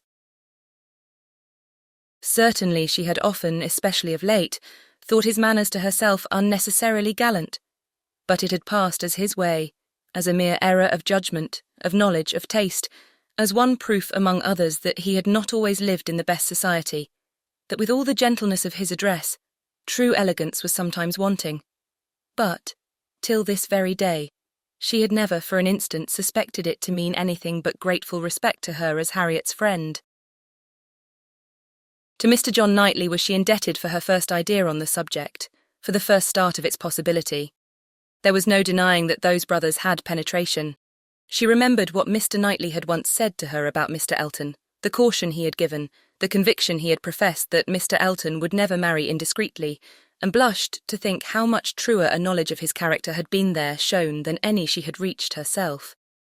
It was dreadfully mortifying, but Mr. Elton was proving himself, in many respects, the very reverse of what she had meant and believed him. Proud, assuming, conceited, very full of his own claims, and little concerned about the feelings of others.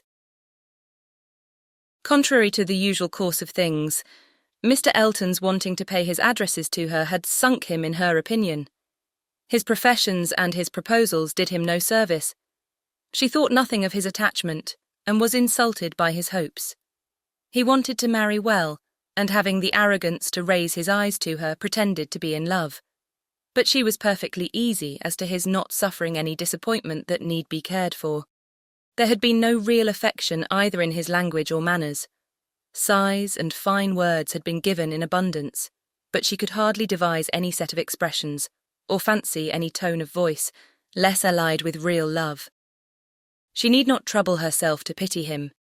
He only wanted to aggrandize and enrich himself, and if Miss Woodhouse of Hartfield, the heiress of £30,000, were not quite so easily obtained as he had fancied, he would soon try for Miss Somebody Else with 20, or with 10. But that he should talk of encouragement, should consider her as aware of his views, accepting his attentions, meaning, in short, to marry him, should suppose himself her equal in connection or mind, look down upon her friend, so well understanding the gradations of rank below him, and be so blind to what rose above, as to fancy himself showing no presumption in addressing her. It was most provoking. Perhaps it was not fair to expect him to feel how very much he was her inferior in talent and all the elegancies of mind. The very want of such a quality might prevent his perception of it. But he must know that in fortune and consequence she was greatly his superior. He must know that the Woodhouses had been settled for several generations at Hartfield, the younger branch of a very ancient family, and that the Eltons were nobody. The landed property of Hartfield certainly was inconsiderable, being but a sort of notch in the Donwell Abbey estate, to which all the rest of Highbury belonged, but their fortune, from other sources, was such as to make them scarcely secondary to Donwell Abbey itself in every other kind of consequence. And the Woodhouses had long held a high place in the consideration of the neighbourhood which Mr. Elton had first entered not 2 years ago to make his way as he could, without any alliances but in trade, or anything to recommend him to notice but his situation and his civility. But he had fancied her in love with him. That evidently must have been his dependence, and after raving a little about the seeming incongruity of gentle manners and a conceited head, Emma was obliged in common honesty to stop and admit that her own behaviour to him had been so complacent and obliging, so full of courtesy and attention, as, supposing her real motive unperceived, might warrant a man of ordinary observation and delicacy, like Mr. Elton, in fancying himself a very decided favourite. If she had so misinterpreted his feelings, she had little right to wonder that he, with self-interest to blind him, should have mistaken hers. The first error and the worst lay at her door. It was foolish, it was wrong, to take so active a part in bringing any two people together. It was adventuring too far, assuming too much, making light of what ought to be serious, a trick of what ought to be simple. She was quite concerned and ashamed, and resolved to do such things no more. "Here have I," said she, "actually talked poor Harriet into being very much attached to this man. She might never have thought of him but for me, and certainly never would have thought of him with hope, if I had not assured her of his attachment, for she is as modest and humble as I used to think him. Oh, that I had been satisfied with persuading her not to accept young Martin. There I was quite right. That was well done of me. But there I should have stopped, and left the rest to time and chance. I was introducing her into good company, and giving her the opportunity of pleasing someone worth having. I ought not to have attempted more. But now, poor girl, her peace is cut up for some time. I have been but half a friend to her, and if she were not to feel this disappointment so very much, I am sure I have not an idea of anybody else who would be at all desirable for her. William Cox. Oh no, I could not endure William Cox. A pert young lawyer." She stopped to blush and laugh at her own relapse, and then resumed a more serious, more dispiriting cogitation upon what had been, and might be, and must be. The distressing explanation she had to make to Harriet, and all that poor Harriet would be suffering with the awkwardness of future meetings, the difficulties of continuing or discontinuing the acquaintance, of subduing feelings, concealing resentment, and avoiding éclat, were enough to occupy her in most unmirthful reflections some time longer, and she went to bed at last with nothing settled but the conviction of her having blundered most dreadfully. To youth and natural cheerfulness like Emma's, though under temporary gloom at night, the return of day will hardly fail to bring return of spirits. The youth and cheerfulness of morning are in happy analogy and of powerful operation, and if the distress be not poignant enough to keep the eyes unclosed, they will be sure to open to sensations of softened pain and brighter hope. Emma got up on the morrow more disposed for comfort than she had gone to bed, more ready to see alleviations of the evil before her, and to depend on getting tolerably out of it. It was a great consolation that Mr. Elton should not be really in love with her, or so particularly amiable as to make it shocking to disappoint him, that Harriet's nature should not be of that superior sort in which the feelings are most acute and retentive, and that there could be no necessity for anybody's knowing what had passed except the three principals, and especially for her father's being given a moment's uneasiness about it. These were very cheering thoughts, and the sight of a great deal of snow on the ground did her further service, for anything was welcome that might justify their all three being quite asunder at present. Though Christmas Day, she could not go to church. Mr. Woodhouse would have been miserable had his daughter attempted it, and she was therefore safe from either exciting or receiving unpleasant and most unsuitable ideas. The ground covered with snow, and the atmosphere in that unsettled state between frost and thaw, which is of all others the most unfriendly for exercise, every morning beginning in rain or snow, and every evening setting in to freeze, she was for many days a most honourable prisoner. No intercourse with Harriet possible, but by note. No church for her on Sunday any more than on Christmas Day, and no need to find excuses for Mr. Elton's absenting himself.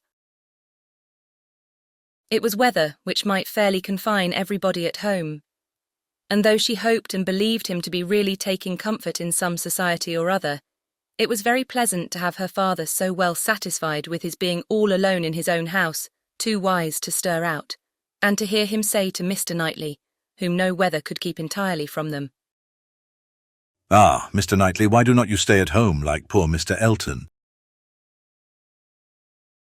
These days of confinement would have been, but for her private perplexities, remarkably comfortable, as such seclusion exactly suited her brother, whose feelings must always be of great importance to his companions, and he had, besides, so thoroughly cleared off his ill humour at Randalls that his amiableness never failed him during the rest of his stay at Hartfield. He was always agreeable and obliging, and speaking pleasantly of everybody. But, with all the hopes of cheerfulness and all the present comfort of delay, there was still such an evil hanging over her in the hour of explanation with Harriet, as made it impossible for Emma to be ever perfectly at ease. Chapter 17. Mr. and Mrs. John Knightley were not detained long at Hartfield. The weather soon improved enough for those to move who must move, and Mr. Woodhouse having, as usual, tried to persuade his daughter to stay behind with all her children, was obliged to see the whole party set off and return to his lamentations over the destiny of poor Isabella, which poor Isabella, passing her life with those she doted on, full of their merits, blind to their faults, and always innocently busy, might have been a model of right feminine happiness.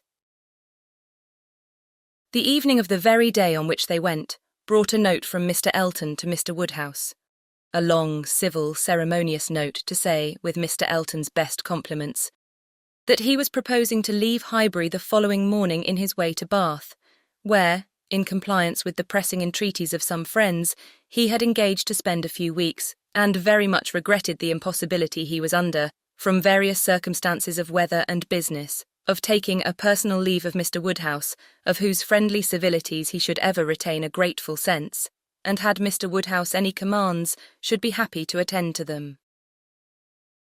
Emma was most agreeably surprised. Mr. Elton's absence just at this time was the very thing to be desired. She admired him for contriving it, though not able to give him much credit for the manner in which it was announced. Resentment could not have been more plainly spoken than in a civility to her father, from which she was so pointedly excluded.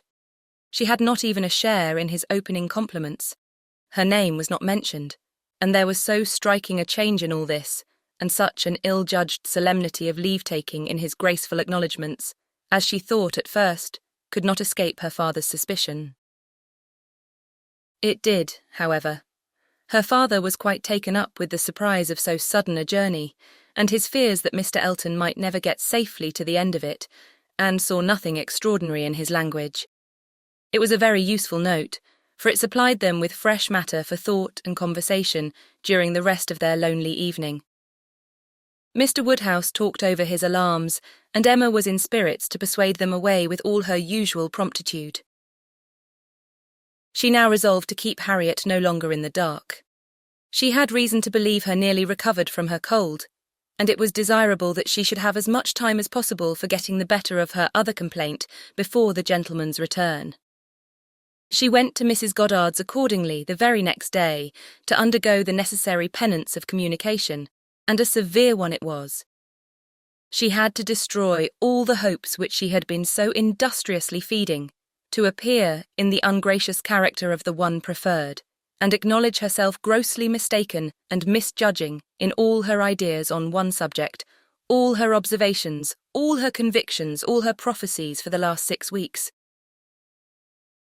The confession completely renewed her first shame, and the sight of Harriet's tears made her think that she should never be in charity with herself again. Harriet bore the intelligence very well, blaming nobody, and in everything testifying such an ingenuousness of disposition and lowly opinion of herself as must appear with particular advantage at that moment to her friend. Emma was in the humour to value simplicity and modesty to the utmost, and all that was amiable, all that ought to be attaching, seemed on Harriet's side, not her own. Harriet did not consider herself as having anything to complain of. The affection of such a man as Mr. Elton would have been too great a distinction. She never could have deserved him, and nobody but so partial and kind a friend as Miss Woodhouse would have thought it possible. Her tears fell abundantly, but her grief was so truly artless that no dignity could have made it more respectable in Emma's eyes, and she listened to her and tried to console her with all her heart and understanding, really for the time convinced that Harriet was the superior creature of the two, and that to resemble her would be more for her own welfare and happiness than all that genius or intelligence could do.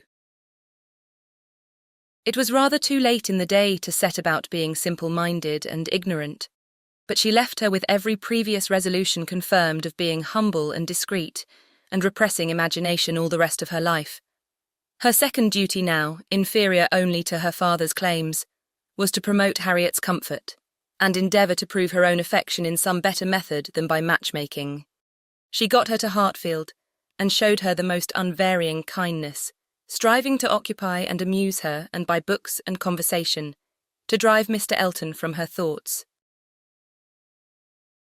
Time, she knew, must be allowed for this being thoroughly done, and she could suppose herself but an indifferent judge of such matters in general, and very inadequate to sympathise in an attachment to Mr. Elton in particular. But it seemed to her reasonable that at Harriet's age, and with the entire extinction of all hope, such a progress might be made towards a state of composure by the time of Mr. Elton's return, as to allow them all to meet again in the common routine of acquaintance, without any danger of betraying sentiments or increasing them. Harriet did think him all perfection, and maintained the non-existence of anybody equal to him in person or goodness, and did in truth prove herself more resolutely in love than Emma had foreseen. But yet it appeared to her so natural, so inevitable to strive against an inclination of that sort unrequited, that she could not comprehend its continuing very long in equal force. If Mr. Elton, on his return, made his own indifference as evident and indubitable as she could not doubt he would anxiously do, she could not imagine Harriet's persisting to place her happiness in the sight or the recollection of him. Their being fixed, so absolutely fixed, in the same place, was bad for each, for all three. Not one of them had the power of removal, or of effecting any material change of society. They must encounter each other, and make the best of it. Harriet was farther unfortunate in the tone of her companions at Mrs. Goddard's. Mr. Elton being the adoration of all the teachers and great girls in the school, and it must be at Hartfield only that she could have any chance of hearing him spoken of with cooling moderation or repellent truth. Where the wound had been given, there must the cure be found, if anywhere, and Emma felt that, till she saw her in the way of cure, there could be no true peace for herself.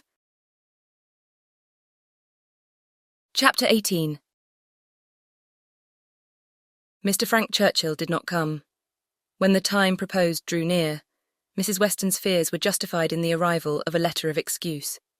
For the present he could not be spared, to his very great mortification and regret, but still he looked forward with the hope of coming to Randalls at no distant period.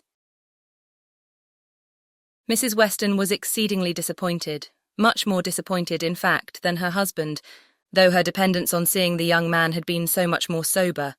But a sanguine temper, though for ever expecting more good than occurs, does not always pay for its hopes by any proportionate depression. It soon flies over the present failure and begins to hope again. For half an hour Mr. Weston was surprised and sorry, but then he began to perceive that Frank's coming 2 or 3 months later would be a much better plan. Better time of year, better weather, and that he would be able, without any doubt, to stay considerably longer with them than if he had come sooner. These feelings rapidly restored his comfort, while Mrs. Weston, of a more apprehensive disposition, foresaw nothing but a repetition of excuses and delays, and after all her concern for what her husband was to suffer, suffered a great deal more herself. Emma was not at this time in a state of spirits to care really about Mr. Frank Churchill's not coming, except as a disappointment at Randalls. The acquaintance at present had no charm for her. She wanted rather to be quiet and out of temptation. But still, as it was desirable that she should appear in general like her usual self, she took care to express as much interest in the circumstance, and enter as warmly into Mr. and Mrs. Weston's disappointment as might naturally belong to their friendship. She was the first to announce it to Mr. Knightley, and exclaimed quite as much as was necessary, or, being acting a part, perhaps rather more, at the conduct of the Churchills in keeping him away. She then proceeded to say a good deal more than she felt, of the advantage of such an addition to their confined society in Surrey, the pleasure of looking at somebody new, the gala day to Highbury and Tyre, which the sight of him would have made, and ending with reflections on the Churchills again, found herself directly involved in a disagreement with Mr. Knightley, and to her great amusement, perceived that she was taking the other side of the question from her real opinion, and making use of Mrs. Weston's arguments against herself. The Churchills are very likely in fault, said Mr. Knightley coolly. but I dare say he might come if he would. I do not know why you should say so. He wishes exceedingly to come, but his uncle and aunt will not spare him. I cannot believe that he has not the power of coming, if he made a point of it. It is too unlikely for me to believe it without proof. How odd you are. What has Mr. Frank Churchill done to make you suppose him such an unnatural creature? I am not supposing him at all an unnatural creature, in suspecting that he may have learnt to be above his connections, and to care very little for anything but his own pleasure, from living with those who have always set him the example of it. It is a great deal more natural than one could wish, that a young man brought up by those who are proud, luxurious and selfish, should be proud, luxurious and selfish too. If Frank Churchill had wanted to see his father, he would have contrived it between September and January. A man at his age, what is he, 3 or 4 and 20, cannot be without the means of doing as much as that. It is impossible. That's easily said, and easily felt by you, who have always been your own master. You are the worst judge in the world, Mr. Knightley, of the difficulties of dependence. You do not know what it is to have tempers to manage. It is not to be conceived that a man of 3 or 4 and 20 should not have liberty of mind or limb to that amount. He cannot want money, he cannot want leisure. We know on the contrary that he has so much of both, that he is glad to get rid of them at the idlest haunts in the kingdom. We hear of him forever at some watering place or other. A little while ago he was at Weymouth. This proves that he can leave the Churchills. Yes, sometimes he can. And those times are whenever he thinks it worth his while, whenever there is any temptation of pleasure. It is very unfair to judge of anybody's conduct without an intimate knowledge of their situation, Nobody who has not been in the interior of a family can say what the difficulties of any individual of that family may be. We ought to be acquainted with Enscombe and with Mrs. Churchill's temper before we pretend to decide upon what her nephew can do. He may at times be able to do a great deal more than he can at others. There is one thing, Emma, which a man can always do if he chooses, and that is his duty. Not by manoeuvring and finessing, but by vigour and resolution.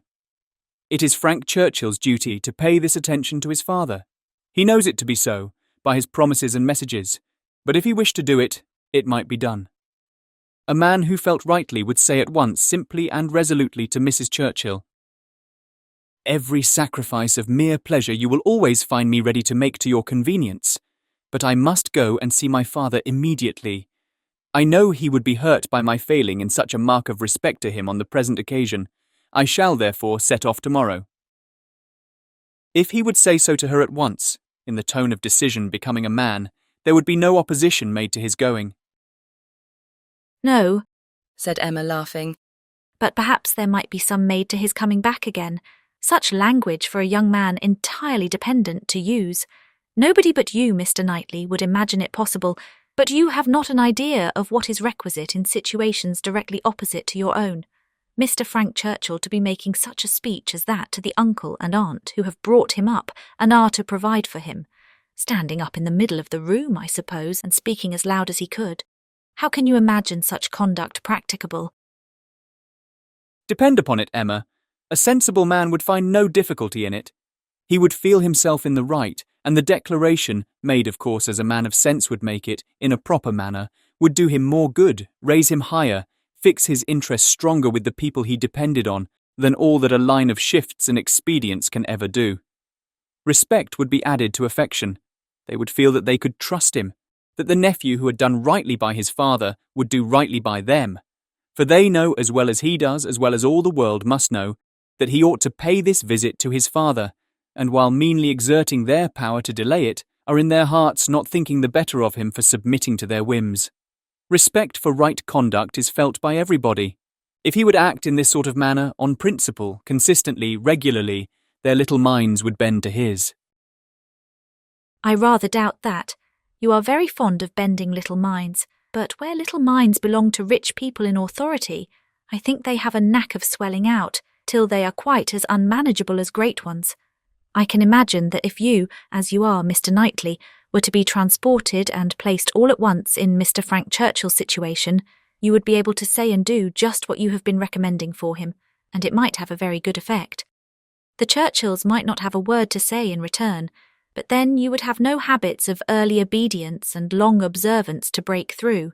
To him who has, it might not be so easy to burst forth at once into perfect independence, and set all their claims on his gratitude and regard at naught. He may have as strong a sense of what would be right as you can have, without being so equal, under particular circumstances, to act up to it." Then it would not be so strong a sense. If it failed to produce equal exertion, it could not be an equal conviction. Oh, the difference of situation and habit! I wish you would try to understand what an amiable young man may be likely to feel in directly opposing those whom, as child and boy, he has been looking up to all his life. Our amiable young man is a very weak young man, if this be the first occasion of his carrying through a resolution to do right against the will of others.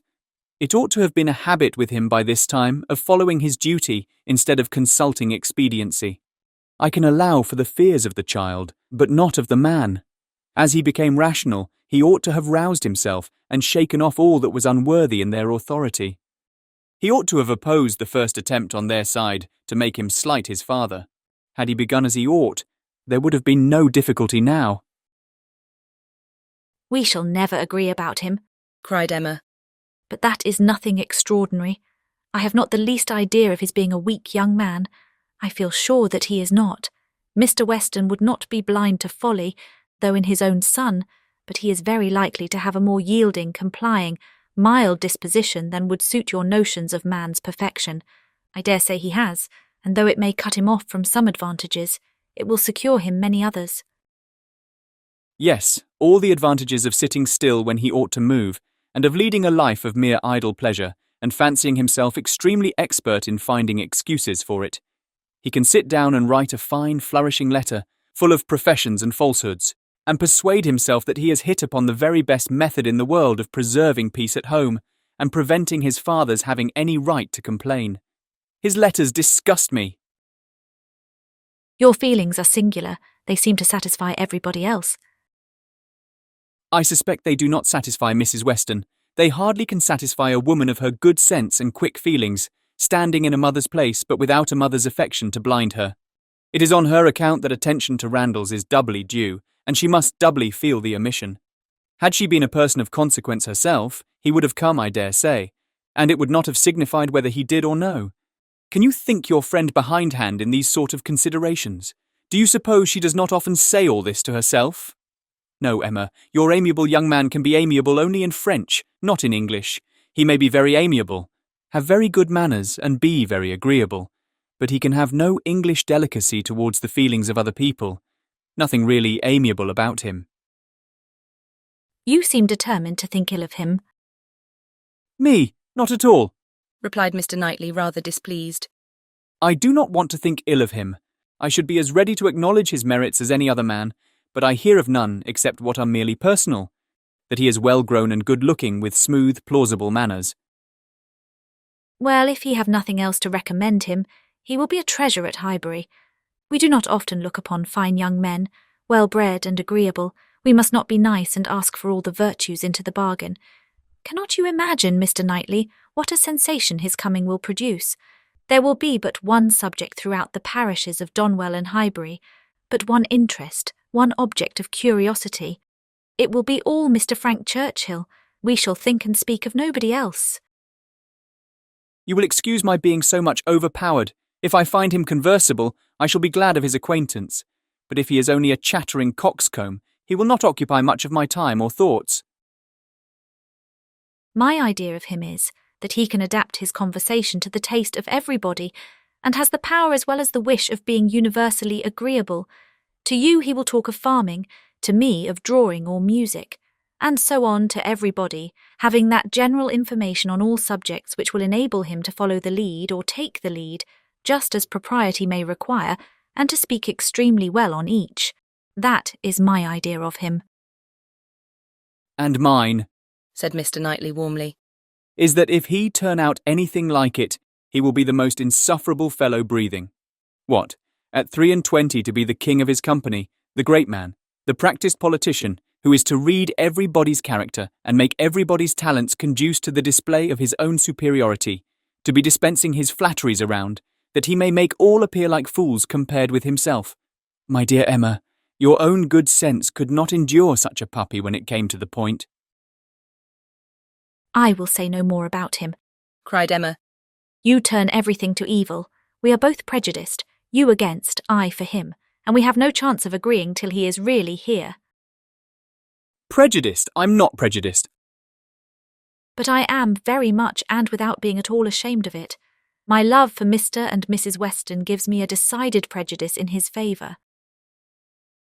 He is a person I never think of from 1 month's end to another, said Mr. Knightley, with a degree of vexation, which made Emma immediately talk of something else, though she could not comprehend why he should be angry.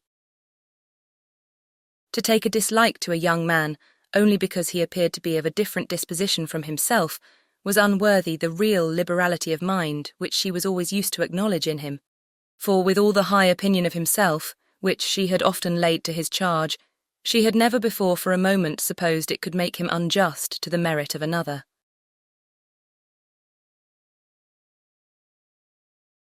Volume 2, Chapter 1. Emma and Harriet had been walking together one morning, and, in Emma's opinion, had been talking enough of Mr. Elton for that day. She could not think that Harriet's solace or her own sins required more, and she was therefore industriously getting rid of the subject as they returned. But it burst out again when she thought she had succeeded, and after speaking some time of what the poor must suffer in winter, and receiving no other answer than a very plaintive, Mr. Elton is so good to the poor, she found something else must be done. They were just approaching the house where lived Mrs. and Miss Bates. She determined to call upon them and seek safety in numbers. There was always sufficient reason for such an attention. Mrs. and Miss Bates loved to be called on, and she knew she was considered by the very few who presumed ever to see imperfection in her, as rather negligent in that respect, and as not contributing what she ought to the stock of their scanty comforts. She had had many a hint from Mr. Knightley, and some from her own heart, as to her deficiency, but none were equal to counteract the persuasion of its being very disagreeable, a waste of time, tiresome women, and all the horror of being in danger of falling in with the second-rate and third-rate of Highbury, who were calling on them forever, and therefore she seldom went near them. But now she made the sudden resolution of not passing their door without going in, observing, as she proposed it to Harriet, that as well as she could calculate, they were just now quite safe from any letter from Jane Fairfax. The house belonged to people in business. Mrs. and Miss Bates occupied the drawing-room floor, and there, in the very moderate-sized apartment, which was everything to them, the visitors were most cordially and even gratefully welcomed. The quiet, neat old lady, who with her knitting was seated in the warmest corner, wanting even to give up her place to Miss Woodhouse, and her more active talking daughter, almost ready to overpower them with care and kindness, thanks for their visit, solicitude for their shoes, anxious inquiries after Mr. Woodhouse's health, cheerful communications about her mother's, and sweet cake from the buffet. Mrs. Cole had just been there, just called in for 10 minutes, and had been so good as to sit an hour with them, and she had taken a piece of cake and been so kind as to say she liked it very much, and therefore, she hoped, Miss Woodhouse and Miss Smith would do them the favour to eat a piece too. The mention of the Coles was sure to be followed by that of Mr. Elton. There was intimacy between them, and Mr. Cole had heard from Mr. Elton since his going away. Emma knew what was coming. They must have the letter over again, and settle how long he had been gone, and how much he was engaged in company, and what a favourite he was wherever he went, and how full the master of the ceremonies ball had been. And she went through it very well, with all the interest and all the commendation that could be requisite, and always putting forward to prevent Harriet's being obliged to say a word. This she had been prepared for when she entered the house, but meant, having once talked him handsomely over, to be no farther incommoded by any troublesome topic, and to wander at large amongst all the mistresses and misses of Highbury and their card parties. She had not been prepared to have Jane Fairfax succeed Mr. Elton, but he was actually hurried off by Miss Bates. She jumped away from him at last abruptly to the Coles, to usher in a letter from her niece. "Oh, yes, Mr. Elton, I understand, certainly as to dancing. Mrs. Cole was telling me that dancing at the rooms at Bath was— Mrs. Cole was so kind as to sit some time with us talking of Jane, for as soon as she came in she began inquiring after her. Jane is so very great a favourite there. Whenever she is with us, Mrs. Cole does not know how to show her kindness enough, and I must say that Jane deserves it as much as anybody can. And so she began inquiring after her directly, saying, 'I know you cannot have heard from Jane lately, because it is not her time for writing.' And when I immediately said, 'But indeed we have. We had a letter this very morning.' I do not know that I ever saw anybody more surprised. 'Have you, upon your honour?' said she. 'Well, that is quite unexpected. Do let me hear what she says.' Emma's politeness was at hand directly to say, with smiling interest, "Have you heard from Miss Fairfax so lately? I'm extremely happy. I hope she's well." "Thank you, you are so kind," replied the happily deceived aunt, while eagerly hunting for the letter. "Oh, here it is. I was sure it could not be far off. But I had put my huswife upon it, you see, without being aware, and so it was quite hid, but I had it in my hand so very lately that I was almost sure it must be on the table. I was reading it to Mrs. Cole, and since she went away, I was reading it again to my mother, for it is such a pleasure to her, a letter from Jane, that she can never hear it often enough. So I knew it could not be far off. And here it is, only just under my huswife, and since you are so kind as to wish to hear what she says. But first of all, I really must, in justice to Jane, apologise for her writing so short a letter. Only 2 pages, you see, hardly 2, and in general she fills the whole paper and crosses half. My mother often wonders that I can make it out so well. She often says when the letter is first opened, "Well, Hetty, now I think you will be put to it to make out all that chequer work." "Don't you, ma'am? And then I tell her I am sure she would contrive to make it out herself, if she had nobody to do it for her, every word of it. I am sure she would pore over it till she had made out every word. And indeed, though my mother's eyes are not so good as they were, she can see amazingly well still, thank God, with the help of spectacles. It is such a blessing. My mother's are really very good indeed. Jane often says when she is here, I am sure, Grandmamma, you must have had very strong eyes to see as you do, and so much fine work as you have done too. I only wish my eyes may last me as well.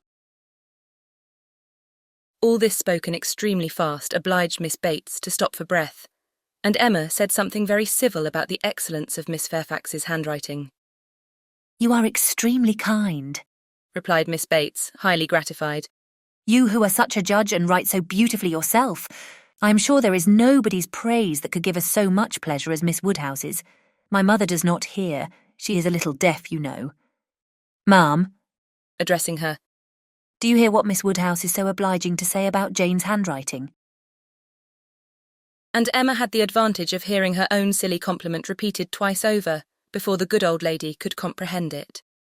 She was pondering, in the meanwhile, upon the possibility, without seeming very rude, of making her escape from Jane Fairfax's letter, and had almost resolved on hurrying away directly under some slight excuse, when Miss Bates turned to her again and seized her attention. My mother's deafness is very trifling, you see, just nothing at all. By only raising my voice and saying anything 2 or 3 times over, she is sure to hear, but then she is used to my voice. But it is very remarkable that she should always hear Jane better than she does me. Jane speaks so distinct. However, she will not find her grandmamma at all deafer than she was 2 years ago, which is saying a great deal at my mother's time of life. And it really is full 2 years, you know, since she was here. We never were so long without seeing her before, and as I was telling Mrs. Cole, we shall hardly know how to make enough of her now. Are you expecting Miss Fairfax here soon? Oh, yes, next week. Indeed, that must be a very great pleasure. Thank you. You are very kind. Yes, next week. Everybody is so surprised, and everybody says the same obliging things. I am sure she will be as happy to see her friends at Highbury as they can be to see her. Yes, Friday or Saturday, she cannot say which, because Colonel Campbell will be wanting the carriage himself one of those days. So very good of them to send her the whole way, but they always do, you know. Oh yes, Friday or Saturday next. That is what she writes about. That is the reason of her writing out of rule, as we call it. For in the common course we should not have heard from her before next Tuesday or Wednesday. Yes, so I imagined. I was afraid there could be little chance of my hearing anything of Miss Fairfax today. So obliging of you.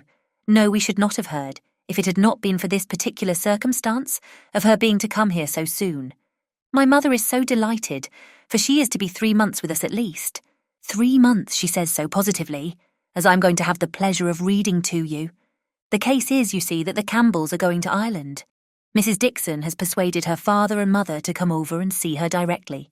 They had not intended to go over till the summer, but she is so impatient to see them again. For till she married last October she was never away from them so much as a week, which must make it very strange to be in different kingdoms, I was going to say, but however different countries. And so she wrote a very urgent letter to her mother, or her father, I declare I do not know which it was, but we shall see presently in Jane's letter, wrote in Mr. Dixon's name as well as her own, to press their coming over directly, and they would give them the meeting in Dublin, and take them back to their country seat, Ballycraig, a beautiful place, I fancy. Jane has heard a great deal of its beauty, from Mr. Dixon, I mean. I do not know that she ever heard about it from anybody else, but it was very natural, you know, that he should like to speak of his own place while he was paying his addresses, and as Jane used to be very often walking out with them, for Colonel and Mrs. Campbell were very particular about their daughters not walking out often with only Mr. Dixon, for which I do not at all blame them.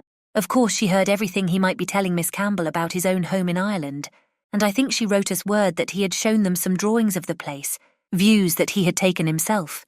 He is a most amiable, charming young man, I believe. Jane was quite longing to go to Ireland from his account of things.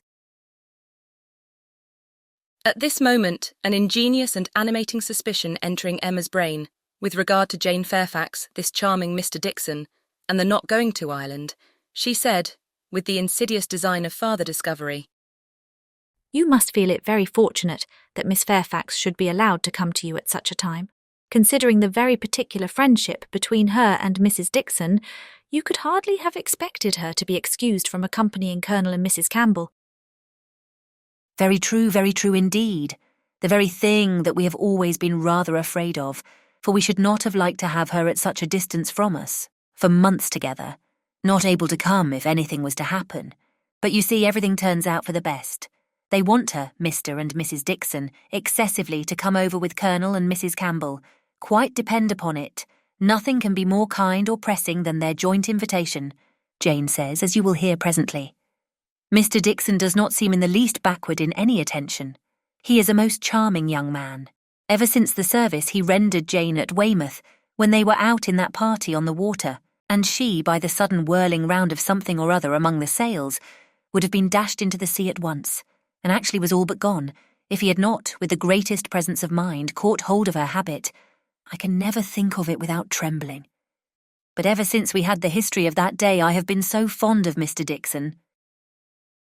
But, in spite of all her friend's urgency and her own wish of seeing Ireland, Miss Fairfax prefers devoting the time to you and Mrs. Bates.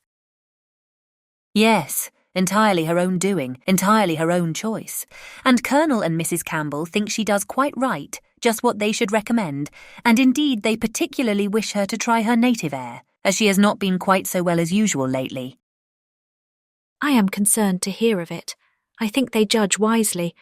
But Mrs. Dixon must be very much disappointed. Mrs. Dixon, I understand, has no remarkable degree of personal beauty, is not by any means to be compared with Miss Fairfax. Oh no, you are very obliging to say such things, but certainly not. There is no comparison between them.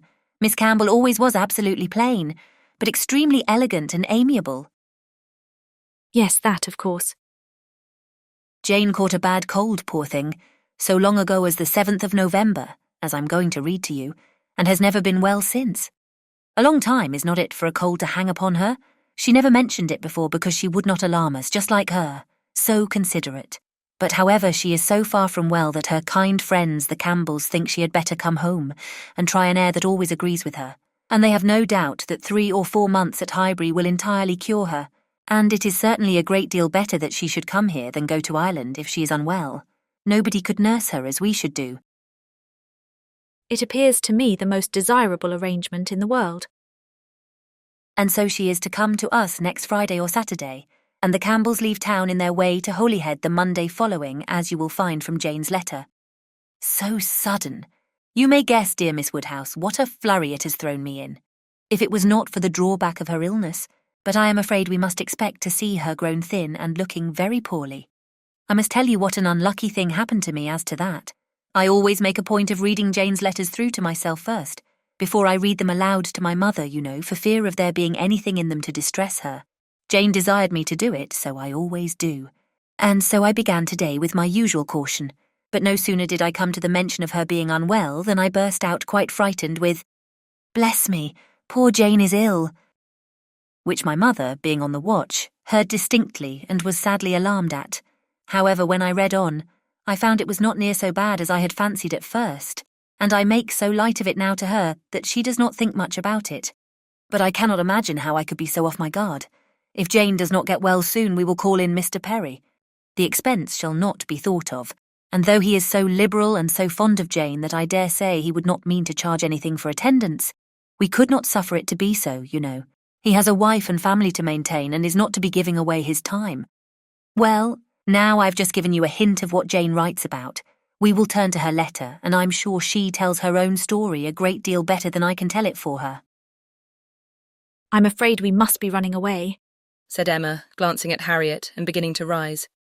My father will be expecting us. I had no intention. I thought I had no power of staying more than 5 minutes when I first entered the house. I merely called because I would not pass the door without inquiring after Mrs. Bates, but I have been so pleasantly detained. Now, however, we must wish you and Mrs. Bates good morning. And not all that could be urged to detain her succeeded. She regained the street, happy in this, that though much had been forced on her against her will, though she had in fact heard the whole substance of Jane Fairfax's letter, she had been able to escape the letter itself.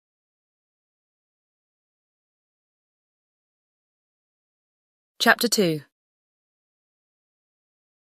Jane Fairfax was an orphan, the only child of Mrs. Bates's youngest daughter.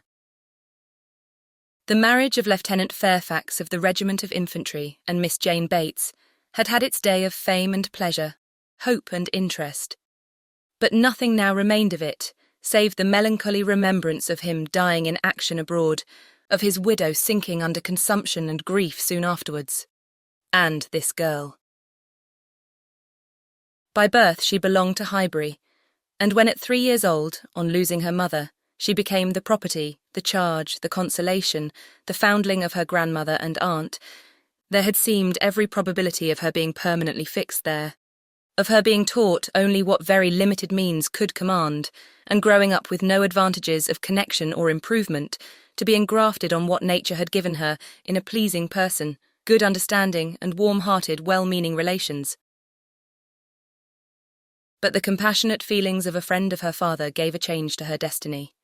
This was Colonel Campbell, who had very highly regarded Fairfax as an excellent officer and most deserving young man, and further, had been indebted to him for such attentions during a severe camp fever as he believed had saved his life.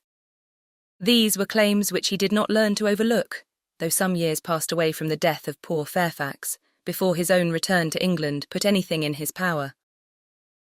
When he did return, he sought out the child and took notice of her. He was a married man with only one living child, a girl about Jane's age, and Jane became their guest, paying them long visits and growing a favourite with all. And before she was 9 years old, his daughter's great fondness for her, and his own wish of being a real friend, united to produce an offer from Colonel Campbell of undertaking the whole charge of her education. It was accepted, and from that period Jane had belonged to Colonel Campbell's family, and had lived with them entirely, only visiting her grandmother from time to time.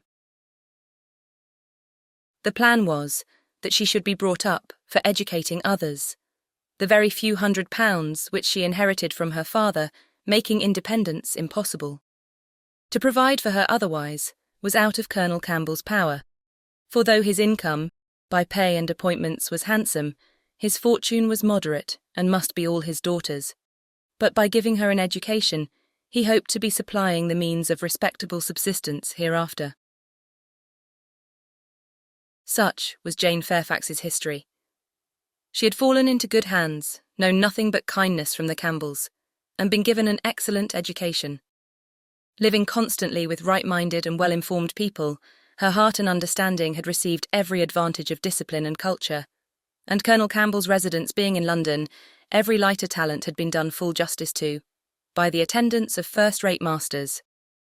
Her disposition and abilities were equally worthy of all that friendship could do, and at 18 or 19 she was, as far as such an early age can be qualified for the care of children, fully competent to the office of instruction herself, but she was too much beloved to be parted with.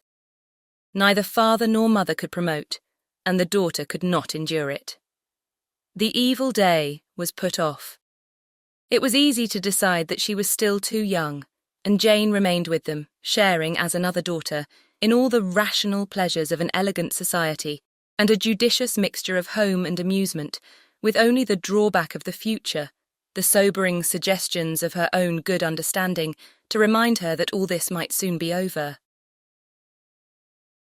The affection of the whole family, the warm attachment of Miss Campbell in particular, was the more honourable to each party from the circumstance of Jane's decided superiority, both in beauty and acquirements. That nature had given it in feature could not be unseen by the young woman, nor could her higher powers of mind be unfelt by the parents. They continued together with unabated regard, however, till the marriage of Miss Campbell, who by that chance, that luck which so often defies anticipation in matrimonial affairs, giving attraction to what is moderate rather than to what is superior, engaged the affections of Mr. Dixon, a young man, rich and agreeable, almost as soon as they were acquainted, and was eligibly and happily settled, while Jane Fairfax had yet her bread to earn. This event had very lately taken place, too lately for anything to be yet attempted by her less fortunate friend towards entering on her path of duty, though she had now reached the age which her own judgment had fixed on for beginning. She had long resolved that 21 should be the period. With the fortitude of a devoted novitiate, she had resolved at 21 to complete the sacrifice, and retire from all the pleasures of life, of rational intercourse, equal society, peace and hope, to penance and mortification for ever. The good sense of Colonel and Mrs. Campbell could not oppose such a resolution, though their feelings did.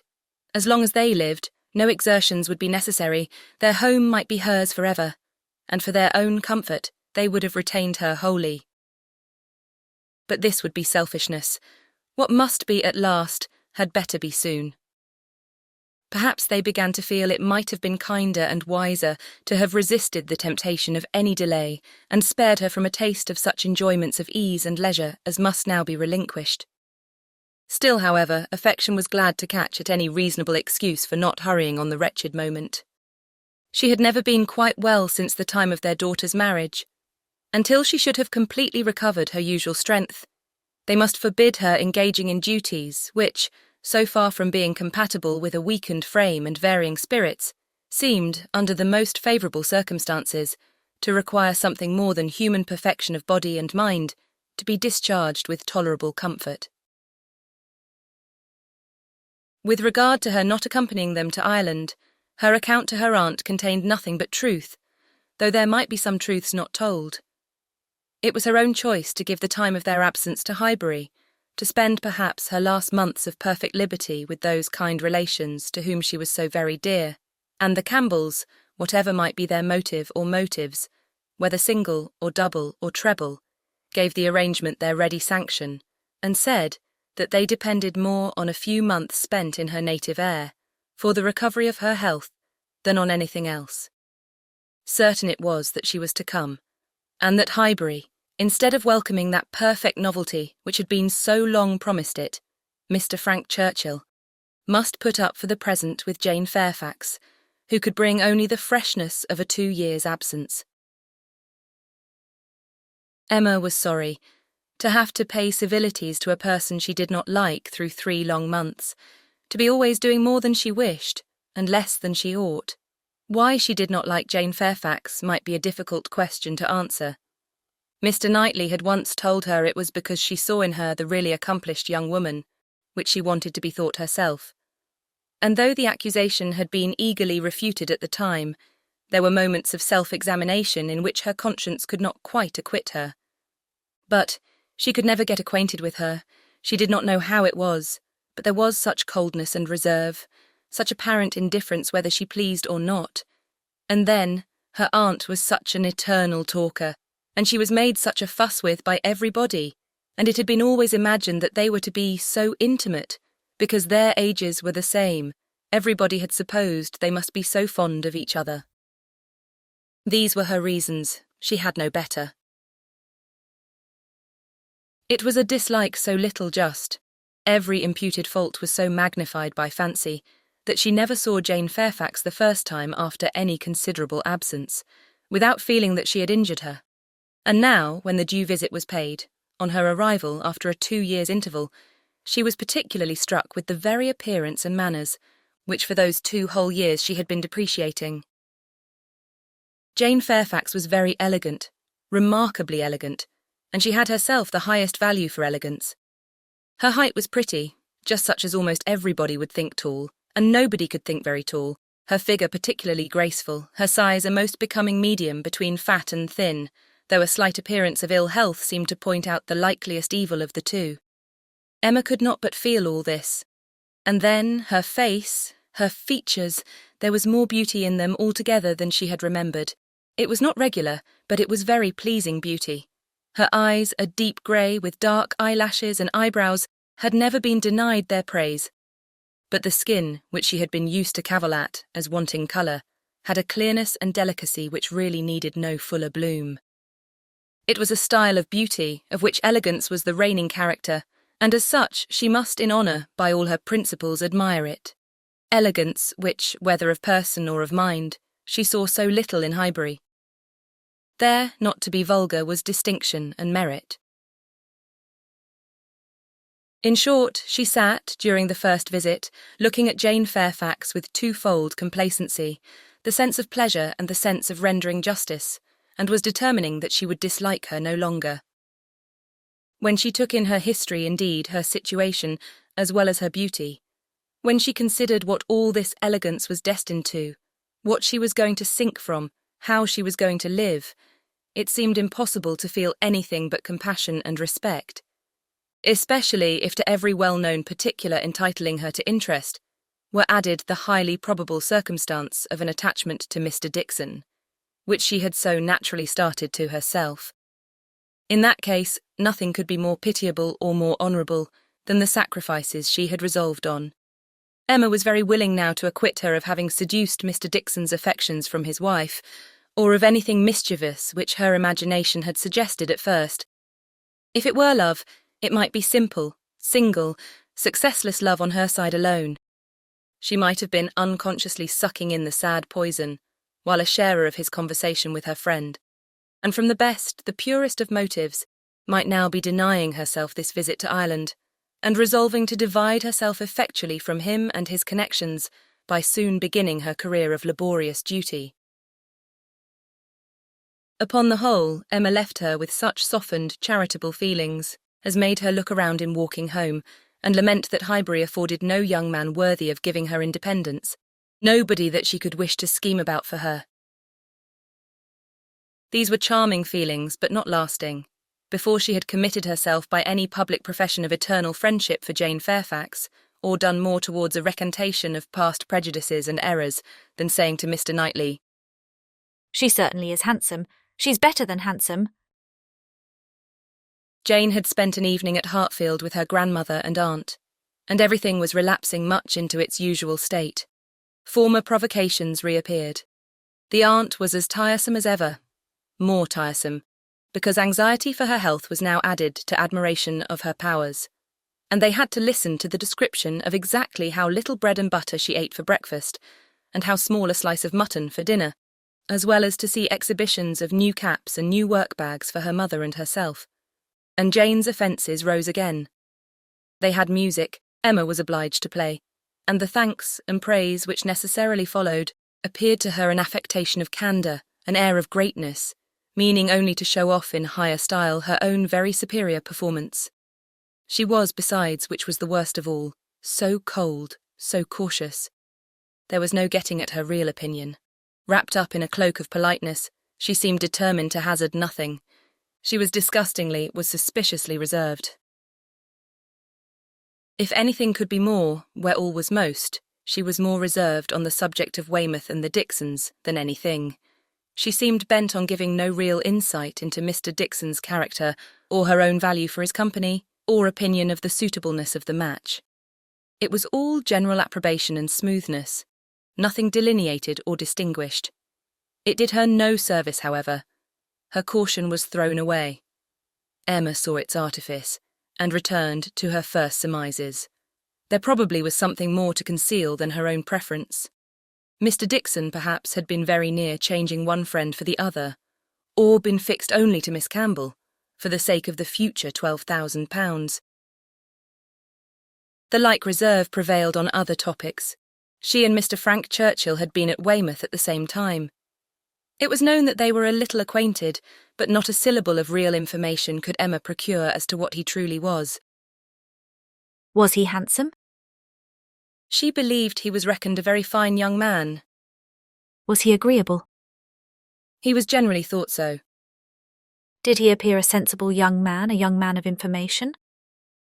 At a watering place, or in a common London acquaintance, it was difficult to decide on such points.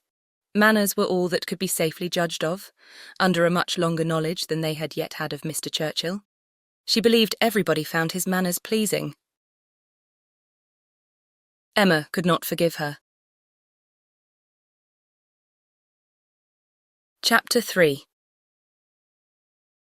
Emma could not forgive her, but as neither provocation nor resentment were discerned by Mr. Knightley, who had been of the party and had seen only proper attention and pleasing behaviour on each side, he was expressing the next morning, being at Hartfield again on business with Mr. Woodhouse, his approbation of the whole, not so openly as he might have done had her father been out of the room, but speaking plain enough to be very intelligible to Emma.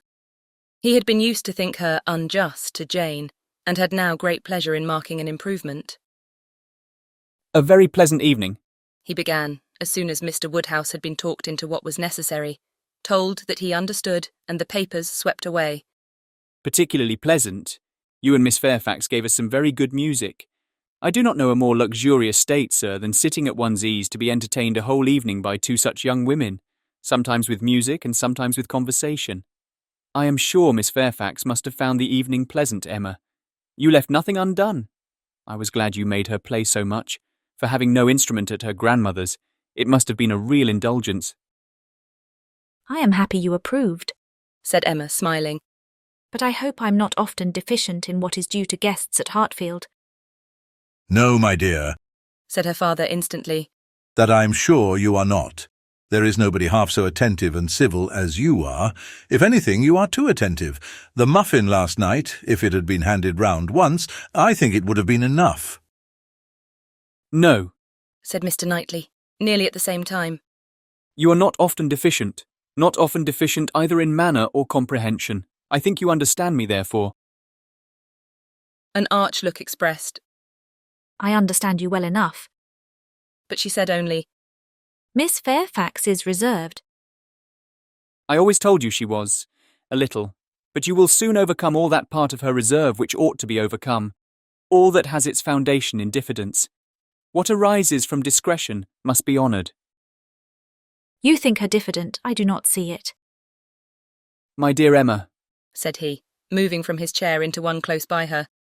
you are not going to tell me, I hope, that you had not a pleasant evening. Oh no, I was pleased with my own perseverance in asking questions, and amused to think how little information I obtained. I am disappointed. Was his only answer, I hope everybody had a pleasant evening. said Mr. Woodhouse, in his quiet way. I had. Once I felt the fire rather too much, but then I moved back my chair a little, a very little, and it did not disturb me. Miss Bates was very chatty and good-humoured, as she always is, though she speaks rather too quick. However, she is very agreeable, and Mrs. Bates, too, in a different way. I like old friends, and Miss Jane Fairfax is a very pretty sort of young lady, a very pretty and a very well-behaved young lady indeed. She must have found the evening agreeable, Mr. Knightley, because she had Emma. True, sir, and Emma, because she had Miss Fairfax. Emma saw his anxiety and, wishing to appease it, at least for the present, said, and with a sincerity which no one could question, She's a sort of elegant creature that one cannot keep one's eyes from. I'm always watching her to admire, and I do pity her from my heart. Mr. Knightley looked as if he were more gratified than he cared to express, and before he could make any reply, Mr. Woodhouse, whose thoughts were on the Bateses, said, It is a great pity that their circumstances should be so confined, a great pity indeed, and I have often wished. But it is so little one can venture to do, small trifling presents of anything uncommon. Now we have killed a porker, and Emma thinks of sending them a loin or a leg. It is very small and delicate. Hartfield pork is not like any other pork, but still it is pork, and my dear Emma, unless one could be sure of their making it into steaks, nicely fried, as ours are fried, without the smallest grease, and not roast it, for no stomach can bear roast pork. I think we had better send the leg. Do not you think so, my dear? My dear papa, I sent the whole hind quarter. I knew you would wish it. There will be the leg to be salted, you know, which is so very nice, and the loin to be dressed directly in any manner they like. That's right, my dear, very right. I had not thought of it before, but that is the best way. They must not oversalt the leg, and then if it is not oversalted, and if it is very thoroughly boiled, just as Searle boils ours, and eaten very moderately of with a boiled turnip, and a little carrot or parsnip, I do not consider it unwholesome. Emma, said Mr. Knightley presently, I have a piece of news for you. You like news, and I heard an article in my way hither that I think will interest you. News, oh yes, I always like news. What is it? Why do you smile so? Where did you hear it? At Randall's? He had time only to say, No, not at Randall's. I have not been near Randall's. when the door was thrown open, and Miss Bates and Miss Fairfax walked into the room. Full of thanks and full of news, Miss Bates knew not which to give quickest. Mr. Knightley soon saw that he had lost his moment, and that not another syllable of communication could rest with him. Oh, my dear sir, how are you this morning? My dear Miss Woodhouse, I come quite overpowered. Such a beautiful hindquarter of pork, you are too bountiful. Have you heard the news? Mr. Elton is going to be married.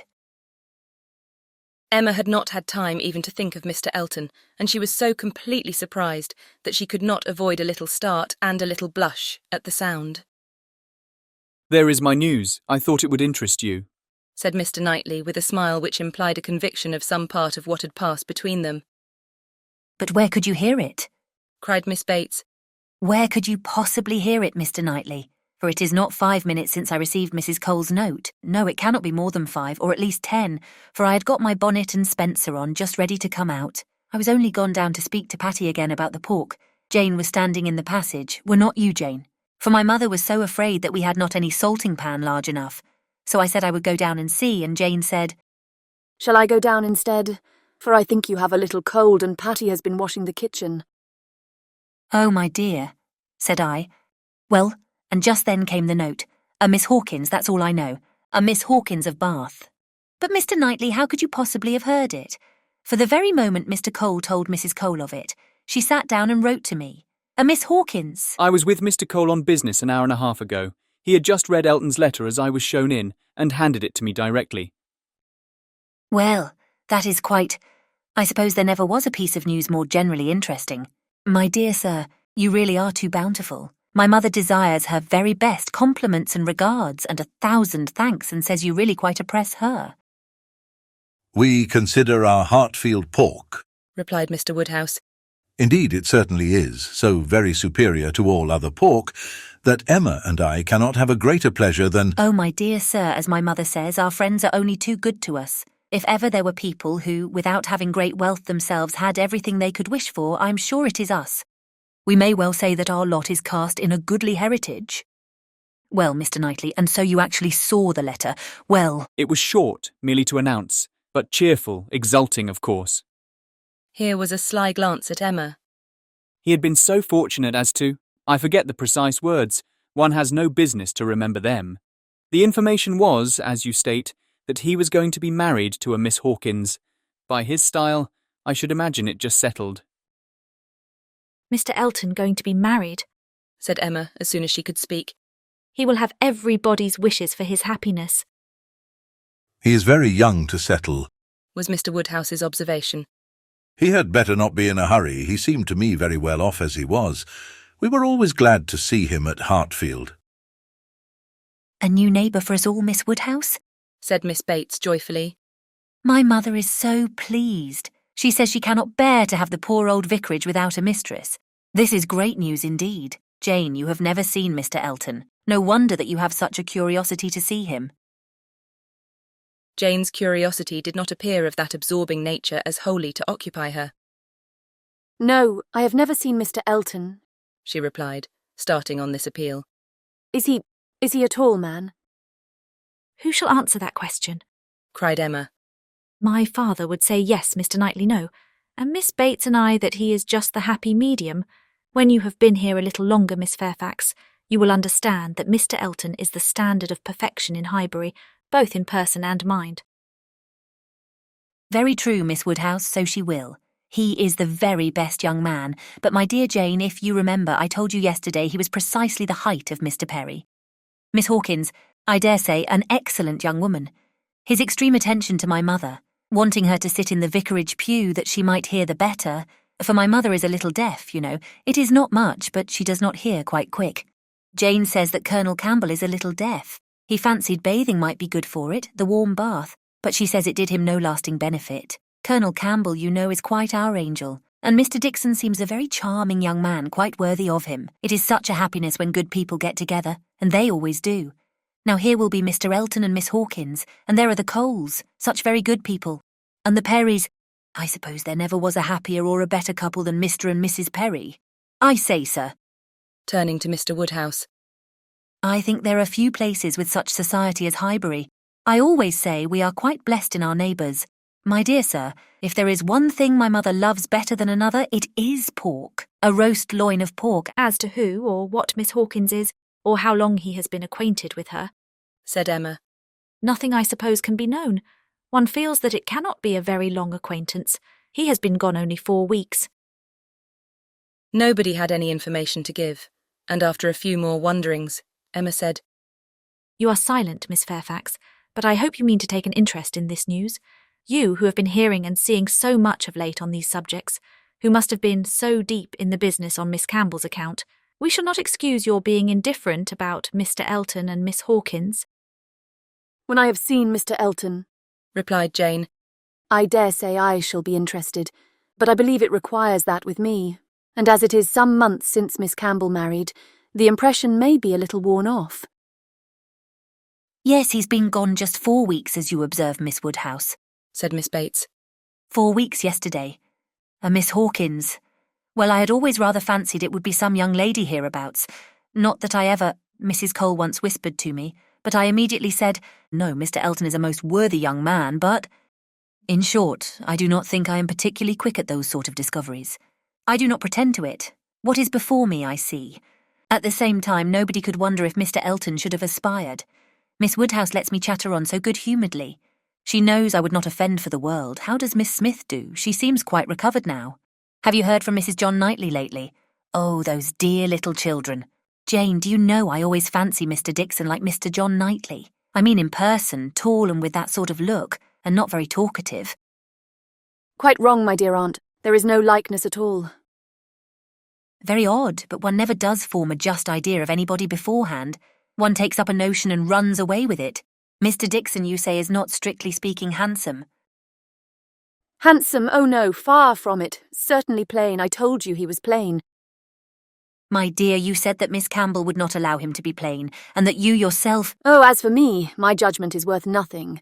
Where I have a regard, I always think a person well-looking, but I gave what I believed the general opinion when I called him plain.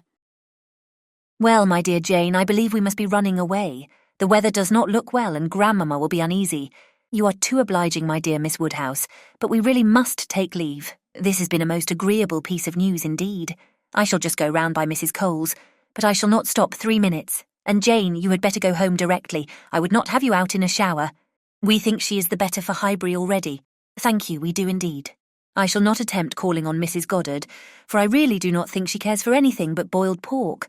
When we dress the leg, it will be another thing. Good morning to you, my dear sir. Oh, Mr. Knightley is coming too. Well, that is so very. I'm sure if Jane is tired, you will be so kind as to give her your arm. Mr. Elton and Miss Hawkins, good morning to you. Emma, alone with her father, had half her attention wanted by him while he lamented that young people would be in such a hurry to marry, and to marry strangers too, and the other half she could give to her own view of the subject. It was to herself an amusing and a very welcome piece of news, as proving that Mr. Elton could not have suffered long. But she was sorry for Harriet. Harriet must feel it, and all that she could hope was, by giving the first information herself, to save her from hearing it abruptly from others. It was now about the time that she was likely to call, if she were to meet Miss Bates in her way, and upon its beginning to rain, Emma was obliged to expect that the weather would be detaining her at Mrs. Goddard's, and that the intelligence would undoubtedly rush upon her without preparation. The shower was heavy, but short, and it had not been over 5 minutes when in came Harriet with just the heated, agitated look, which hurrying thither with a full heart was likely to give, and the "Oh, Miss Woodhouse, what do you think has happened?" which instantly burst forth, had all the evidence of corresponding perturbation. As the blow was given, Emma felt that she could not now show greater kindness than in listening, and Harriet, unchecked, ran eagerly through what she had to tell. She had set out from Mrs. Goddard's half an hour ago. She had been afraid it would rain. She had been afraid it would pour down every moment. But she thought she might get to Hartfield first. She had hurried on as fast as possible. But then, as she was passing by the house where a young woman was making up a gown for her, she thought she would just step in and see how it went on. And though she did not seem to stay half a moment there, soon after she came out, it began to rain, and she did not know what to do. So she ran on directly, as fast as she could, and took shelter at Ford's. Ford's was the principal woolen draper, linen draper, and haberdasher's shop united, the shop first in size and fashion in the place. And so there she had sat without an idea of anything in the world, full 10 minutes perhaps, when, all of a sudden, who should come in? To be sure, it was so very odd. But they always dealt at Ford's. Who should come in but Elizabeth Martin and her brother? Dear Miss Woodhouse, only think! I thought I should have fainted. I did not know what to do. I was sitting near the door. Elizabeth saw me directly, but he did not. He was busy with the umbrella. I am sure she saw me, but she looked away directly and took no notice. And they both went to quite the farther end of the shop, and I kept sitting near the door. Oh dear, I was so miserable. I am sure I must have been as white as my gown. I could not go away, you know, because of the rain, but I did so wish myself anywhere in the world but there. Oh dear, Miss Woodhouse. Well, at last, I fancy, he looked round and saw me, for instead of going on with her buyings, they began whispering to one another. I am sure they were talking of me, and I could not help thinking that he was persuading her to speak to me. Do you think he was, Miss Woodhouse? For presently she came forward, came quite up to me and asked me how I did, and seemed ready to shake hands if I would. She did not do any of it in the same way that she used. I could see she was altered. But however, she seemed to try to be very friendly, and we shook hands and stood talking some time, but I know no more what I said. I was in such a tremble. I remember she said she was sorry we never met now, which I thought almost too kind. Dear Miss Woodhouse, I was absolutely miserable. By that time it was beginning to hold up, and I was determined that nothing should stop me from getting away.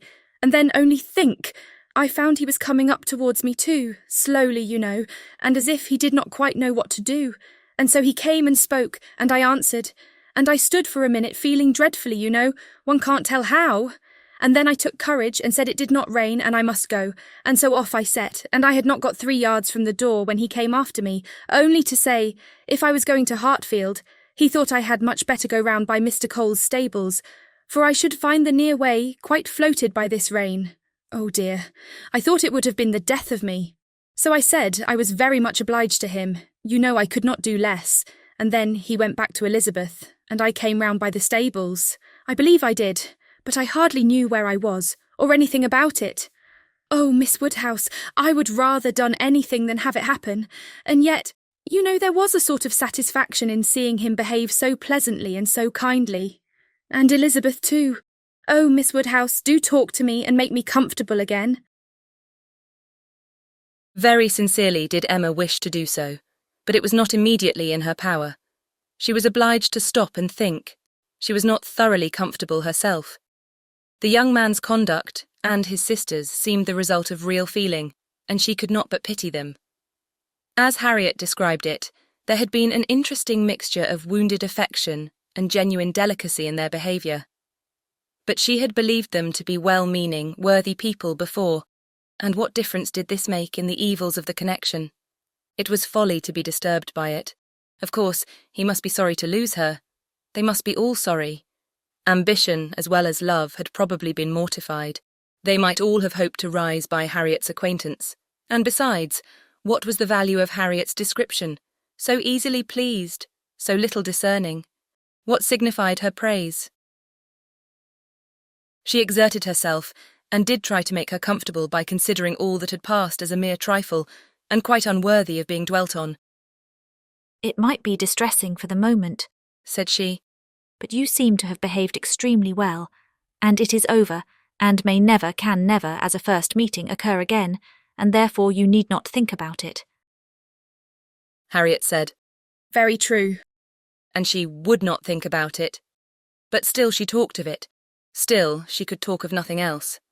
And Emma at last, in order to put the Martins out of her head, was obliged to hurry on the news, which she had meant to give with so much tender caution, hardly knowing herself whether to rejoice or be angry, ashamed or only amused, at such a state of mind in poor Harriet, such a conclusion of Mr. Elton's importance with her. Mr. Elton's rights, however, gradually revived, though she did not feel the first intelligence as she might have done the day before or an hour before. Its interest soon increased, and before their first conversation was over, she had talked herself into all the sensations of curiosity, wonder and regret, pain and pleasure, as to this fortunate Miss Hawkins, which could conduce to place the Martins under proper subordination in her fancy. Emma learned to be rather glad that there had been such a meeting. It had been serviceable in deadening the first shock, without retaining any influence to alarm. As Harriet now lived, the Martins could not get at her, without seeking her, where hitherto they had wanted either the courage or the condescension to seek her, for since her refusal of the brother, the sisters never had been at Mrs. Goddard's, and a 12-month might pass without their being thrown together again, with any necessity or even any power of speech. Chapter 4. Human nature is so well disposed towards those who are in interesting situations that a young person who either marries or dies is sure of being kindly spoken of. A week had not passed since Miss Hawkins's name was first mentioned in Highbury, before she was, by some means or other, discovered to have every recommendation of person and mind, to be handsome, elegant, highly accomplished, and perfectly amiable. And when Mr. Elton himself arrived to triumph in his happy prospects and circulate the fame of her merits, there was very little more for him to do than to tell her Christian name and say whose music she principally played. Mr. Elton returned a very happy man. He had gone away rejected and mortified, disappointed in a very sanguine hope after a series of what appeared to him strong encouragement, and not only losing the right lady but finding himself debased to the level of a very wrong one. He had gone away deeply offended, he came back engaged to another, and to another as superior, of course, to the first, as under such circumstances what is gained always is to what is lost. He came back gay and self-satisfied, eager and busy, caring nothing for Miss Woodhouse, and defying Miss Smith. The charming Augusta Hawkins, in addition to all the usual advantages of perfect beauty and merit, was in possession of an independent fortune, of so many thousands as would always be called 10, a point of some dignity as well as some convenience. The story told well. He had not thrown himself away. He had gained a woman of £10,000 or thereabouts, and he had gained her with such delightful rapidity. The first hour of introduction had been so very soon followed by distinguishing notice. The history which he had to give Mrs. Cole of the rise and progress of the affair was so glorious, the steps so quick, from the accidental rencontre to the dinner at Mr. Green's, and the party at Mrs. Brown's, smiles and blushes rising in importance, with consciousness and agitation richly scattered. The lady had been so easily impressed, so sweetly disposed, had, in short, to use a most intelligible phrase, been so very ready to have him, that vanity and prudence were equally contented. He had caught both substance and shadow, both fortune and affection, and was just the happy man he ought to be, talking only of himself and his own concerns, expecting to be congratulated, ready to be laughed at, and, with cordial, fearless smiles, now addressing all the young ladies of the place, to whom, a few weeks ago, he would have been more cautiously gallant. The wedding was no distant event, as the parties had only themselves to please, and nothing but the necessary preparations to wait for, and when he set out for Bath again, there was a general expectation, which a certain glance of Mrs. Cole's did not seem to contradict, that when he next entered Highbury he would bring his bride. During his present short stay, Emma had barely seen him, but just enough to feel that the first meeting was over, and to give her the impression of his not being improved by the mixture of pique and pretension now spread over his air. She was, in fact, beginning very much to wonder that she had ever thought him pleasing at all, and his sight was so inseparably connected with some very disagreeable feelings that, except in a moral light, as a penance, a lesson, a source of profitable humiliation to her own mind, she would have been thankful to be assured of never seeing him again.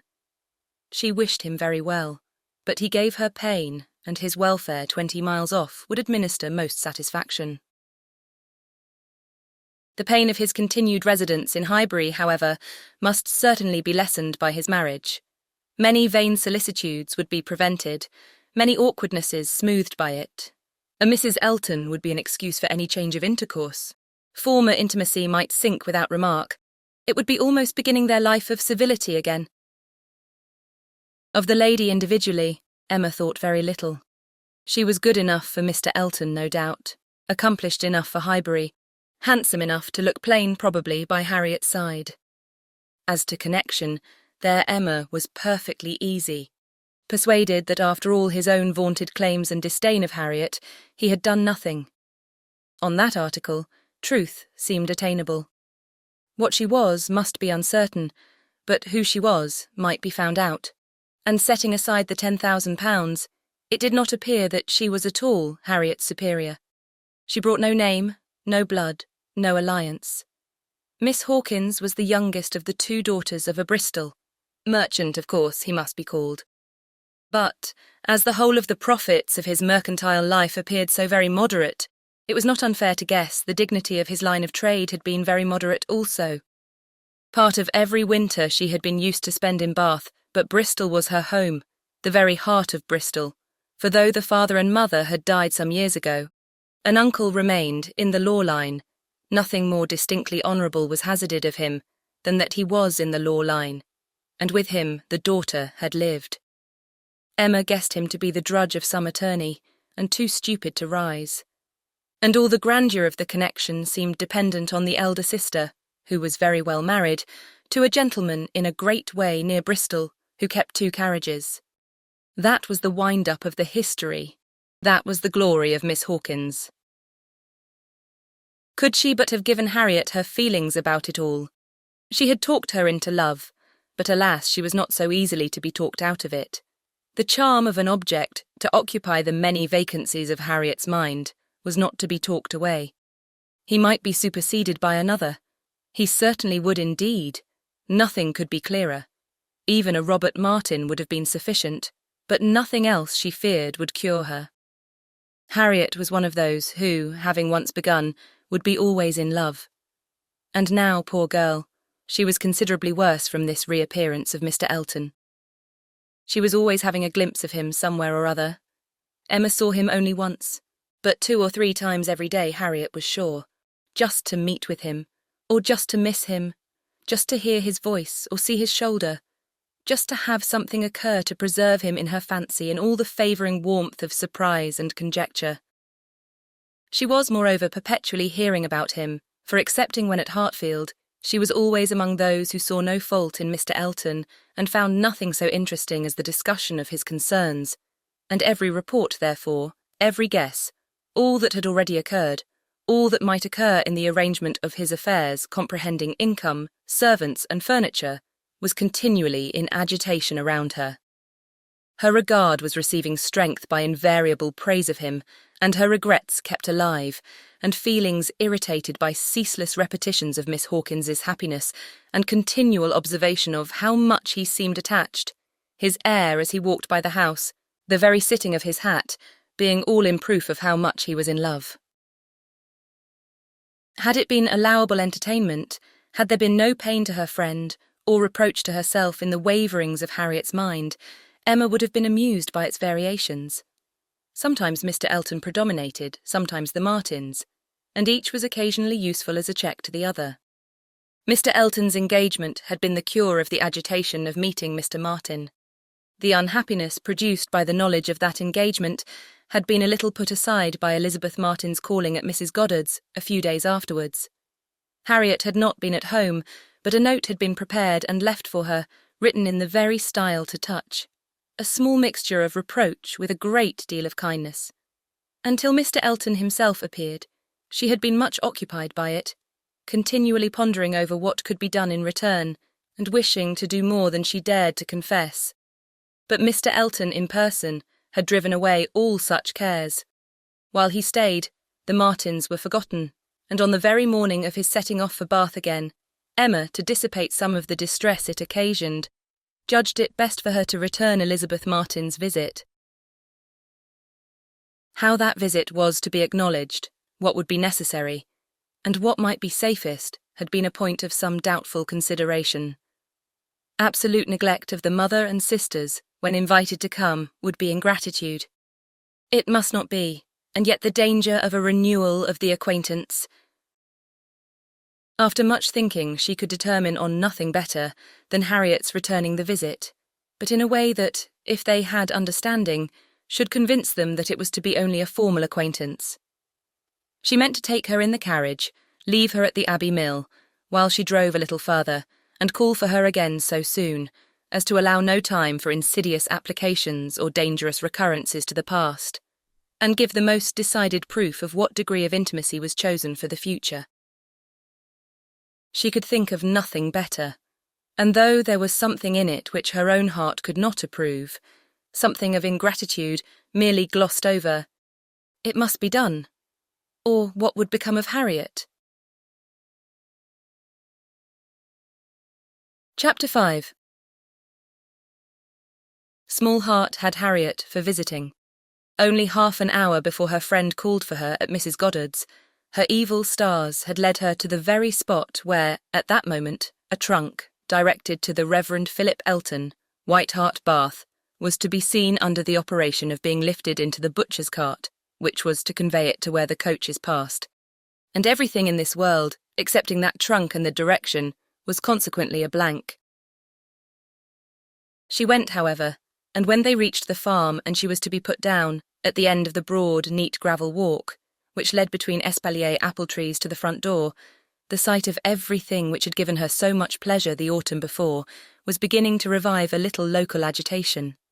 And when they parted, Emma observed her to be looking around with a sort of fearful curiosity, which determined her not to allow the visit to exceed the proposed quarter of an hour.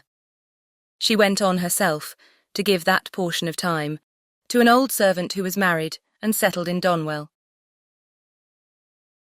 The quarter of an hour brought her punctually to the white gate again, and Miss Smith, receiving her summons, was with her without delay and unattended by any alarming young man. She came solitarily down the gravel walk, a Miss Martin just appearing at the door and parting with her seemingly with ceremonious civility. Harriet could not very soon give an intelligible account. She was feeling too much, but at last Emma collected from her enough to understand the sort of meeting and the sort of pain it was creating. She had seen only Mrs. Martin and the two girls. They had received her doubtingly, if not coolly, and nothing beyond the merest commonplace had been talked almost all the time, till just at last, when Mrs. Martin saying, all of a sudden, that she thought Miss Smith was grown, had brought on a more interesting subject and a warmer manner. In that very room she had been measured last September, with her two friends. There were the pencilled marks and memorandums on the wainscot by the window. He had done it. They all seemed to remember the day, the hour, the party, the occasion, to feel the same consciousness, the same regrets, to be ready to return to the same good understanding, and they were just growing again like themselves. Harriet, as Emma must suspect, as ready as the best of them to be cordial and happy, when the carriage reappeared, and all was over. The style of the visit and the shortness of it were then felt to be decisive. 14 minutes to be given to those with whom she had thankfully passed 6 weeks, not 6 months ago. Emma could not but picture it all, and feel how justly they might resent, how naturally Harriet must suffer. It was a bad business. She would have given a great deal, or endured a great deal, to have had the Martins in a higher rank of life. They were so deserving that a little higher should have been enough, but as it was, how could she have done otherwise? Impossible. She could not repent. They must be separated, but there was a great deal of pain in the process, so much to herself at this time, that she soon felt the necessity of a little consolation, and resolved on going home by way of Randalls to procure it. Her mind was quite sick of Mr. Elton and the Martins. The refreshment of Randalls was absolutely necessary. It was a good scheme, but on driving to the door they heard that neither master nor mistress was at home. They had both been out some time. The man believed they were gone to Hartfield. "This is too bad," cried Emma as they turned away. "And now we shall just miss them. Too provoking. I do not know when I have been so disappointed." And she leaned back in the corner to indulge her murmurs or to reason them away, probably a little of both, such being the commonest process of a not ill-disposed mind. Presently the carriage stopped. She looked up. It was stopped by Mr. and Mrs. Weston, who were standing to speak to her. There was instant pleasure in the sight of them, and still greater pleasure was conveyed in sound, for Mr. Weston immediately accosted her with, "How do you do? How do you do? We have been sitting with your father. Glad to see him so well. Frank comes tomorrow. I had a letter this morning. We see him tomorrow by dinner time, to a certainty. He is at Oxford today, and he comes for a whole fortnight. I knew it would be so. If he had come at Christmas, he could not have stayed 3 days. I was always glad he did not come at Christmas. Now we are going to have just the right weather for him. We shall enjoy him completely. Everything has turned out exactly as we could wish. There was no resisting such news, no possibility of avoiding the influence of such a happy face as Mr. Weston's, confirmed as it all was by the words and the countenance of his wife, fewer and quieter, but not less to the purpose. To know that she thought his coming certain was enough to make Emma consider it so, and sincerely did she rejoice in their joy. It was a most delightful reanimation of exhausted spirits. The worn-out past was sunk in the freshness of what was coming, and in the rapidity of half a moment's thought, she hoped Mr. Elton would now be talked of no more. Mr. Weston gave her the history of the engagements at Enscombe, which allowed his son to answer for having an entire fortnight at his command, as well as the route and the method of his journey, and she listened, and smiled, and congratulated. "I shall soon bring him over to Hartfield," said he at the conclusion. Emma could imagine she saw a touch of the arm at this speech from his wife. "We had better move on, Mr. Weston," said she. "We are detaining the girls." Well, I am ready. And turning again to Emma. "But you must not be expecting such a very fine young man. You have only had my account, you know. I dare say he is really nothing extraordinary." Though his own sparkling eyes at the moment were speaking a very different conviction. Emma could look perfectly unconscious and innocent, and answer in a manner that appropriated nothing. "Think of me tomorrow, my dear Emma, about 4 o'clock, was Mrs. Weston's parting injunction, spoken with some anxiety, and meant only for her. 4 o'clock. Depend upon it, he will be here by 3, was Mr. Weston's quick amendment. And so ended a most satisfactory meeting. Emma's spirits were mounted quite up to happiness. Everything wore a different air. James and his horses seemed not half so sluggish as before. When she looked at the hedges, she thought the elder at least must soon be coming out, and when she turned round to Harriet, she saw something like a look of spring, a tender smile, even there. Will Mr. Frank Churchill pass through Bath as well as Oxford? Was a question, however, which did not augur much. But neither geography nor tranquillity could come all at once, and Emma was now in a humour to resolve that they should both come in time. The morning of the interesting day arrived, and Mrs. Weston's faithful pupil did not forget, either at 10 or 11 or 12 o'clock, that she was to think of her at 4. "My dear, dear anxious friend," said she in mental soliloquy, while walking downstairs from her own room. "always over-careful for everybody's comfort but your own. I see you now in all your little fidgets, going again and again into his room, to be sure that all is right." The clock struck 12 as she passed through the hall. "'Tis 12. I shall not forget to think of you 4 hours hence, and by this time tomorrow, perhaps, or a little later, I may be thinking of the possibility of their all calling here. I'm sure they will bring him soon." She opened the parlour door and saw 2 gentlemen sitting with her father, Mr. Weston and his son. They had been arrived only a few minutes, and Mr. Weston had scarcely finished his explanation of Frank's being a day before his time, and her father was yet in the midst of his very civil welcome and congratulations, when she appeared, to have her share of surprise, introduction, and pleasure. The Frank Churchill so long talked of, so high in interest, was actually before her. He was presented to her, and she did not think too much had been said in his praise. He was a very good-looking young man. Height, air, address, all were unexceptionable, and his countenance had a great deal of the spirit and liveliness of his father's. He looked quick and sensible. She felt immediately that she should like him, and there was a well-bred ease of manner and a readiness to talk, which convinced her that he came intending to be acquainted with her, and that acquainted they soon must be. He had reached Randalls the evening before.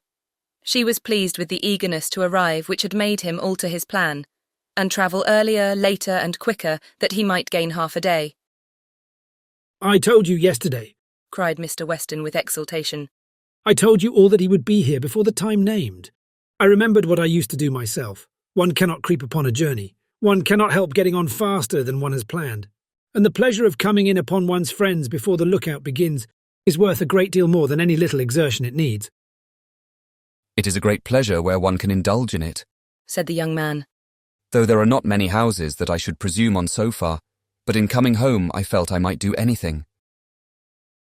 The word home made his father look on him with fresh complacency.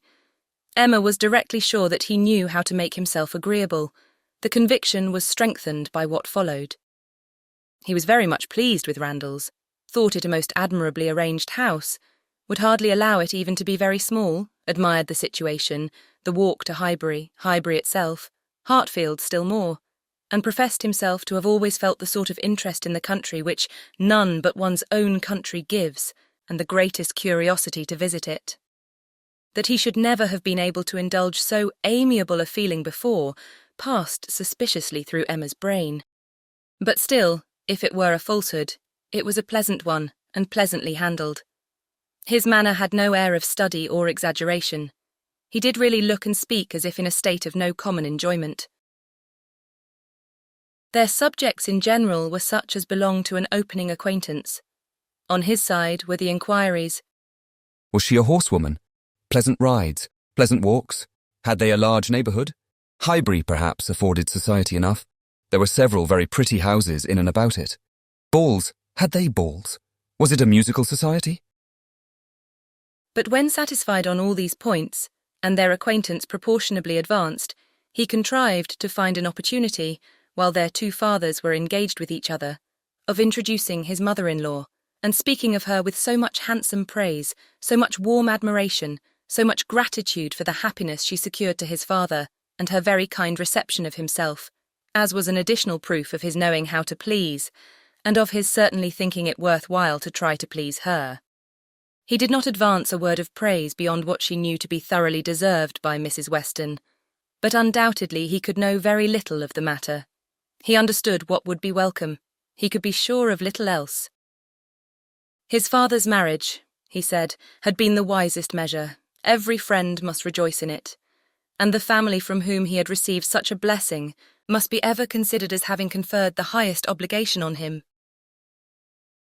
He got as near as he could to thanking her for Miss Taylor's merits, without seeming quite to forget that in the common course of things it was to be rather supposed that Miss Taylor had formed Miss Woodhouse's character than Miss Woodhouse Miss Taylor's. And at last, as if resolved to qualify his opinion completely for travelling round to its object, he wound it all up with astonishment at the youth and beauty of her person. Elegant, agreeable manners I was prepared for, said he. But I confess that, considering everything, I had not expected more than a very tolerably well-looking woman of a certain age. I did not know that I was to find a pretty young woman in Mrs. Weston. You cannot see too much perfection in Mrs. Weston for my feelings, said Emma. Were you to guess her to be 18, I should listen with pleasure, but she would be ready to quarrel with you for using such words. Don't let her imagine that you have spoken of her as a pretty young woman. I hope I should know better, he replied. No, depend upon it, with a gallant bow, that in addressing Mrs. Weston I should understand whom I might praise without any danger of being thought extravagant in my terms. Emma wondered whether the same suspicion of what might be expected from their knowing each other, which had taken strong possession of her mind, had ever crossed his, and whether his compliments were to be considered as marks of acquiescence or proofs of defiance. She must see more of him to understand his ways. At present she only felt they were agreeable. She had no doubt of what Mr. Weston was often thinking about. His quick eye she detected again and again glancing towards them with a happy expression, and even when he might have determined not to look, she was confident that he was often listening. Her own father's perfect exemption from any thought of the kind, the entire deficiency in him of all such sort of penetration or suspicion, was a most comfortable circumstance. Happily, he was not farther from approving matrimony than from foreseeing it. Though always objecting to every marriage that was arranged, he never suffered beforehand from the apprehension of any. It seemed as if he could not think so ill of any two persons' understanding as to suppose they meant to marry till it were proved against them. She blessed the favouring blindness. He could now, without the drawback of a single unpleasant surmise, without a glance forward at any possible treachery in his guest, give way to all his natural, kind-hearted civility in solicitous inquiries after Mr. Frank Churchill's accommodation on his journey, through the sad evils of sleeping 2 nights on the road, and express very genuine, unmixed anxiety to know that he had certainly escaped catching cold, which, however, he could not allow him to feel quite assured of himself till after another night. A reasonable visit paid, Mr. Weston began to move. He must be going. He had business at the Crown about his hay, and a great many errands for Mrs. Weston at Ford's, but he need not hurry anybody else. His son, too well bred to hear the hint, rose immediately also, saying, As you are going farther on business, sir, I will take the opportunity of paying a visit, which must be paid some day or other, and therefore may as well be paid now. I have the honour of being acquainted with a neighbour of yours. Turning to Emma, A lady residing in or near Highbury, a family of the name of Fairfax. I shall have no difficulty, I suppose, in finding the house. Though Fairfax, I believe, is not the proper name. I should rather say Barnes or Bates. Do you know any family of that name? To be sure we do, cried his father. Mrs. Bates, we passed her house. I saw Miss Bates at the window. True, you are acquainted with Miss Fairfax. I remember you knew her at Weymouth, and a fine girl she is. Call upon her by all means. There is no necessity for my calling this morning, said the young man. Another day would do as well, but there was that degree of acquaintance at Weymouth which— Oh, go today. Do not defer it. What is right to be done cannot be done too soon. And besides, I must give you a hint, Frank. Any want of attention to her here should be carefully avoided. You saw her with the Campbells, when she was the equal of everybody she mixed with. But here she is with a poor old grandmother, who has barely enough to live on. If you do not call early, it will be a slight. The son looked convinced. I have heard her speak of the acquaintance, said Emma. She is a very elegant young woman. He agreed to it, but with so quiet a yes, as inclined her almost to doubt his real concurrence. And yet there must be a very distinct sort of elegance for the fashionable world, if Jane Fairfax could be thought only ordinarily gifted with it. If you were never particularly struck by her manners before, said she, I think you will today. You will see her to advantage. See her and hear her.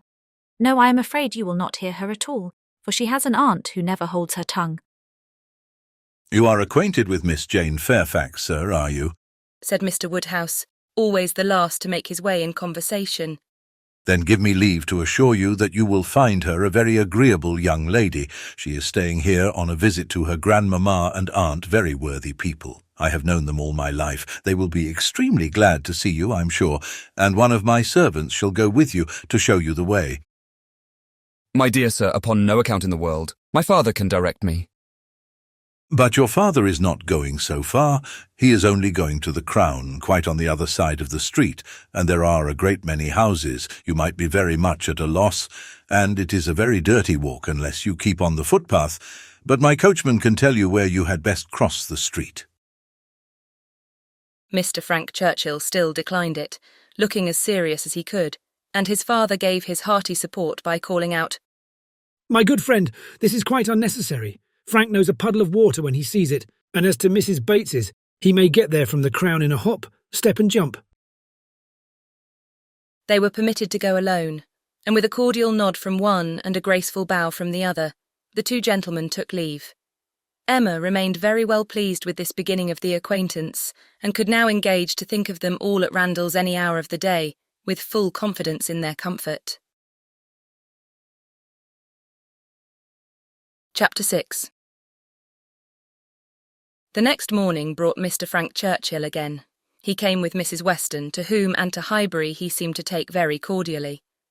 He had been sitting with her, it appeared, most companionably at home, till her usual hour of exercise, and on being desired to choose their walk, immediately fixed on Highbury. He did not doubt there being very pleasant walks in every direction, but if left to him, he should always choose the same. Highbury, that airy, cheerful, happy-looking Highbury, would be his constant attraction. Highbury, with Mrs. Weston, stood for Hartfield, and she trusted to its bearing the same construction with him. They walked thither directly. Emma had hardly expected them, for Mr. Weston, who had called in for half a minute in order to hear that his son was very handsome, knew nothing of their plans, and it was an agreeable surprise to her, therefore, to perceive them walking up to the house together, arm in arm. She was wanting to see him again, and especially to see him in company with Mrs. Weston, upon his behaviour to whom her opinion of him was to depend. If he were deficient there, nothing should make amends for it. But on seeing them together, she became perfectly satisfied. It was not merely in fine words or hyperbolical compliment that he paid his duty. Nothing could be more proper or pleasing than his whole manner to her. Nothing could more agreeably denote his wish of considering her as a friend and securing her affection. And there was time enough for Emma to form a reasonable judgment, as their visit included all the rest of the morning. They were all three walking about together for an hour or two, first round the shrubberies of Hartfield, and afterwards in Highbury. He was delighted with everything, admired Hartfield sufficiently for Mr. Woodhouse's ear, and when their going farther was resolved on, confessed his wish to be made acquainted with the whole village, and found matter of commendation and interest much oftener than Emma could have supposed. Some of the objects of his curiosity spoke very amiable feelings. He begged to be shown the house which his father had lived in so long, and which had been the home of his father's father, and on recollecting that an old woman who had nursed him was still living, walked in quest of her cottage from one end of the street to the other, and though in some points of pursuit or observation there was no positive merit, they showed altogether a good will towards Highbury in general, which must be very like a merit to those he was with. Emma watched and decided that with such feelings as were now shown, it could not be fairly supposed that he had been ever voluntarily absenting himself, that he had not been acting a part or making a parade of insincere professions, and that Mr. Knightley certainly had not done him justice. Their first pause was at the Crown Inn, an inconsiderable house, though the principal one of the sort, where a couple of pair of post-horses were kept, more for the convenience of the neighbourhood than from any run on the road, and his companions had not expected to be detained by any interest excited there. But in passing it, they gave the history of the large room, visibly added. It had been built many years ago for a ballroom, and while the neighbourhood had been in a particularly populous dancing state, had been occasionally used as such, but such brilliant days had long passed away, and now the highest purpose for which it was ever wanted was to accommodate a whist club established among the gentlemen and half-gentlemen of the place. He was immediately interested. Its character as a ballroom caught him, and instead of passing on, he stopped for several minutes at the two superior sashed windows, which were open, to look in and contemplate its capabilities, and lament that its original purpose should have ceased. He saw no fault in the room, he would acknowledge none which they suggested. No, it was long enough, broad enough, handsome enough, it would hold the very number for comfort. They ought to have balls there at least every fortnight through the winter. Why had not Miss Woodhouse revived the former good old days of the room, she who could do anything in Highbury? The want of proper families in the place, and the conviction that none beyond the place and its immediate environs could be tempted to attend, were mentioned, but he was not satisfied. He could not be persuaded that so many good-looking houses as he saw around him could not furnish numbers enough for such a meeting, and even when particulars were given and families described, he was still unwilling to admit that the inconvenience of such a mixture would be anything, or that there would be the smallest difficulty in everybody's returning into their proper place the next morning. He argued like a young man very much bent on dancing, and Emma was rather surprised to see the constitution of the Weston prevail so decidedly against the habits of the Churchills. He seemed to have all the life and spirit, cheerful feelings, and social inclinations of his father, and nothing of the pride or reserve of Enscombe. Of pride, indeed, there was perhaps scarcely enough. His indifference to a confusion of rank bordered too much on inelegance of mind. He could be no judge, however, of the evil he was holding cheap. It was but an effusion of lively spirits. At last he was persuaded to move on from the front of the Crown, and being now almost facing the house where the Bateses lodged, Emma recollected his intended visit the day before, and asked him if he had paid it. Yes, oh yes, he replied. I was just going to mention it. A very successful visit. I saw all the three ladies, and felt very much obliged to you for your preparatory hint. If the talking aunt had taken me quite by surprise, it must have been the death of me. As it was, I was only betrayed into paying a most unreasonable visit. 10 minutes would have been all that was necessary, perhaps all that was proper, and I had told my father I should certainly be at home before him. But there was no getting away, no pause, and to my utter astonishment I found, when he, finding me nowhere else, joined me there at last, that I had been actually sitting with them very nearly 3/4 of an hour. The good lady had not given me the possibility of escape before. And how did you think Miss Fairfax looking? ill, very ill. That is, if a young lady can ever be allowed to look ill. But the expression is hardly admissible, Mrs. Weston, is it? Ladies can never look ill. And seriously, Miss Fairfax is naturally so pale as almost always to give the appearance of ill health. A most deplorable want of complexion. Emma would not agree to this, and began a warm defence of Miss Fairfax's complexion. It was certainly never brilliant, but she would not allow it to have a sickly hue in general, and there was a softness and delicacy in her skin which gave peculiar elegance to the character of her face. He listened with all due deference, acknowledged that he had heard many people say the same, but yet he must confess that to him nothing could make amends for the want of the fine glow of health. Where features were indifferent, a fine complexion gave beauty to them all, and where they were good, the effect was— Fortunately, he need not attempt to describe what the effect was. "Well," said Emma, "there is no disputing about taste. At least you admire her except her complexion." He shook his head and laughed. I cannot separate Miss Fairfax and her complexion. "Did you see her often at Weymouth? Were you often in the same society?" At this moment they were approaching Ford's, and he hastily exclaimed, Ha! This must be the very shop that everybody attends every day of their lives, as my father informs me. He comes to Highbury himself, he says, 6 days out of the 7, and has always business at Ford's. If it be not inconvenient to you, pray let us go in, that I may prove myself to belong to the place, to be a true citizen of Highbury. I must buy something at Ford's. It will be taking out my freedom. I dare say they sell gloves. "Oh yes, gloves and everything. I do admire your patriotism. You will be adored in Highbury. You were very popular before you came because you were Mr. Weston's son, but lay out half a guinea at Ford's, and your popularity will stand upon your own virtues." They went in, and while the sleek, well-tied parcels of men's beavers and York tan were bringing down and displaying on the counter, he said, But I beg your pardon, Miss Woodhouse. You were speaking to me. You were saying something at the very moment of this burst of my amor patriae. Do not let me lose it.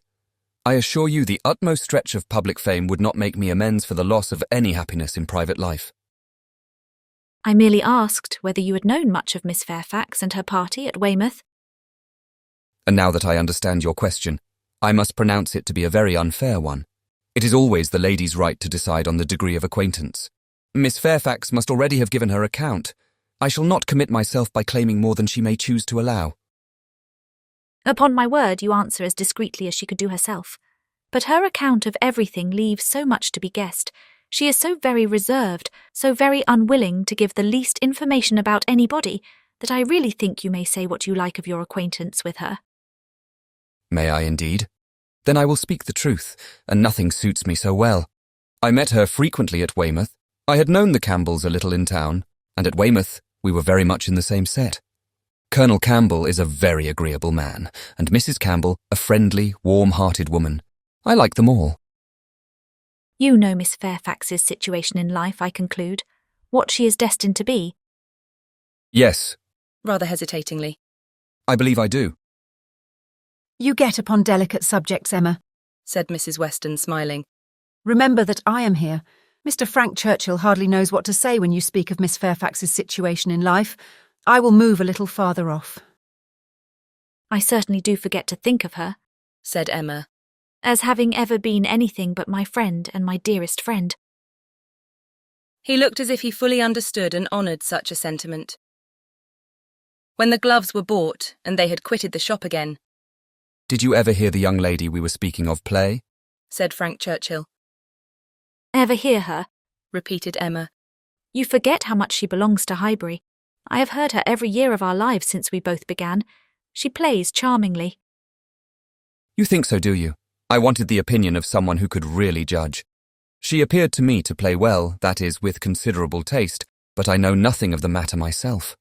I am excessively fond of music, but without the smallest skill or right of judging of anybody's performance. I have been used to hear hers admired, and I remember one proof of her being thought to play well. A man, a very musical man, and in love with another woman, engaged to her on the point of marriage, would yet never ask that other woman to sit down to the instrument, if the lady in question could sit down instead, never seemed to like to hear one if he could hear the other. That, I thought, in a man of known musical talent, was some proof. Proof indeed, said Emma, highly amused. Mr. Dixon is very musical, is he? We shall know more about them all in half an hour from you than Miss Fairfax would have vouchsafed in half a year.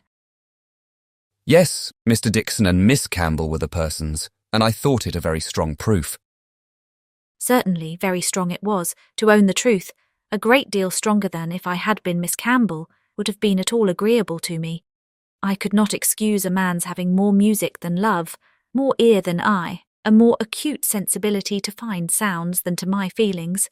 How did Miss Campbell appear to like it? It was a very particular friend, you know. Poor comfort, said Emma, laughing. One would rather have a stranger preferred than one's very particular friend. With a stranger it might not recur again, but the misery of having a very particular friend always at hand, to do everything better than one does oneself. Poor Mrs. Dixon. Well, I'm glad she's gone to settle in Ireland. You are right. It was not very flattering to Miss Campbell, but she really did not seem to feel it. So much the better or so much the worse, I do not know which, but be it sweetness or be it stupidity in her, quickness of friendship or dullness of feeling, there was one person, I think, who must have felt it, Miss Fairfax herself. She must have felt the improper and dangerous distinction. As to that, I do not— Oh, do not imagine that I expect an account of Miss Fairfax's sensations from you, or from anybody else. They are known to no human being, I guess, but herself. But if she continued to play whenever she was asked by Mr. Dixon, one may guess what one chooses. There appeared such a perfectly good understanding among them all. He began rather quickly, but checking himself, added, However, it is impossible for me to say on what terms they really were, how it might all be behind the scenes. I can only say that there was smoothness outwardly. But you, who have known Miss Fairfax from a child, must be a better judge of her character and of how she is likely to conduct herself in critical situations than I can be. I have known her from a child, undoubtedly. We have been children and women together, and it is natural to suppose that we should be intimate, that we should have taken to each other whenever she visited her friends, but we never did. I hardly know how it has happened. A little, perhaps, from that wickedness on my side, which was prone to take disgust towards a girl so idolised and so cried up as she always was, by her aunt and grandmother and all their set. And then her reserve. I never could attach myself to anyone so completely reserved. It is a most repulsive quality indeed, said he. Oftentimes very convenient, no doubt, but never pleasing. There is safety in reserve, but no attraction. One cannot love a reserved person. Not till the reserve ceases towards oneself, and then the attraction may be the greater.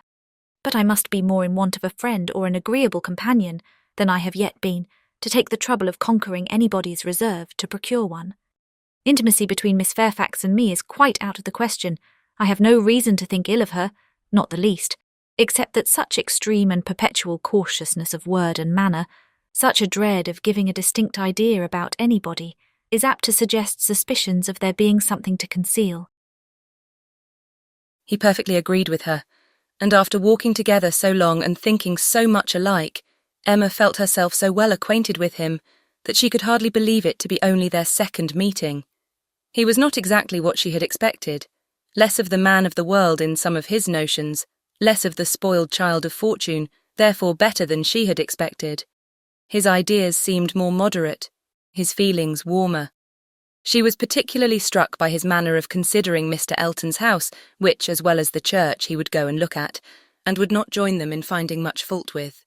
No, he could not believe it a bad house, not such a house as a man was to be pitied for having. If it were to be shared with the woman he loved, he could not think any man to be pitied for having that house. There must be ample room in it for every real comfort. The man must be a blockhead who wanted more. Mrs. Weston laughed, and said he did not know what he was talking about. Used only to a large house himself, and without ever thinking how many advantages and accommodations were attached to its size, he could be no judge of the privations inevitably belonging to a small one. But Emma, in her own mind, determined that he did know what he was talking about, and that he showed a very amiable inclination to settle early in life, and to marry from worthy motives.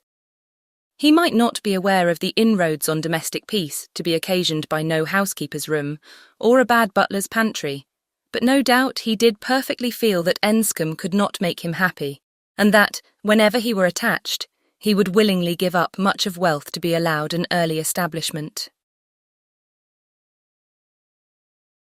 Chapter 7. Emma's very good opinion of Frank Churchill was a little shaken the following day by hearing that he was gone off to London merely to have his hair cut. A sudden freak seemed to have seized him at breakfast, and he had sent for a chaise and set off, intending to return to dinner, but with no more important view that appeared than having his hair cut. There was certainly no harm in his travelling 16 miles twice over on such an errand, but there was an air of foppery and nonsense in it which she could not approve. It did not accord with the rationality of plan, the moderation in expense, or even the unselfish warmth of heart, which she had believed herself to discern in him yesterday. Vanity, extravagance, love of change, restlessness of temper, which must be doing something, good or bad, heedlessness as to the pleasure of his father and Mrs. Weston, indifferent as to how his conduct might appear in general. He became liable to all these charges. His father only called him a coxcomb, and thought it a very good story. But that Mrs. Weston did not like it was clear enough by her passing it over as quickly as possible, and making no other comment than that all young people would have their little whims. With the exception of this little blot, Emma found that his visit hitherto had given her friend only good ideas of him. Mrs. Weston was very ready to say how attentive and pleasant a companion he made himself, how much she saw to like in his disposition altogether. He appeared to have a very open temper, certainly a very cheerful and lively one. She could observe nothing wrong in his notions, a great deal decidedly right. He spoke of his uncle with warm regard, was fond of talking of him, said he would be the best man in the world if he were left to himself, and though there was no being attached to the aunt, he acknowledged her kindness with gratitude, and seemed to mean always to speak of her with respect. This was all very promising, and, but for such an unfortunate fancy for having his hair cut, there was nothing to denote him unworthy of the distinguished honour which her imagination had given him. The honour, if not of being really in love with her, of being at least very near it and saved only by her own indifference, for still her resolution held of never marrying. The honour, in short, of being marked out for her by all their joint acquaintance. Mr. Weston, on his side, added a virtue to the account which must have some weight. He gave her to understand that Frank admired her extremely, thought her very beautiful and very charming, and with so much to be said for him altogether, she found she must not judge him harshly. As Mrs. Weston observed, all young people would have their little whims. There was one person among his new acquaintance in Surrey not so leniently disposed. In general, he was judged throughout the parishes of Donwell and Highbury with great candour. Liberal allowances were made for the little excesses of such a handsome young man, one who smiled so often and bowed so well. But there was one spirit among them not to be softened, from its power of censure, by bows or smiles. Mr. Knightley. The circumstance was told him at Hartfield. For the moment he was silent, but Emma heard him almost immediately afterwards say to himself, over a newspaper he held in his hand, Just the trifling silly fellow I took him for. She had half a mind to resent, but an instant's observation convinced her that it was really said only to relieve his own feelings and not meant to provoke, and therefore she let it pass. Although in one instance the bearers of not good tidings, Mr. and Mrs. Weston's visit this morning was, in another respect, particularly opportune. Something occurred while they were at Hartfield to make Emma want their advice, and, which was still more lucky, she wanted exactly the advice they gave. This was the occurrence. The Coles had been settled some years in Highbury, and were very good sort of people, friendly, liberal, and unpretending. But on the other hand, they were of low origin in trade and only moderately genteel. On their first coming into the country, they had lived in proportion to their income, quietly, keeping little company and that little unexpensively. But the last year or two had brought them a considerable increase of means, the house in town had yielded greater profits, and fortune in general had smiled on them. With their wealth, their views increased, their want of a larger house, their inclination for more company. They added to their house, to their number of servants, to their expenses of every sort, and by this time were in fortune and style of living second only to the family at Hartfield. Their love of society and their new dining room prepared everybody for their keeping dinner company, and a few parties, chiefly among the single men, had already taken place. The regular and best families Emma could hardly suppose they would presume to invite, neither Donwell, nor Hartfield, nor Randalls. Nothing should tempt her to go if they did, and she regretted that her father's known habits would be giving her refusal less meaning than she could wish.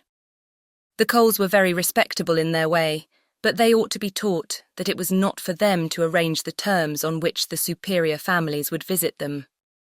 This lesson, she very much feared, they would receive only from herself. She had little hope of Mr. Knightley, none of Mr. Weston. But she had made up her mind how to meet this presumption so many weeks before it appeared, that when the insult came at last, it found her very differently affected. Donwell and Randalls had received their invitation, and none had come for her father and herself, and Mrs. Weston's accounting for it with, "I suppose they will not take the liberty with you. They know you do not dine out," was not quite sufficient. She felt that she should like to have had the power of refusal, and afterwards, as the idea of the party to be assembled there, consisting precisely of those whose society was dearest to her, occurred again and again, she did not know that she might not have been tempted to accept. Harriet was to be there in the evening, and the Bateses. They had been speaking of it as they walked about Highbury the day before, and Frank Churchill had most earnestly lamented her absence. Might not the evening end in a dance? Had been a question of his. The bare possibility of it acted as a farther irritation on her spirits, and her being left in solitary grandeur, even supposing the omission to be intended as a compliment, was but poor comfort. It was the arrival of this very invitation while the Westons were at Hartfield, which made their presence so acceptable. For though her first remark on reading it was that, "Of course it must be declined," she so very soon proceeded to ask them what they advised her to do, that their advice for her going was most prompt and successful. She owned that, considering everything, she was not absolutely without inclination for the party. The Coles expressed themselves so properly, there was so much real attention in the manner of it, so much consideration for her father. They would have solicited the honour earlier, but had been waiting the arrival of a folding screen from London, which they hoped might keep Mr. Woodhouse from any draught of air, and therefore induce him the more readily to give them the honour of his company.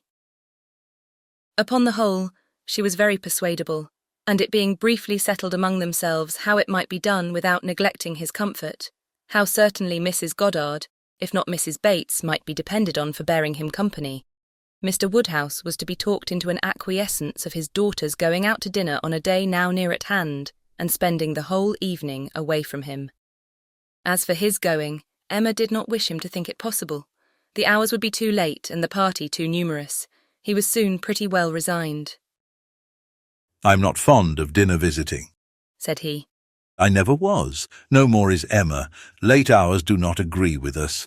I'm sorry Mr. and Mrs. Cole should have done it. I think it would be much better if they would come in one afternoon next summer and take their tea with us, take us in their afternoon walk, which they might do, as our hours are so reasonable, and yet get home without being out in the damp of the evening. The dews of a summer evening are what I would not expose anybody to. However, as they are so very desirous to have dear Emma dine with them, and as you will both be there, and Mr. Knightley too, to take care of her, I cannot wish to prevent it, provided the weather be what it ought, neither damp, nor cold, nor windy." Then turning to Mrs. Weston with a look of gentle reproach, "Ah, Miss Taylor, if you had not married, you would have stayed at home with me." "Well, sir," cried Mr. Weston, "as I took Miss Taylor away, it is incumbent on me to supply her place, if I can, and I will step to Mrs. Goddard in a moment, if you wish it." But the idea of anything to be done in a moment was increasing, not lessening, Mr. Woodhouse's agitation. The ladies knew better how to allay it. Mr. Weston must be quiet, and everything deliberately arranged. With this treatment, Mr. Woodhouse was soon composed enough for talking as usual. He should be happy to see Mrs. Goddard. He had a great regard for Mrs. Goddard, and Emma should write a line and invite her. James could take the note, but first of all, there must be an answer written to Mrs. Cole. You will make my excuses, my dear, as civilly as possible. You will say that I am quite an invalid and go nowhere, and therefore must decline their obliging invitation, beginning with my compliments, of course. But you will do everything right. I need not tell you what is to be done. We must remember to let James know that the carriage will be wanted on Tuesday. I shall have no fears for you with him.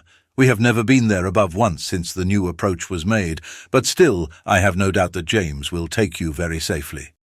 And when you get there you must tell him at what time you would have him come for you again, and you had better name an early hour. You will not like staying late. You will get very tired when tea is over. But you would not wish me to come away before I am tired, Papa? Oh, no, my love, but you will soon be tired. There will be a great many people talking at once. You will not like the noise. But my dear sir, cried Mr. Weston, if Emma comes away early, it will be breaking up the party. And no great harm if it does, said Mr. Woodhouse. The sooner every party breaks up, the better. But you do not consider how it may appear to the Coles. Emma's going away directly after tea might be giving offence. They are good-natured people and think little of their own claims. But still, they must feel that anybody's hurrying away is no great compliment. And Miss Woodhouse's doing it would be more thought of than any other person's in the room. You would not wish to disappoint and mortify the Coles, I am sure, sir. Friendly, good sort of people as ever lived, and who have been your neighbours these 10 years. No, upon no account in the world, Mr. Weston. I am much obliged to you for reminding me. I should be extremely sorry to be giving them any pain. I know what worthy people they are. Perry tells me that Mr. Cole never touches malt liquor. You would not think it to look at him, but he is bilious. Mr. Cole is very bilious. No, I would not be the means of giving them any pain. My dear Emma, we must consider this. I am sure, rather than run the risk of hurting Mr. and Mrs. Cole, you would stay a little longer than you might wish. You will not regard being tired. You will be perfectly safe, you know, among your friends. Oh, yes, Papa. I have no fears at all for myself, and I should have no scruples of staying as late as Mrs. Weston, but on your account. I'm only afraid of your sitting up for me. I'm not afraid of your not being exceedingly comfortable with Mrs. Goddard. She loves piquet, you know, but when she is gone home I am afraid you will be sitting up by yourself instead of going to bed at your usual time, and the idea of that would entirely destroy my comfort. You must promise me not to sit up. He did, on the condition of some promises on her side, such as that, if she came home cold, she would be sure to warm herself thoroughly. If hungry, that she would take something to eat, that her own maid should sit up for her, and that Searle and the butler should see that everything was safe in the house, as usual. Chapter 8. Frank Churchill came back again, and if he kept his father's dinner waiting, it was not known at Hartfield. For Mrs. Weston was too anxious for his being a favourite with Mr. Woodhouse to betray any imperfection which could be concealed. He came back, had had his hair cut, and laughed at himself with a very good grace, but without seeming really at all ashamed of what he had done. He had no reason to wish his hair longer, to conceal any confusion of face, no reason to wish the money unspent, to improve his spirits. He was quite as undaunted and as lively as ever, and, after seeing him, Emma thus moralised to herself. I do not know whether it ought to be so, but certainly silly things do cease to be silly if they are done by sensible people in an impudent way. Wickedness is always wickedness, but folly is not always folly. It depends upon the character of those who handle it. Mr. Knightley, he's not a trifling, silly young man. If he were, he would have done this differently. He would either have gloried in the achievement or been ashamed of it. There would have been either the ostentation of a coxcomb or the evasions of a mind too weak to defend its own vanities. No, I am perfectly sure that he is not trifling or silly. With Tuesday came the agreeable prospect of seeing him again, and for a longer time than hitherto, of judging of his general manners, and by inference of the meaning of his manners towards herself, of guessing how soon it might be necessary for her to throw coldness into her air, and of fancying what the observations of all those might be, who were now seeing them together for the first time. She meant to be very happy, in spite of the scene being laid at Mr. Cole's, and without being able to forget that among the failings of Mr. Elton, even in the days of his favour, none had disturbed her more than his propensity to dine with Mr. Cole. Her father's comfort was amply secured, Mrs. Bates as well as Mrs. Goddard being able to come, and her last pleasing duty before she left the house was to pay her respects to them as they sat together after dinner, and while her father was fondly noticing the beauty of her dress, to make the two ladies all the amends in her power by helping them to large slices of cake and full glasses of wine, for whatever unwilling self-denial his care of their constitution might have obliged them to practice during the meal. She had provided a plentiful dinner for them. She wished she could know that they had been allowed to eat it. She followed another carriage to Mr. Cole's door, and was pleased to see that it was Mr. Knightley's. For Mr. Knightley, keeping no horses, having little spare money and a great deal of health, activity and independence, was too apt, in Emma's opinion, to get about as he could, and not use his carriage so often as became the owner of Donwell Abbey. She had an opportunity now of speaking her approbation while warm from her heart, for he stopped to hand her out. "This is coming as you should do," said she. "Like a gentleman. I am quite glad to see you." He thanked her, observing, "How lucky that we should arrive at the same moment, for if we had met first in the drawing-room, I doubt whether you would have discerned me to be more of a gentleman than usual. You might not have distinguished how I came, by my look or manner." "Yes, I should. I am sure I should. There is always a look of consciousness or bustle when people come in a way which they know to be beneath them. You think you carry it off very well, I dare say, but with you it is a sort of bravado, an air of affected unconcern. I always observe it whenever I meet you under those circumstances. Now you have nothing to try for. You are not afraid of being supposed ashamed. You are not striving to look taller than anybody else. Now I shall really be very happy to walk into the same room with you." "Nonsensical girl," was his reply, but not at all in anger. Emma had as much reason to be satisfied with the rest of the party as with Mr. Knightley. She was received with a cordial respect which could not but please, and given all the consequence she could wish for. When the Westons arrived, the kindest looks of love, the strongest of admiration were for her, from both husband and wife.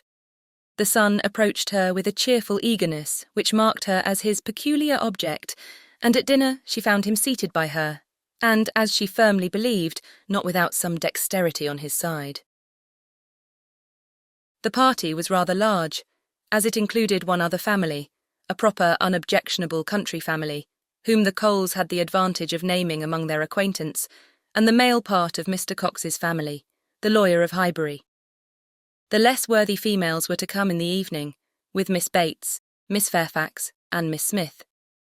But already at dinner they were too numerous for any subject of conversation to be general, and, while politics and Mr. Elton were talked over, Emma could fairly surrender all her attention to the pleasantness of her neighbour. The first remote sound to which she felt herself obliged to attend was the name of Jane Fairfax. Mrs. Cole seemed to be relating something of her that was expected to be very interesting. She listened, and found it well worth listening to. That very dear part of Emma, her fancy, received an amusing supply. Mrs. Cole was telling that she had been calling on Miss Bates, and as soon as she entered the room had been struck by the sight of a pianoforte, a very elegant-looking instrument, not a grand but a large-sized square pianoforte, and the substance of the story, the end of all the dialogue which ensued of surprise and inquiry and congratulations on her side and explanations on Miss Bates's, was that this pianoforte had arrived from Broadwood's the day before, to the great astonishment of both aunt and niece, entirely unexpected, that at first, by Miss Bates's account, Jane herself was quite at a loss, quite bewildered to think who could possibly have ordered it. But now they were both perfectly satisfied that it could be from only one quarter. Of course it must be from Colonel Campbell. "One can suppose nothing else," added Mrs. Cole. "and I was only surprised that there could ever have been a doubt. But Jane, it seems, had a letter from them very lately, and not a word was said about it. She knows their ways best, but I should not consider their silence as any reason for their not meaning to make the present.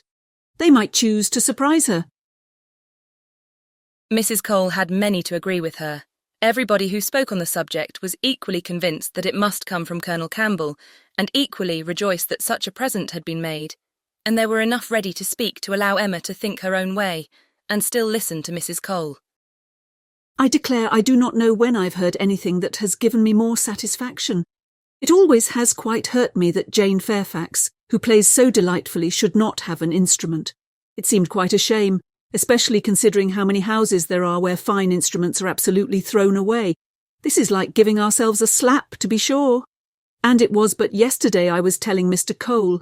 I really was ashamed to look at our new grand pianoforte in the drawing-room, while I do not know one note from another, and our little girls, who are but just beginning, perhaps may never make anything of it. And there is poor Jane Fairfax, who is mistress of music, has not anything of the nature of an instrument, not even the pitifullest old spinet in the world to amuse herself with.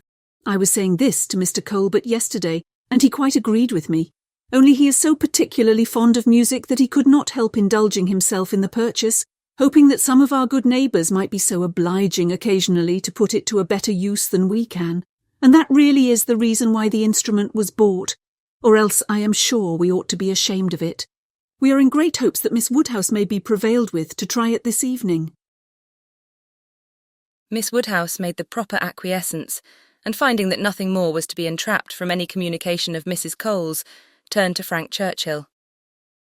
"Why do you smile?" said she. Nay, why do you? "Me?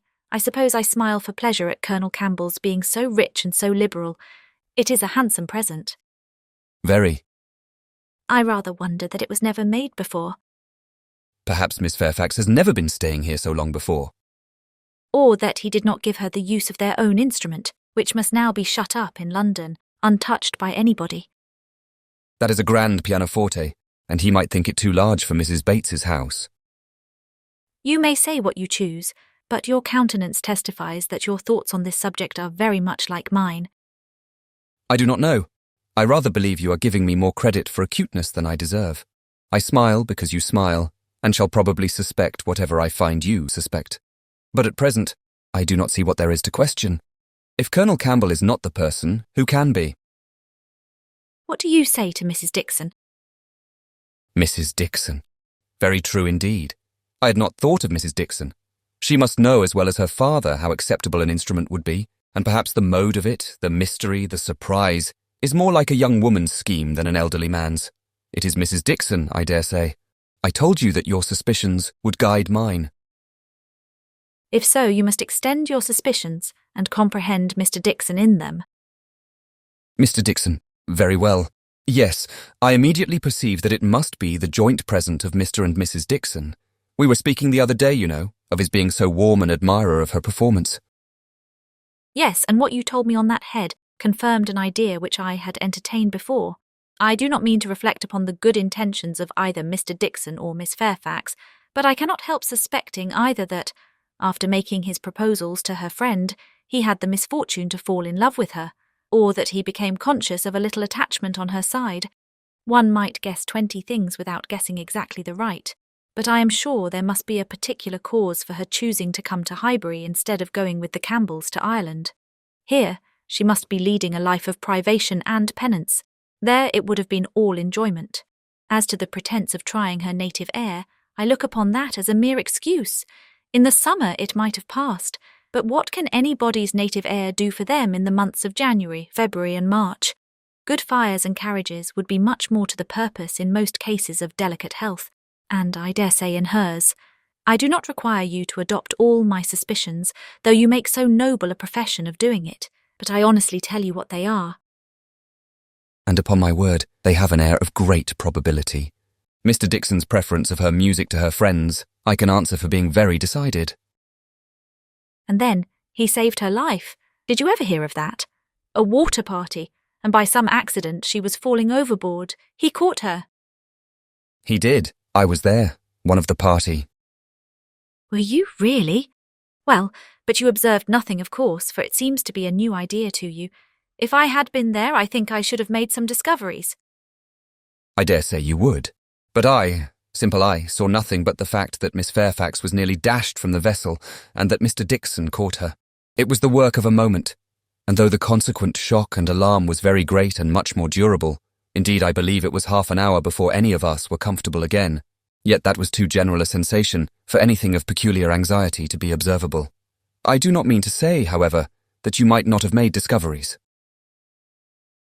The conversation was here interrupted. They were called on to share in the awkwardness of a rather long interval between the courses and obliged to be as formal and as orderly as the others. But when the table was again safely covered, when every corner dish was placed exactly right and occupation and ease were generally restored, Emma said, "The arrival of this pianoforte is decisive with me. I wanted to know a little more, and this tells me quite enough. Depend upon it, we shall soon hear that it is a present from Mr. and Mrs. Dixon." And if the Dixons should absolutely deny all knowledge of it, we must conclude it to come from the Campbells. "No, I am sure it is not from the Campbells. Miss Fairfax knows it is not from the Campbells, or they would have been guessed at first. She would not have been puzzled had she dared fix on them. I may not have convinced you, perhaps, but I am perfectly convinced myself that Mr. Dixon is a principal in the business." Indeed, you injure me, if you suppose me unconvinced. Your reasonings carry my judgment along with them entirely. At first, while I supposed you satisfied that Colonel Campbell was the giver, I saw it only as paternal kindness, and thought it the most natural thing in the world. But when you mentioned Mrs. Dixon, I felt how much more probable that it should be the tribute of warm female friendship, and now I can see it in no other light than as an offering of love. There was no occasion to press the matter farther. The conviction seemed real. He looked as if he felt it. She said no more, other subjects took their turn, and the rest of the dinner passed away. The dessert succeeded. The children came in, and were talked to and admired amid the usual rate of conversation. A few clever things said, a few downright silly, but by much the larger proportion neither the one nor the other. Nothing worse than everyday remarks, dull repetitions, old news, and heavy jokes. The ladies had not been long in the drawing-room before the other ladies in their different divisions arrived.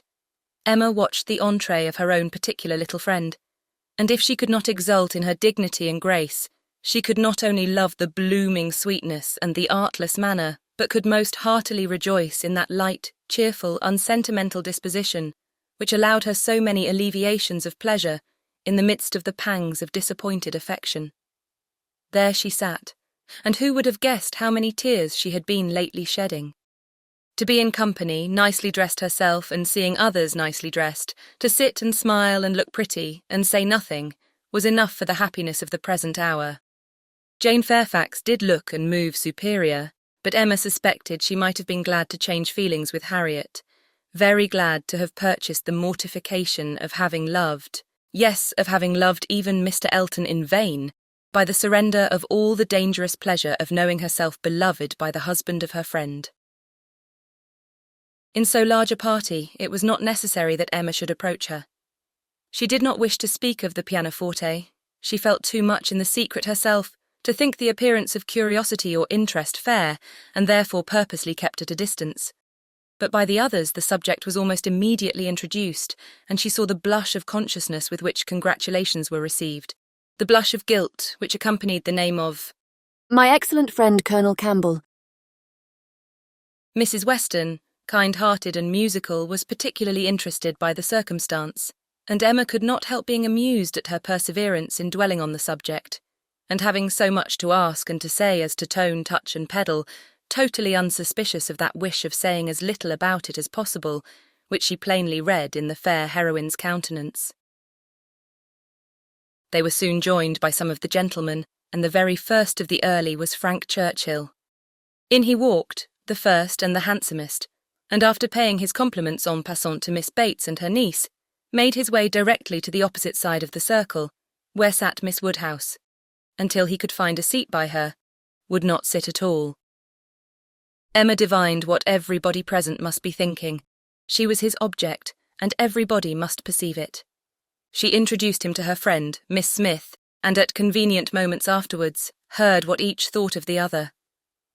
He had never seen so lovely a face, and was delighted with her naivete. And she, only to be sure it was paying him too great a compliment, but she did think there were some looks a little like Mr. Elton. Emma restrained her indignation, and only turned from her in silence. Smiles of intelligence passed between her and the gentleman on first glancing towards Miss Fairfax, but it was most prudent to avoid speech. He told her that he had been impatient to leave the dining-room, hated sitting long, was always the first to move when he could, that his father, Mr. Knightley, Mr. Cox, and Mr. Cole were left very busy over parish business, that as long as he had stayed, however, it had been pleasant enough, as he had found them in general a set of gentlemanlike, sensible men, and spoke so handsomely of Highbury altogether, thought it so abundant in agreeable families, that Emma began to feel she had been used to despise the place rather too much. She questioned him as to the society in Yorkshire, the extent of the neighbourhood about Enscombe and the sort, and could make out from his answers that, as far as Enscombe was concerned, there was very little going on, that their visitings were among a range of great families, none very near, and that even when days were fixed and invitations accepted, it was an even chance that Mrs. Churchill were not in health and spirits for going, that they made a point of visiting no fresh person, and that, though he had his separate engagements, it was not without difficulty, without considerable address at times, that he could get away, or introduce an acquaintance for a night. She saw that Enscombe could not satisfy, and that Highbury, taken at its best, might reasonably please a young man who had more retirement at home than he liked. His importance at Enscombe was very evident. He did not boast, but it naturally betrayed itself that he had persuaded his aunt where his uncle could do nothing, and on her laughing and noticing it, he owned that he believed, excepting 1 or 2 points, he could with time persuade her to anything. One of those points on which his influence failed he then mentioned. He had wanted very much to go abroad, had been very eager indeed to be allowed to travel, but she would not hear of it. This had happened the year before. Now, he said, he was beginning to have no longer the same wish. The unpersuadable point, which he did not mention, Emma guessed to be good behaviour to his father. I have made a most wretched discovery, said he after a short pause. I have been here a week tomorrow, half my time. I never knew days fly so fast. A week tomorrow. And I have hardly begun to enjoy myself, but just got acquainted with Mrs. Weston and others. I hate the recollection. Perhaps you may now begin to regret that you spent one whole day out of so few in having your hair cut. No, said he, smiling. That is no subject of regret at all. I have no pleasure in seeing my friends, unless I can believe myself fit to be seen. The rest of the gentlemen being now in the room, Emma found herself obliged to turn from him for a few minutes and listen to Mr. Cole. When Mr. Cole had moved away, and her attention could be restored as before, she saw Frank Churchill looking intently across the room at Miss Fairfax, who was sitting exactly opposite. "What is the matter?" said she. He started. Thank you for rousing me, he replied. I believe I have been very rude, but really Miss Fairfax has done her hair in so odd a way, so very odd a way, that I cannot keep my eyes from her. I never saw anything so outre. Those curls. This must be a fancy of her own. I see nobody else looking like her. I must go and ask her whether it is an Irish fashion. Shall I? Yes, I will. I declare I will. And you shall see how she takes it, whether she colours. He was gone immediately, and Emma soon saw him standing before Miss Fairfax and talking to her, but as to its effect on the young lady, as he had improvidently placed himself exactly between them, exactly in front of Miss Fairfax, she could absolutely distinguish nothing. Before he could return to his chair, it was taken by Mrs. Weston. This is the luxury of a large party, said she. One can get near everybody and say everything. My dear Emma, I am longing to talk to you. I have been making discoveries and forming plans just like yourself, and I must tell them while the idea is fresh. Do you know how Miss Bates and her niece came here? How? They were invited, were not they? Oh, yes, but how they were conveyed hither, the manner of their coming. They walked, I conclude. How else could they come? Very true. Well, a little while ago it occurred to me how very sad it would be to have Jane Fairfax walking home again, late at night, and cold as the nights are now. And as I looked at her, though I never saw her appear to more advantage, it struck me that she was heated, and would therefore be particularly liable to take cold. Poor girl, I could not bear the idea of it. So as soon as Mr. Weston came into the room and I could get at him, I spoke to him about the carriage. You may guess how readily he came into my wishes, and having his approbation, I made my way directly to Miss Bates to assure her that the carriage would be at her service before it took us home, for I thought it would be making her comfortable at once. Good soul, she was as grateful as possible, you may be sure. Nobody was ever so fortunate as herself, but with many, many thanks. There was no occasion to trouble us, for Mr. Knightley's carriage had brought, and was to take them home again. I was quite surprised. Very glad, I am sure, but really quite surprised. Such a very kind attention, and so thoughtful an attention, the sort of thing that so few men would think of. And in short, from knowing his usual ways, I am very much inclined to think that it was for their accommodation the carriage was used at all. I do suspect he would not have had a pair of horses for himself, and that it was only as an excuse for assisting them. Very likely, said Emma. Nothing more likely. I know no man more likely than Mr. Knightley to do the sort of thing, to do anything really good-natured, useful, considerate, or benevolent. He is not a gallant man, but he is a very humane one, and this, considering Jane Fairfax's ill health, would appear a case of humanity to him. And for an act of unostentatious kindness, there is nobody whom I would fix on more than on Mr. Knightley. I know he had horses today, for we arrived together, and I laughed at him about it, but he said not a word that could betray. Well, said Mrs. Weston, smiling, you give him credit for more simple, disinterested benevolence in this instance than I do, for while Miss Bates was speaking, a suspicion darted into my head, and I have never been able to get it out again. The more I think of it, the more probable it appears. In short, I have made a match between Mr. Knightley and Jane Fairfax. See the consequence of keeping you company. What do you say to it? Mr. Knightley and Jane Fairfax, exclaimed Emma. Dear Mrs. Weston, how could you think of such a thing? Mr. Knightley must not marry. You would not have little Henry cut out from Donwell. Oh, no, Henry must have Donwell. I cannot at all consent to Mr. Knightley's marrying, and I am sure it is not at all likely. I am amazed that you should think of such a thing. My dear Emma, I have told you what led me to think of it. I do not want the match. I do not want to injure dear little Henry. But the idea has been given me by circumstances. And if Mr. Knightley really wished to marry, you would not have him refrain on Henry's account, a boy of 6 years old, who knows nothing of the matter. Yes, I would. I could not bear to have Henry supplanted. Mr. Knightley marry. No, I have never had such an idea, and I cannot adopt it now. And Jane Fairfax, too, of all women. Nay, she has always been a first favourite with him, as you very well know. But the imprudence of such a match. I am not speaking of its prudence, merely its probability. I see no probability in it unless you have any better foundation than what you mention. His good nature, his humanity, as I tell you, would be quite enough to account for the horses. He has a great regard for the Bateses, you know, independent of Jane Fairfax, and is always glad to show them attention. My dear Mrs. Weston, do not take to matchmaking. You do it very ill. Jane Fairfax, mistress of the Abbey. Oh, no, every feeling revolts. For his own sake, I would not have him do so mad a thing. Imprudent, if you please, but not mad. Excepting inequality of fortune and perhaps a little disparity of age, I can see nothing unsuitable. But Mr. Knightley does not want to marry. I am sure he has not the least idea of it. Do not put it into his head. Why should he marry? He is as happy as possible by himself, with his farm, and his sheep, and his library, and all the parish to manage, and he is extremely fond of his brother's children. He has no occasion to marry, either to fill up his time or his heart. My dear Emma, as long as he thinks so, it is so.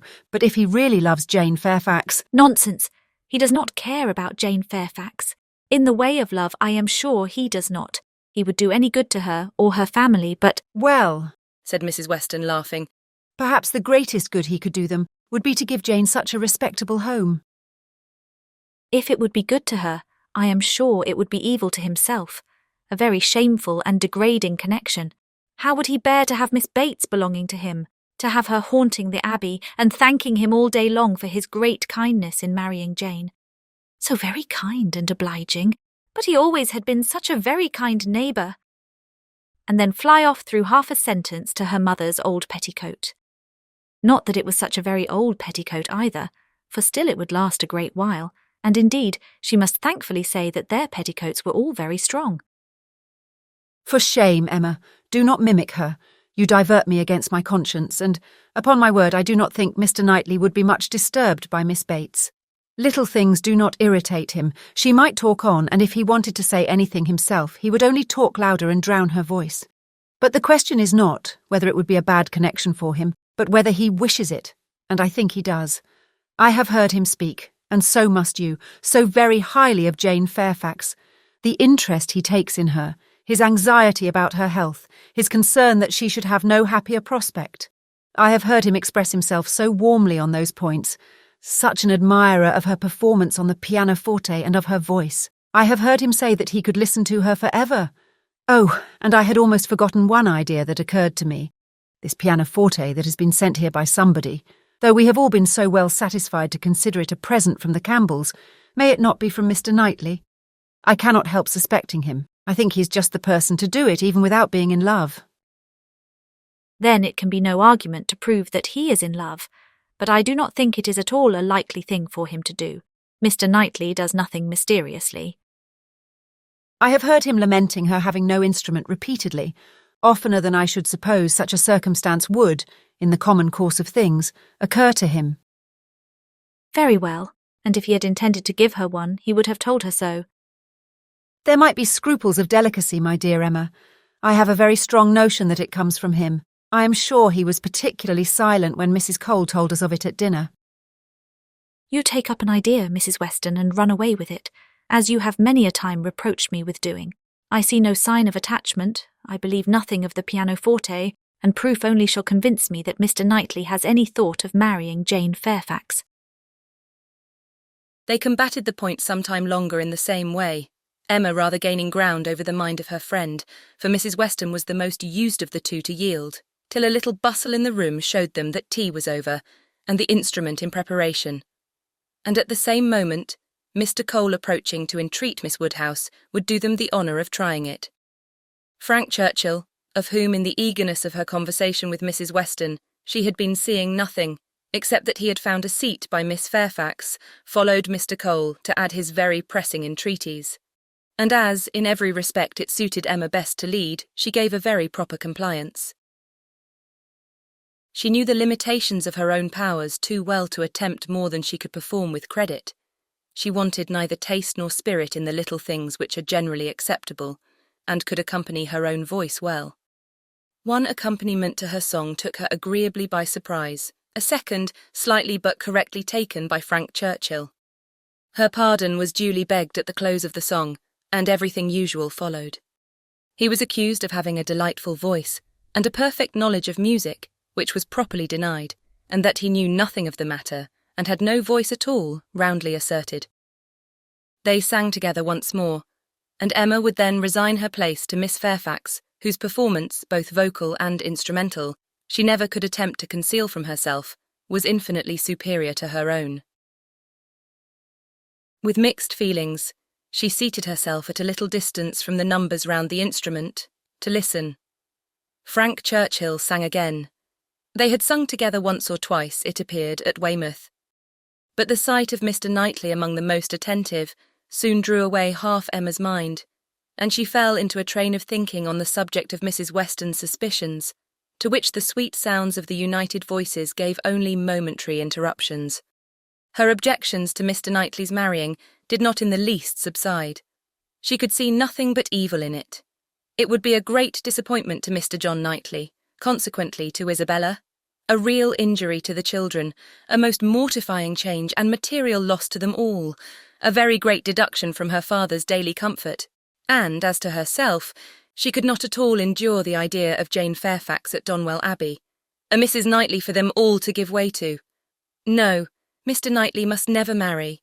Little Henry must remain the heir of Donwell. Presently Mr. Knightley looked back and came and sat down by her. They talked at first only of the performance. His admiration was certainly very warm, yet she thought, but for Mrs. Weston, it would not have struck her. As a sort of touchstone, however, she began to speak of his kindness in conveying the aunt and niece, and though his answer was in the spirit of cutting the matter short, she believed it to indicate only his disinclination to dwell on any kindness of his own. I often feel concerned, said she, that I dare not make our carriage more useful on such occasions.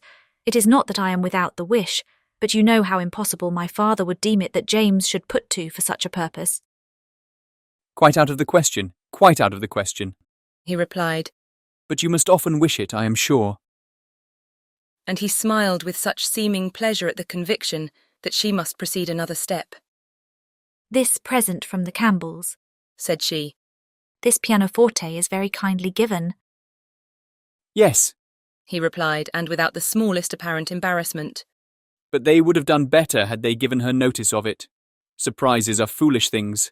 The pleasure is not enhanced, and the inconvenience is often considerable. I should have expected better judgment in Colonel Campbell. From that moment, Emma could have taken her oath that Mr. Knightley had had no concern in giving the instrument, but whether he were entirely free from peculiar attachment, whether there were no actual preference, remained a little longer doubtful. Towards the end of Jane's second song, her voice grew thick. That will do, said he when it was finished, thinking aloud. You have sung quite enough for one evening, now be quiet. Another song, however, was soon begged for. One more. They would not fatigue Miss Fairfax on any account, and would only ask for one more. And Frank Churchill was heard to say, I think you could manage this without effort. The first part is so very trifling. The strength of the song falls on the second. Mr. Knightley grew angry. That fellow, said he indignantly, thinks of nothing but showing off his own voice. This must not be. And touching Miss Bates, who at that moment passed near, Miss Bates, are you mad to let your niece sing herself hoarse in this manner? Go and interfere. They have no mercy on her. Miss Bates, in her real anxiety for Jane, could hardly stay even to be grateful before she stepped forward and put an end to all farther singing. Here ceased the concert part of the evening, for Miss Woodhouse and Miss Fairfax were the only young lady performers, but soon, within 5 minutes, the proposal of dancing, originating nobody exactly knew where, was so effectually promoted by Mr. and Mrs. Cole that everything was rapidly clearing away to give proper space. Mrs. Weston, capital in her country dances, was seated and beginning an irresistible waltz, and Frank Churchill, coming up with most becoming gallantry to Emma, had secured her hand and led her up to the top. While waiting till the other young people could pair themselves off, Emma found time, in spite of the compliments she was receiving on her voice and her taste, to look about and see what became of Mr. Knightley. This would be a trial. He was no dancer in general. If he were to be very alert in engaging Jane Fairfax now, it might augur something. There was no immediate appearance. No, he was talking to Mrs. Cole. He was looking on unconcerned. Jane was asked by somebody else, and he was still talking to Mrs. Cole. Emma had no longer an alarm for Henry. His interest was yet safe, and she led off the dance with genuine spirit and enjoyment. Not more than 5 couple could be mustered, but the rarity and the suddenness of it made it very delightful, and she found herself well matched in a partner. They were a couple worth looking at. 2 dances, unfortunately, were all that could be allowed. It was growing late, and Miss Bates became anxious to get home on her mother's account. After some attempts, therefore, to be permitted to begin again, they were obliged to thank Mrs. Weston, look sorrowful, and have done. Perhaps it is as well, said Frank Churchill, as he attended Emma to her carriage. I must have asked Miss Fairfax, and her languid dancing would not have agreed with me after yours. Chapter 9. Emma did not repent her condescension in going to the Coles. The visit afforded her many pleasant recollections the next day, and all that she might be supposed to have lost on the side of dignified seclusion must be amply repaid in the splendour of popularity. She must have delighted the Coles, worthy people who deserved to be made happy, and left a name behind her that would not soon die away. Perfect happiness, even in memory, is not common, and there were 2 points on which she was not quite easy. She doubted whether she had not transgressed the duty of woman by woman in betraying her suspicions of Jane Fairfax's feelings to Frank Churchill. It was hardly right, but it had been so strong an idea that it would escape her, and his submission to all that she told was a compliment to her penetration, which made it difficult for her to be quite certain that she ought to have held her tongue. The other circumstance of regret related also to Jane Fairfax, and there she had no doubt. She did unfeignedly and unequivocally regret the inferiority of her own playing and singing. She did most heartily grieve over the idleness of her childhood, and sat down and practised vigorously an hour and a half. She was then interrupted by Harriet's coming in, and if Harriet's praise could have satisfied her, she might soon have been comforted. "Oh, if I could but play as well as you and Miss Fairfax." Don't class us together, Harriet. My playing is no more like hers than a lamp is like sunshine. "Oh dear, I think you play the best of the two. I think you play quite as well as she does. I'm sure I had much rather hear you. Everybody last night said how well you played." Those who knew anything about it must have felt the difference. The truth is, Harriet, that my playing is just good enough to be praised, but Jane Fairfax's is much beyond it. "Well, I always shall think that you play quite as well as she does, or that if there is any difference nobody would ever find it out. Mr. Cole said how much taste you had, and Mr. Frank Churchill talked a great deal about your taste, and that he valued taste much more than execution." Ah, but Jane Fairfax has them both, Harriet. "Are you sure? I saw she had execution, but I did not know she had any taste. Nobody talked about it. And I hate Italian singing.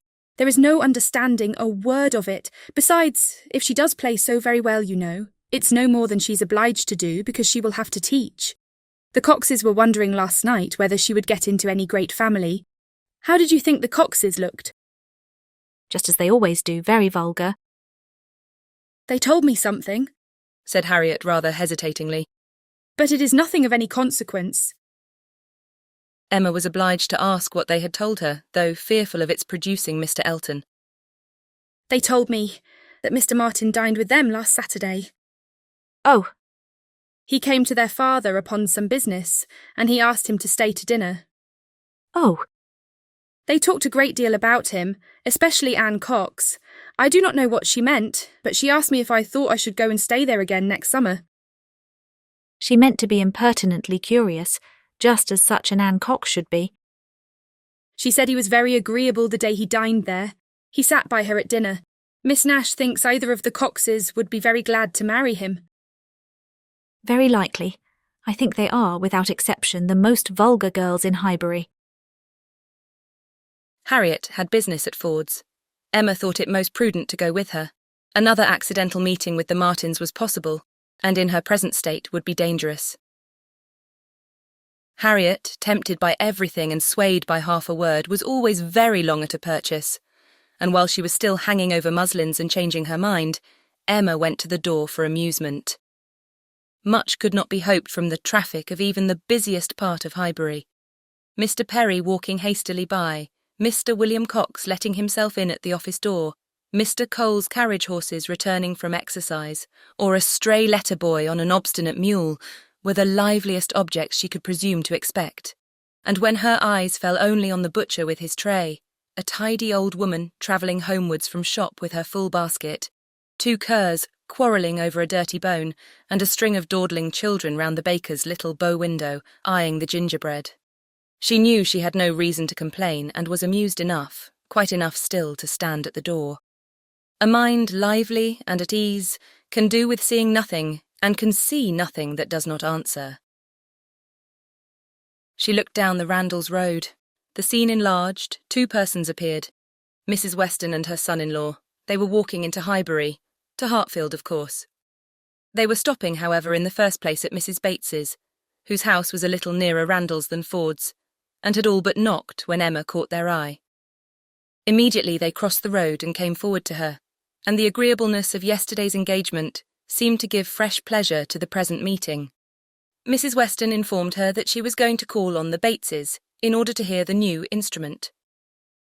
"For my companion tells me," said she, "that I absolutely promised Miss Bates last night that I would come this morning. I was not aware of it myself. I did not know that I had fixed a day, but as he says I did, I am going now."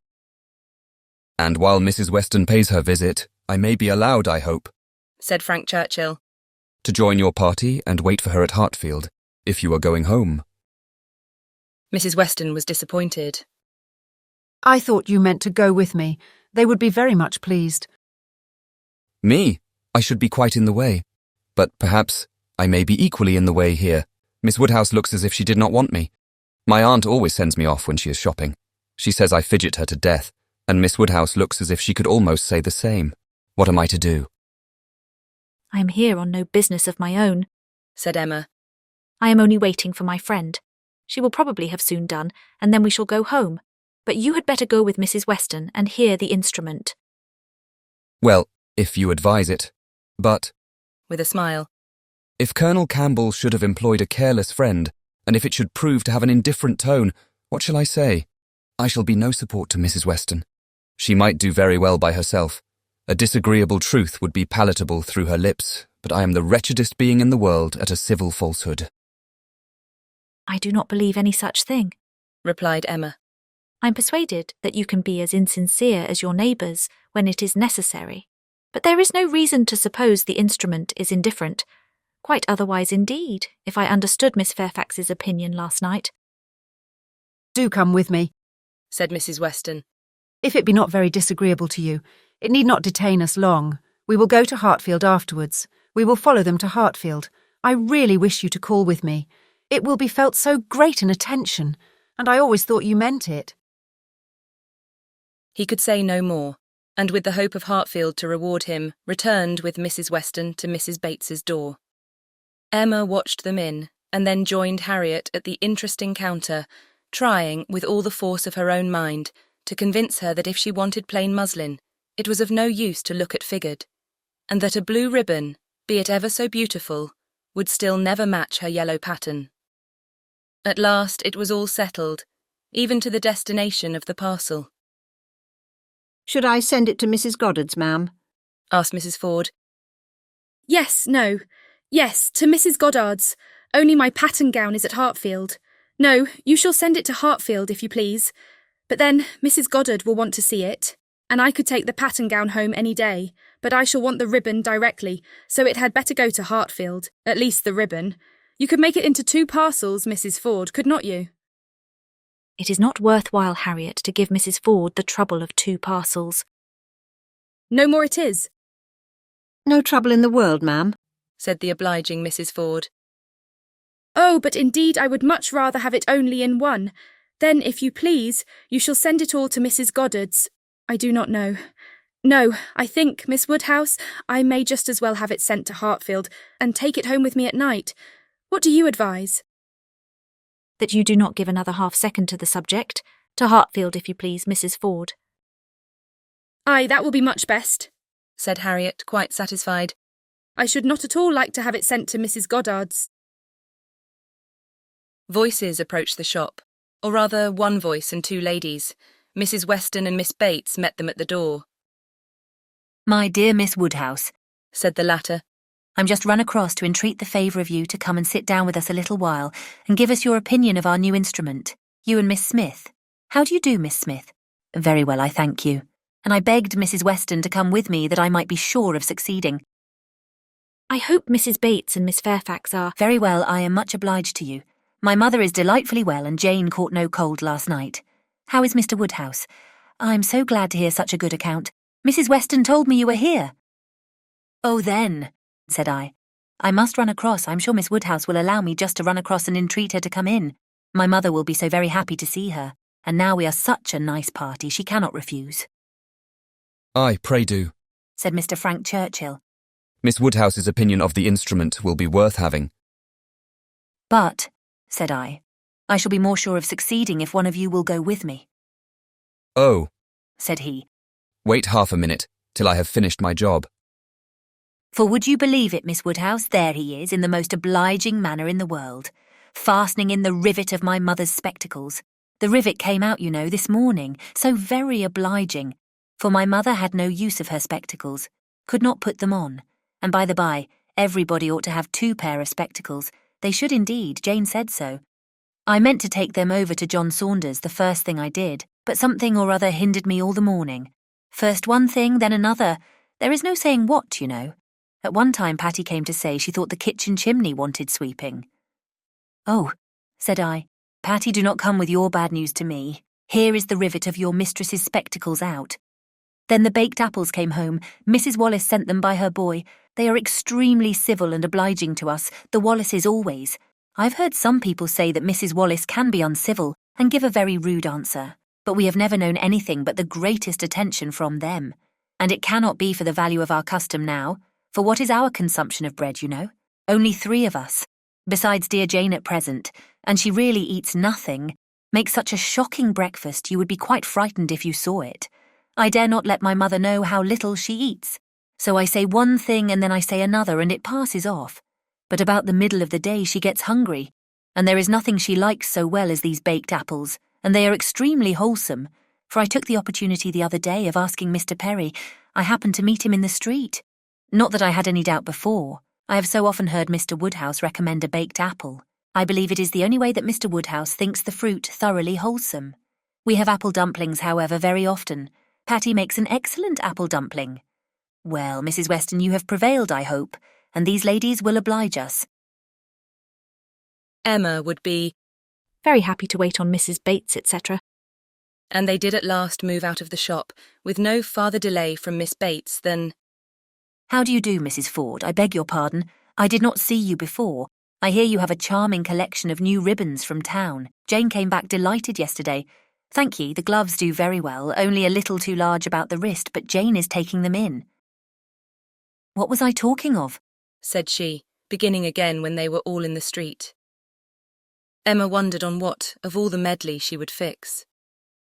I declare I cannot recollect what I was talking of. Oh, my mother's spectacles. So very obliging of Mr. Frank Churchill.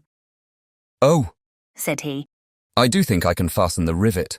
I like a job of this kind excessively. Which you know showed him to be so very. Indeed, I must say that much as I had heard of him before, and much as I had expected, he very far exceeds anything. I do congratulate you, Mrs. Weston, most warmly. He seems everything the fondest parent could. Oh, said he, I can fasten the rivet. I like a job of that sort excessively. I never shall forget his manner.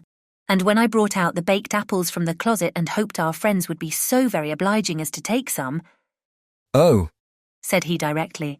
There is nothing in the way of fruit half so good, and these are the finest-looking home-baked apples I ever saw in my life.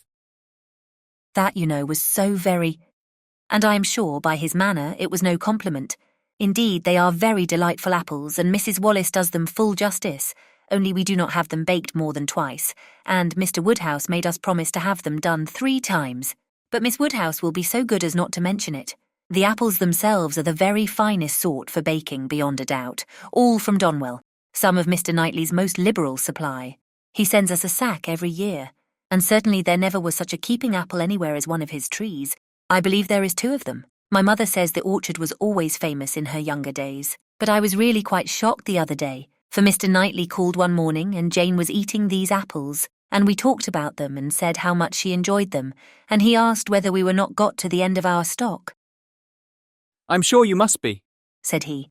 And I will send you another supply, for I have a great many more than I can ever use. William Larkins let me keep a larger quantity than usual this year. I will send you some more before they get good for nothing. So I begged he would not, for really as to ours being gone, I could not absolutely say that we had a great many left.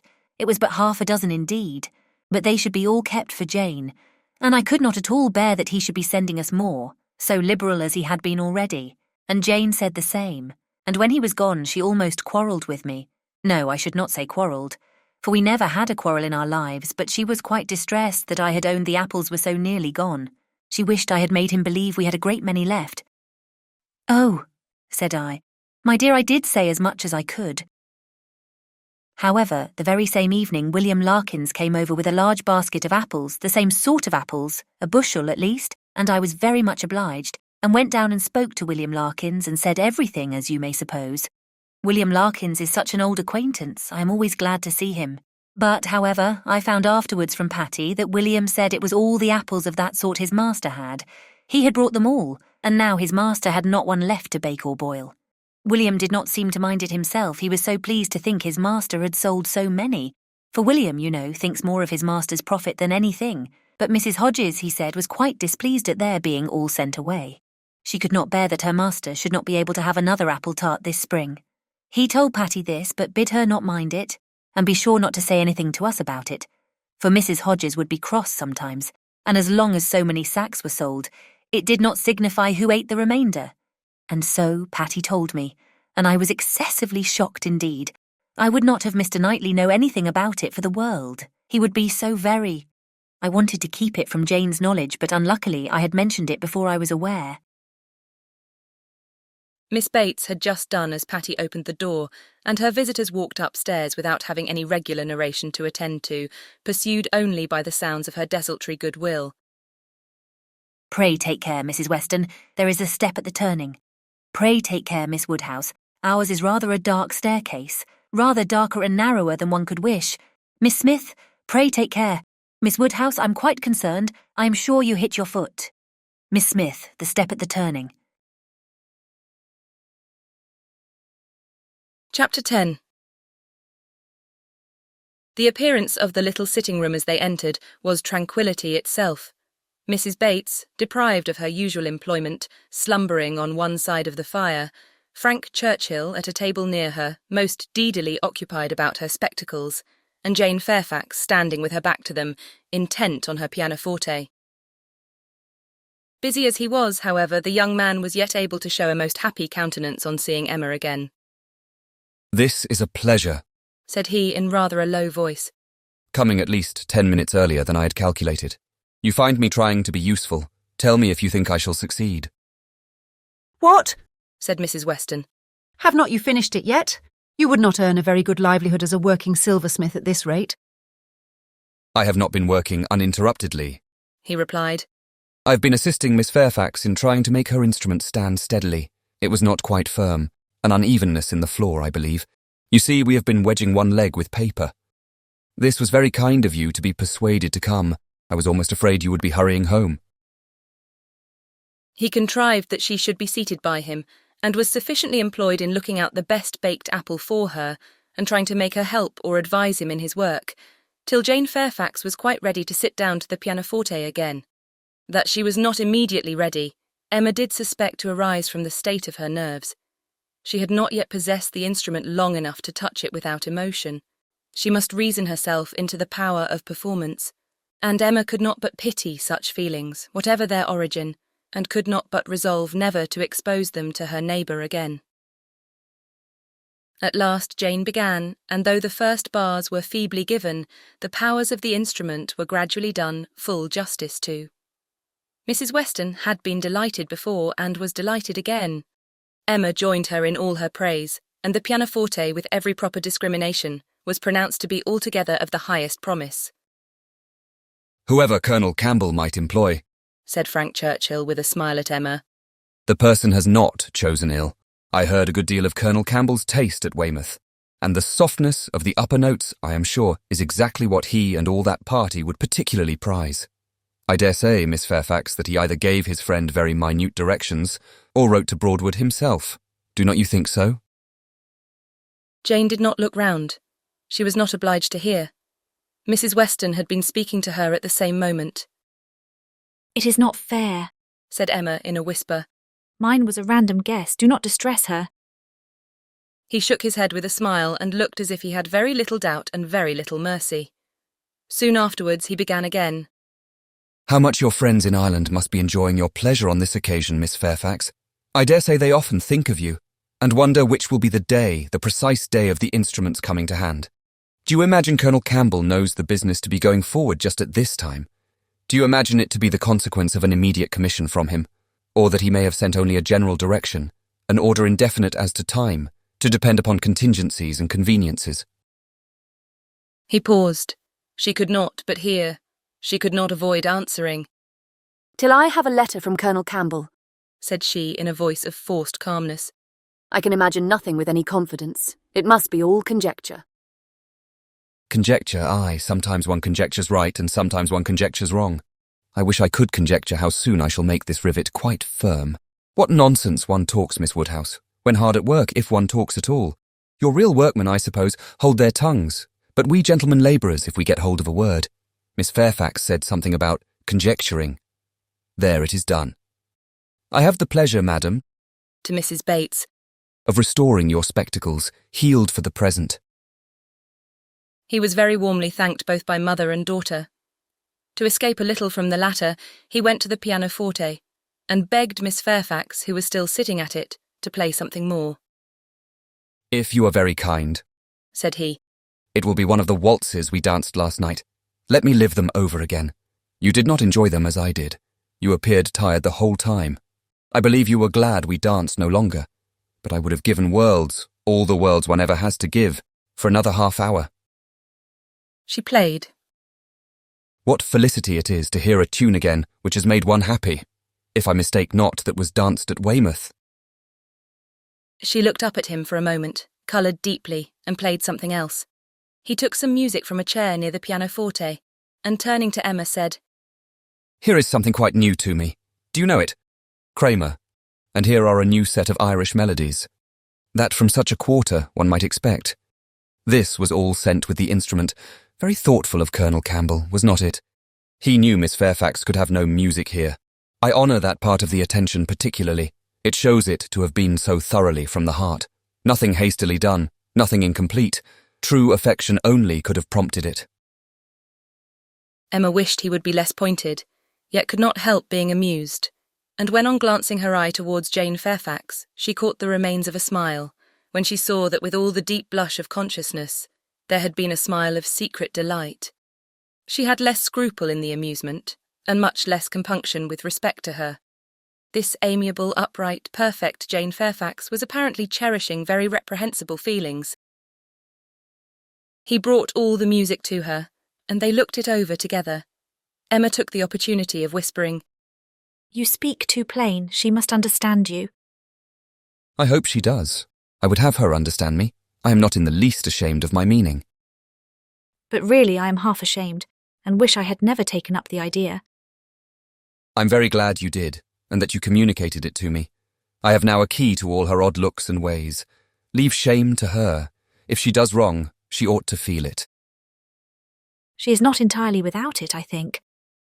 "I do not see much sign of it. She is playing Robin Adair at this moment, his favourite."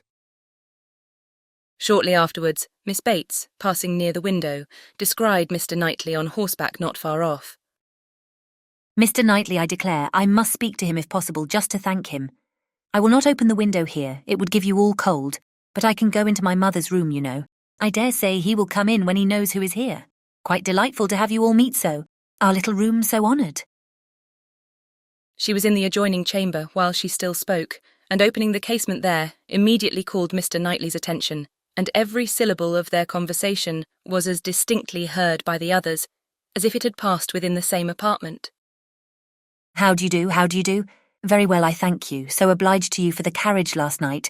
We were just in time. My mother just ready for us. Pray come in, do come in. You will find some friends here." So began Miss Bates, and Mr. Knightley seemed determined to be heard in his turn, for most resolutely and commandingly did he say, "How is your niece, Miss Bates? I want to inquire after you all, but particularly your niece. How is Miss Fairfax? I hope she caught no cold last night. How is she today? Tell me how Miss Fairfax is." And Miss Bates was obliged to give a direct answer before he would hear her in anything else. The listeners were amused, and Mrs. Weston gave Emma a look of particular meaning, but Emma still shook her head in steady scepticism. "So obliged to you, so very much obliged to you for the carriage," resumed Miss Bates. He cut her short with, "I'm going to Kingston. Can I do anything for you?" "Oh dear, Kingston, are you? Mrs. Cole was saying the other day she wanted something from Kingston." "Mrs. Cole has servants to send. Can I do anything for you?" "No, I thank you, but do come in. Who do you think is here? Miss Woodhouse and Miss Smith, so kind as to call to hear the new pianoforte. Do put up your horse at the Crown and come in." "Well," said he in a deliberating manner, "for 5 minutes, perhaps." "And here is Mrs. Weston and Mr. Frank Churchill, too. Quite delightful, so many friends." "No, not now, I thank you. I could not stay 2 minutes. I must get on to Kingston as fast as I can." "Oh, do come in. They will be so very happy to see you." No, your room is full enough. I will call another day and hear the pianoforte." "Well, I am so sorry. Oh, Mr. Knightley, what a delightful party last night. How extremely pleasant. Did you ever see such dancing? Was not it delightful? Miss Woodhouse and Mr. Frank Churchill. I never saw anything equal to it." "Oh, very delightful indeed. I can say nothing less. for I suppose Miss Woodhouse and Mr. Frank Churchill are hearing everything that passes. And, raising his voice still more, I do not see why Miss Fairfax should not be mentioned too. I think Miss Fairfax dances very well, and Mrs. Weston is the very best country dance player without exception in England. Now, if your friends have any gratitude, they will say something pretty loud about you and me in return, but I cannot stay to hear it. Oh, Mr. Knightley, one moment more. Something of consequence. So shocked. Jane and I are both so shocked about the apples. What is the matter now? To think of your sending us all your store apples? You said you had a great many, and now you have not one left. We really are so shocked. Mrs. Hodges may well be angry. William Larkins mentioned it here. You should not have done it, indeed you should not. Ah, he is off. He never can bear to be thanked, but I thought he would have stayed now, and it would have been a pity not to have mentioned. Well, returning to the room, I have not been able to succeed. Mr. Knightley cannot stop. He is going to Kingston. He asked me if he could do anything. Yes, said Jane. we heard his kind offers. We heard everything. Oh, yes, my dear. I dare say you might, because you know the door was open and the window was open, and Mr. Knightley spoke loud. You must have heard everything, to be sure. Can I do anything for you at Kingston? Said he, so I just mentioned, Oh, Miss Woodhouse, must you be going? You seem but just come, so very obliging of you. Emma found it really time to be at home. The visit had already lasted long, and on examining watches, so much of the morning was perceived to be gone that Mrs. Weston and her companion taking leave also could allow themselves only to walk with the two young ladies to Hartfield gates before they set off for Randalls. This concludes part 1 of Emma by Jane Austen. Please continue to part 2. Link in description.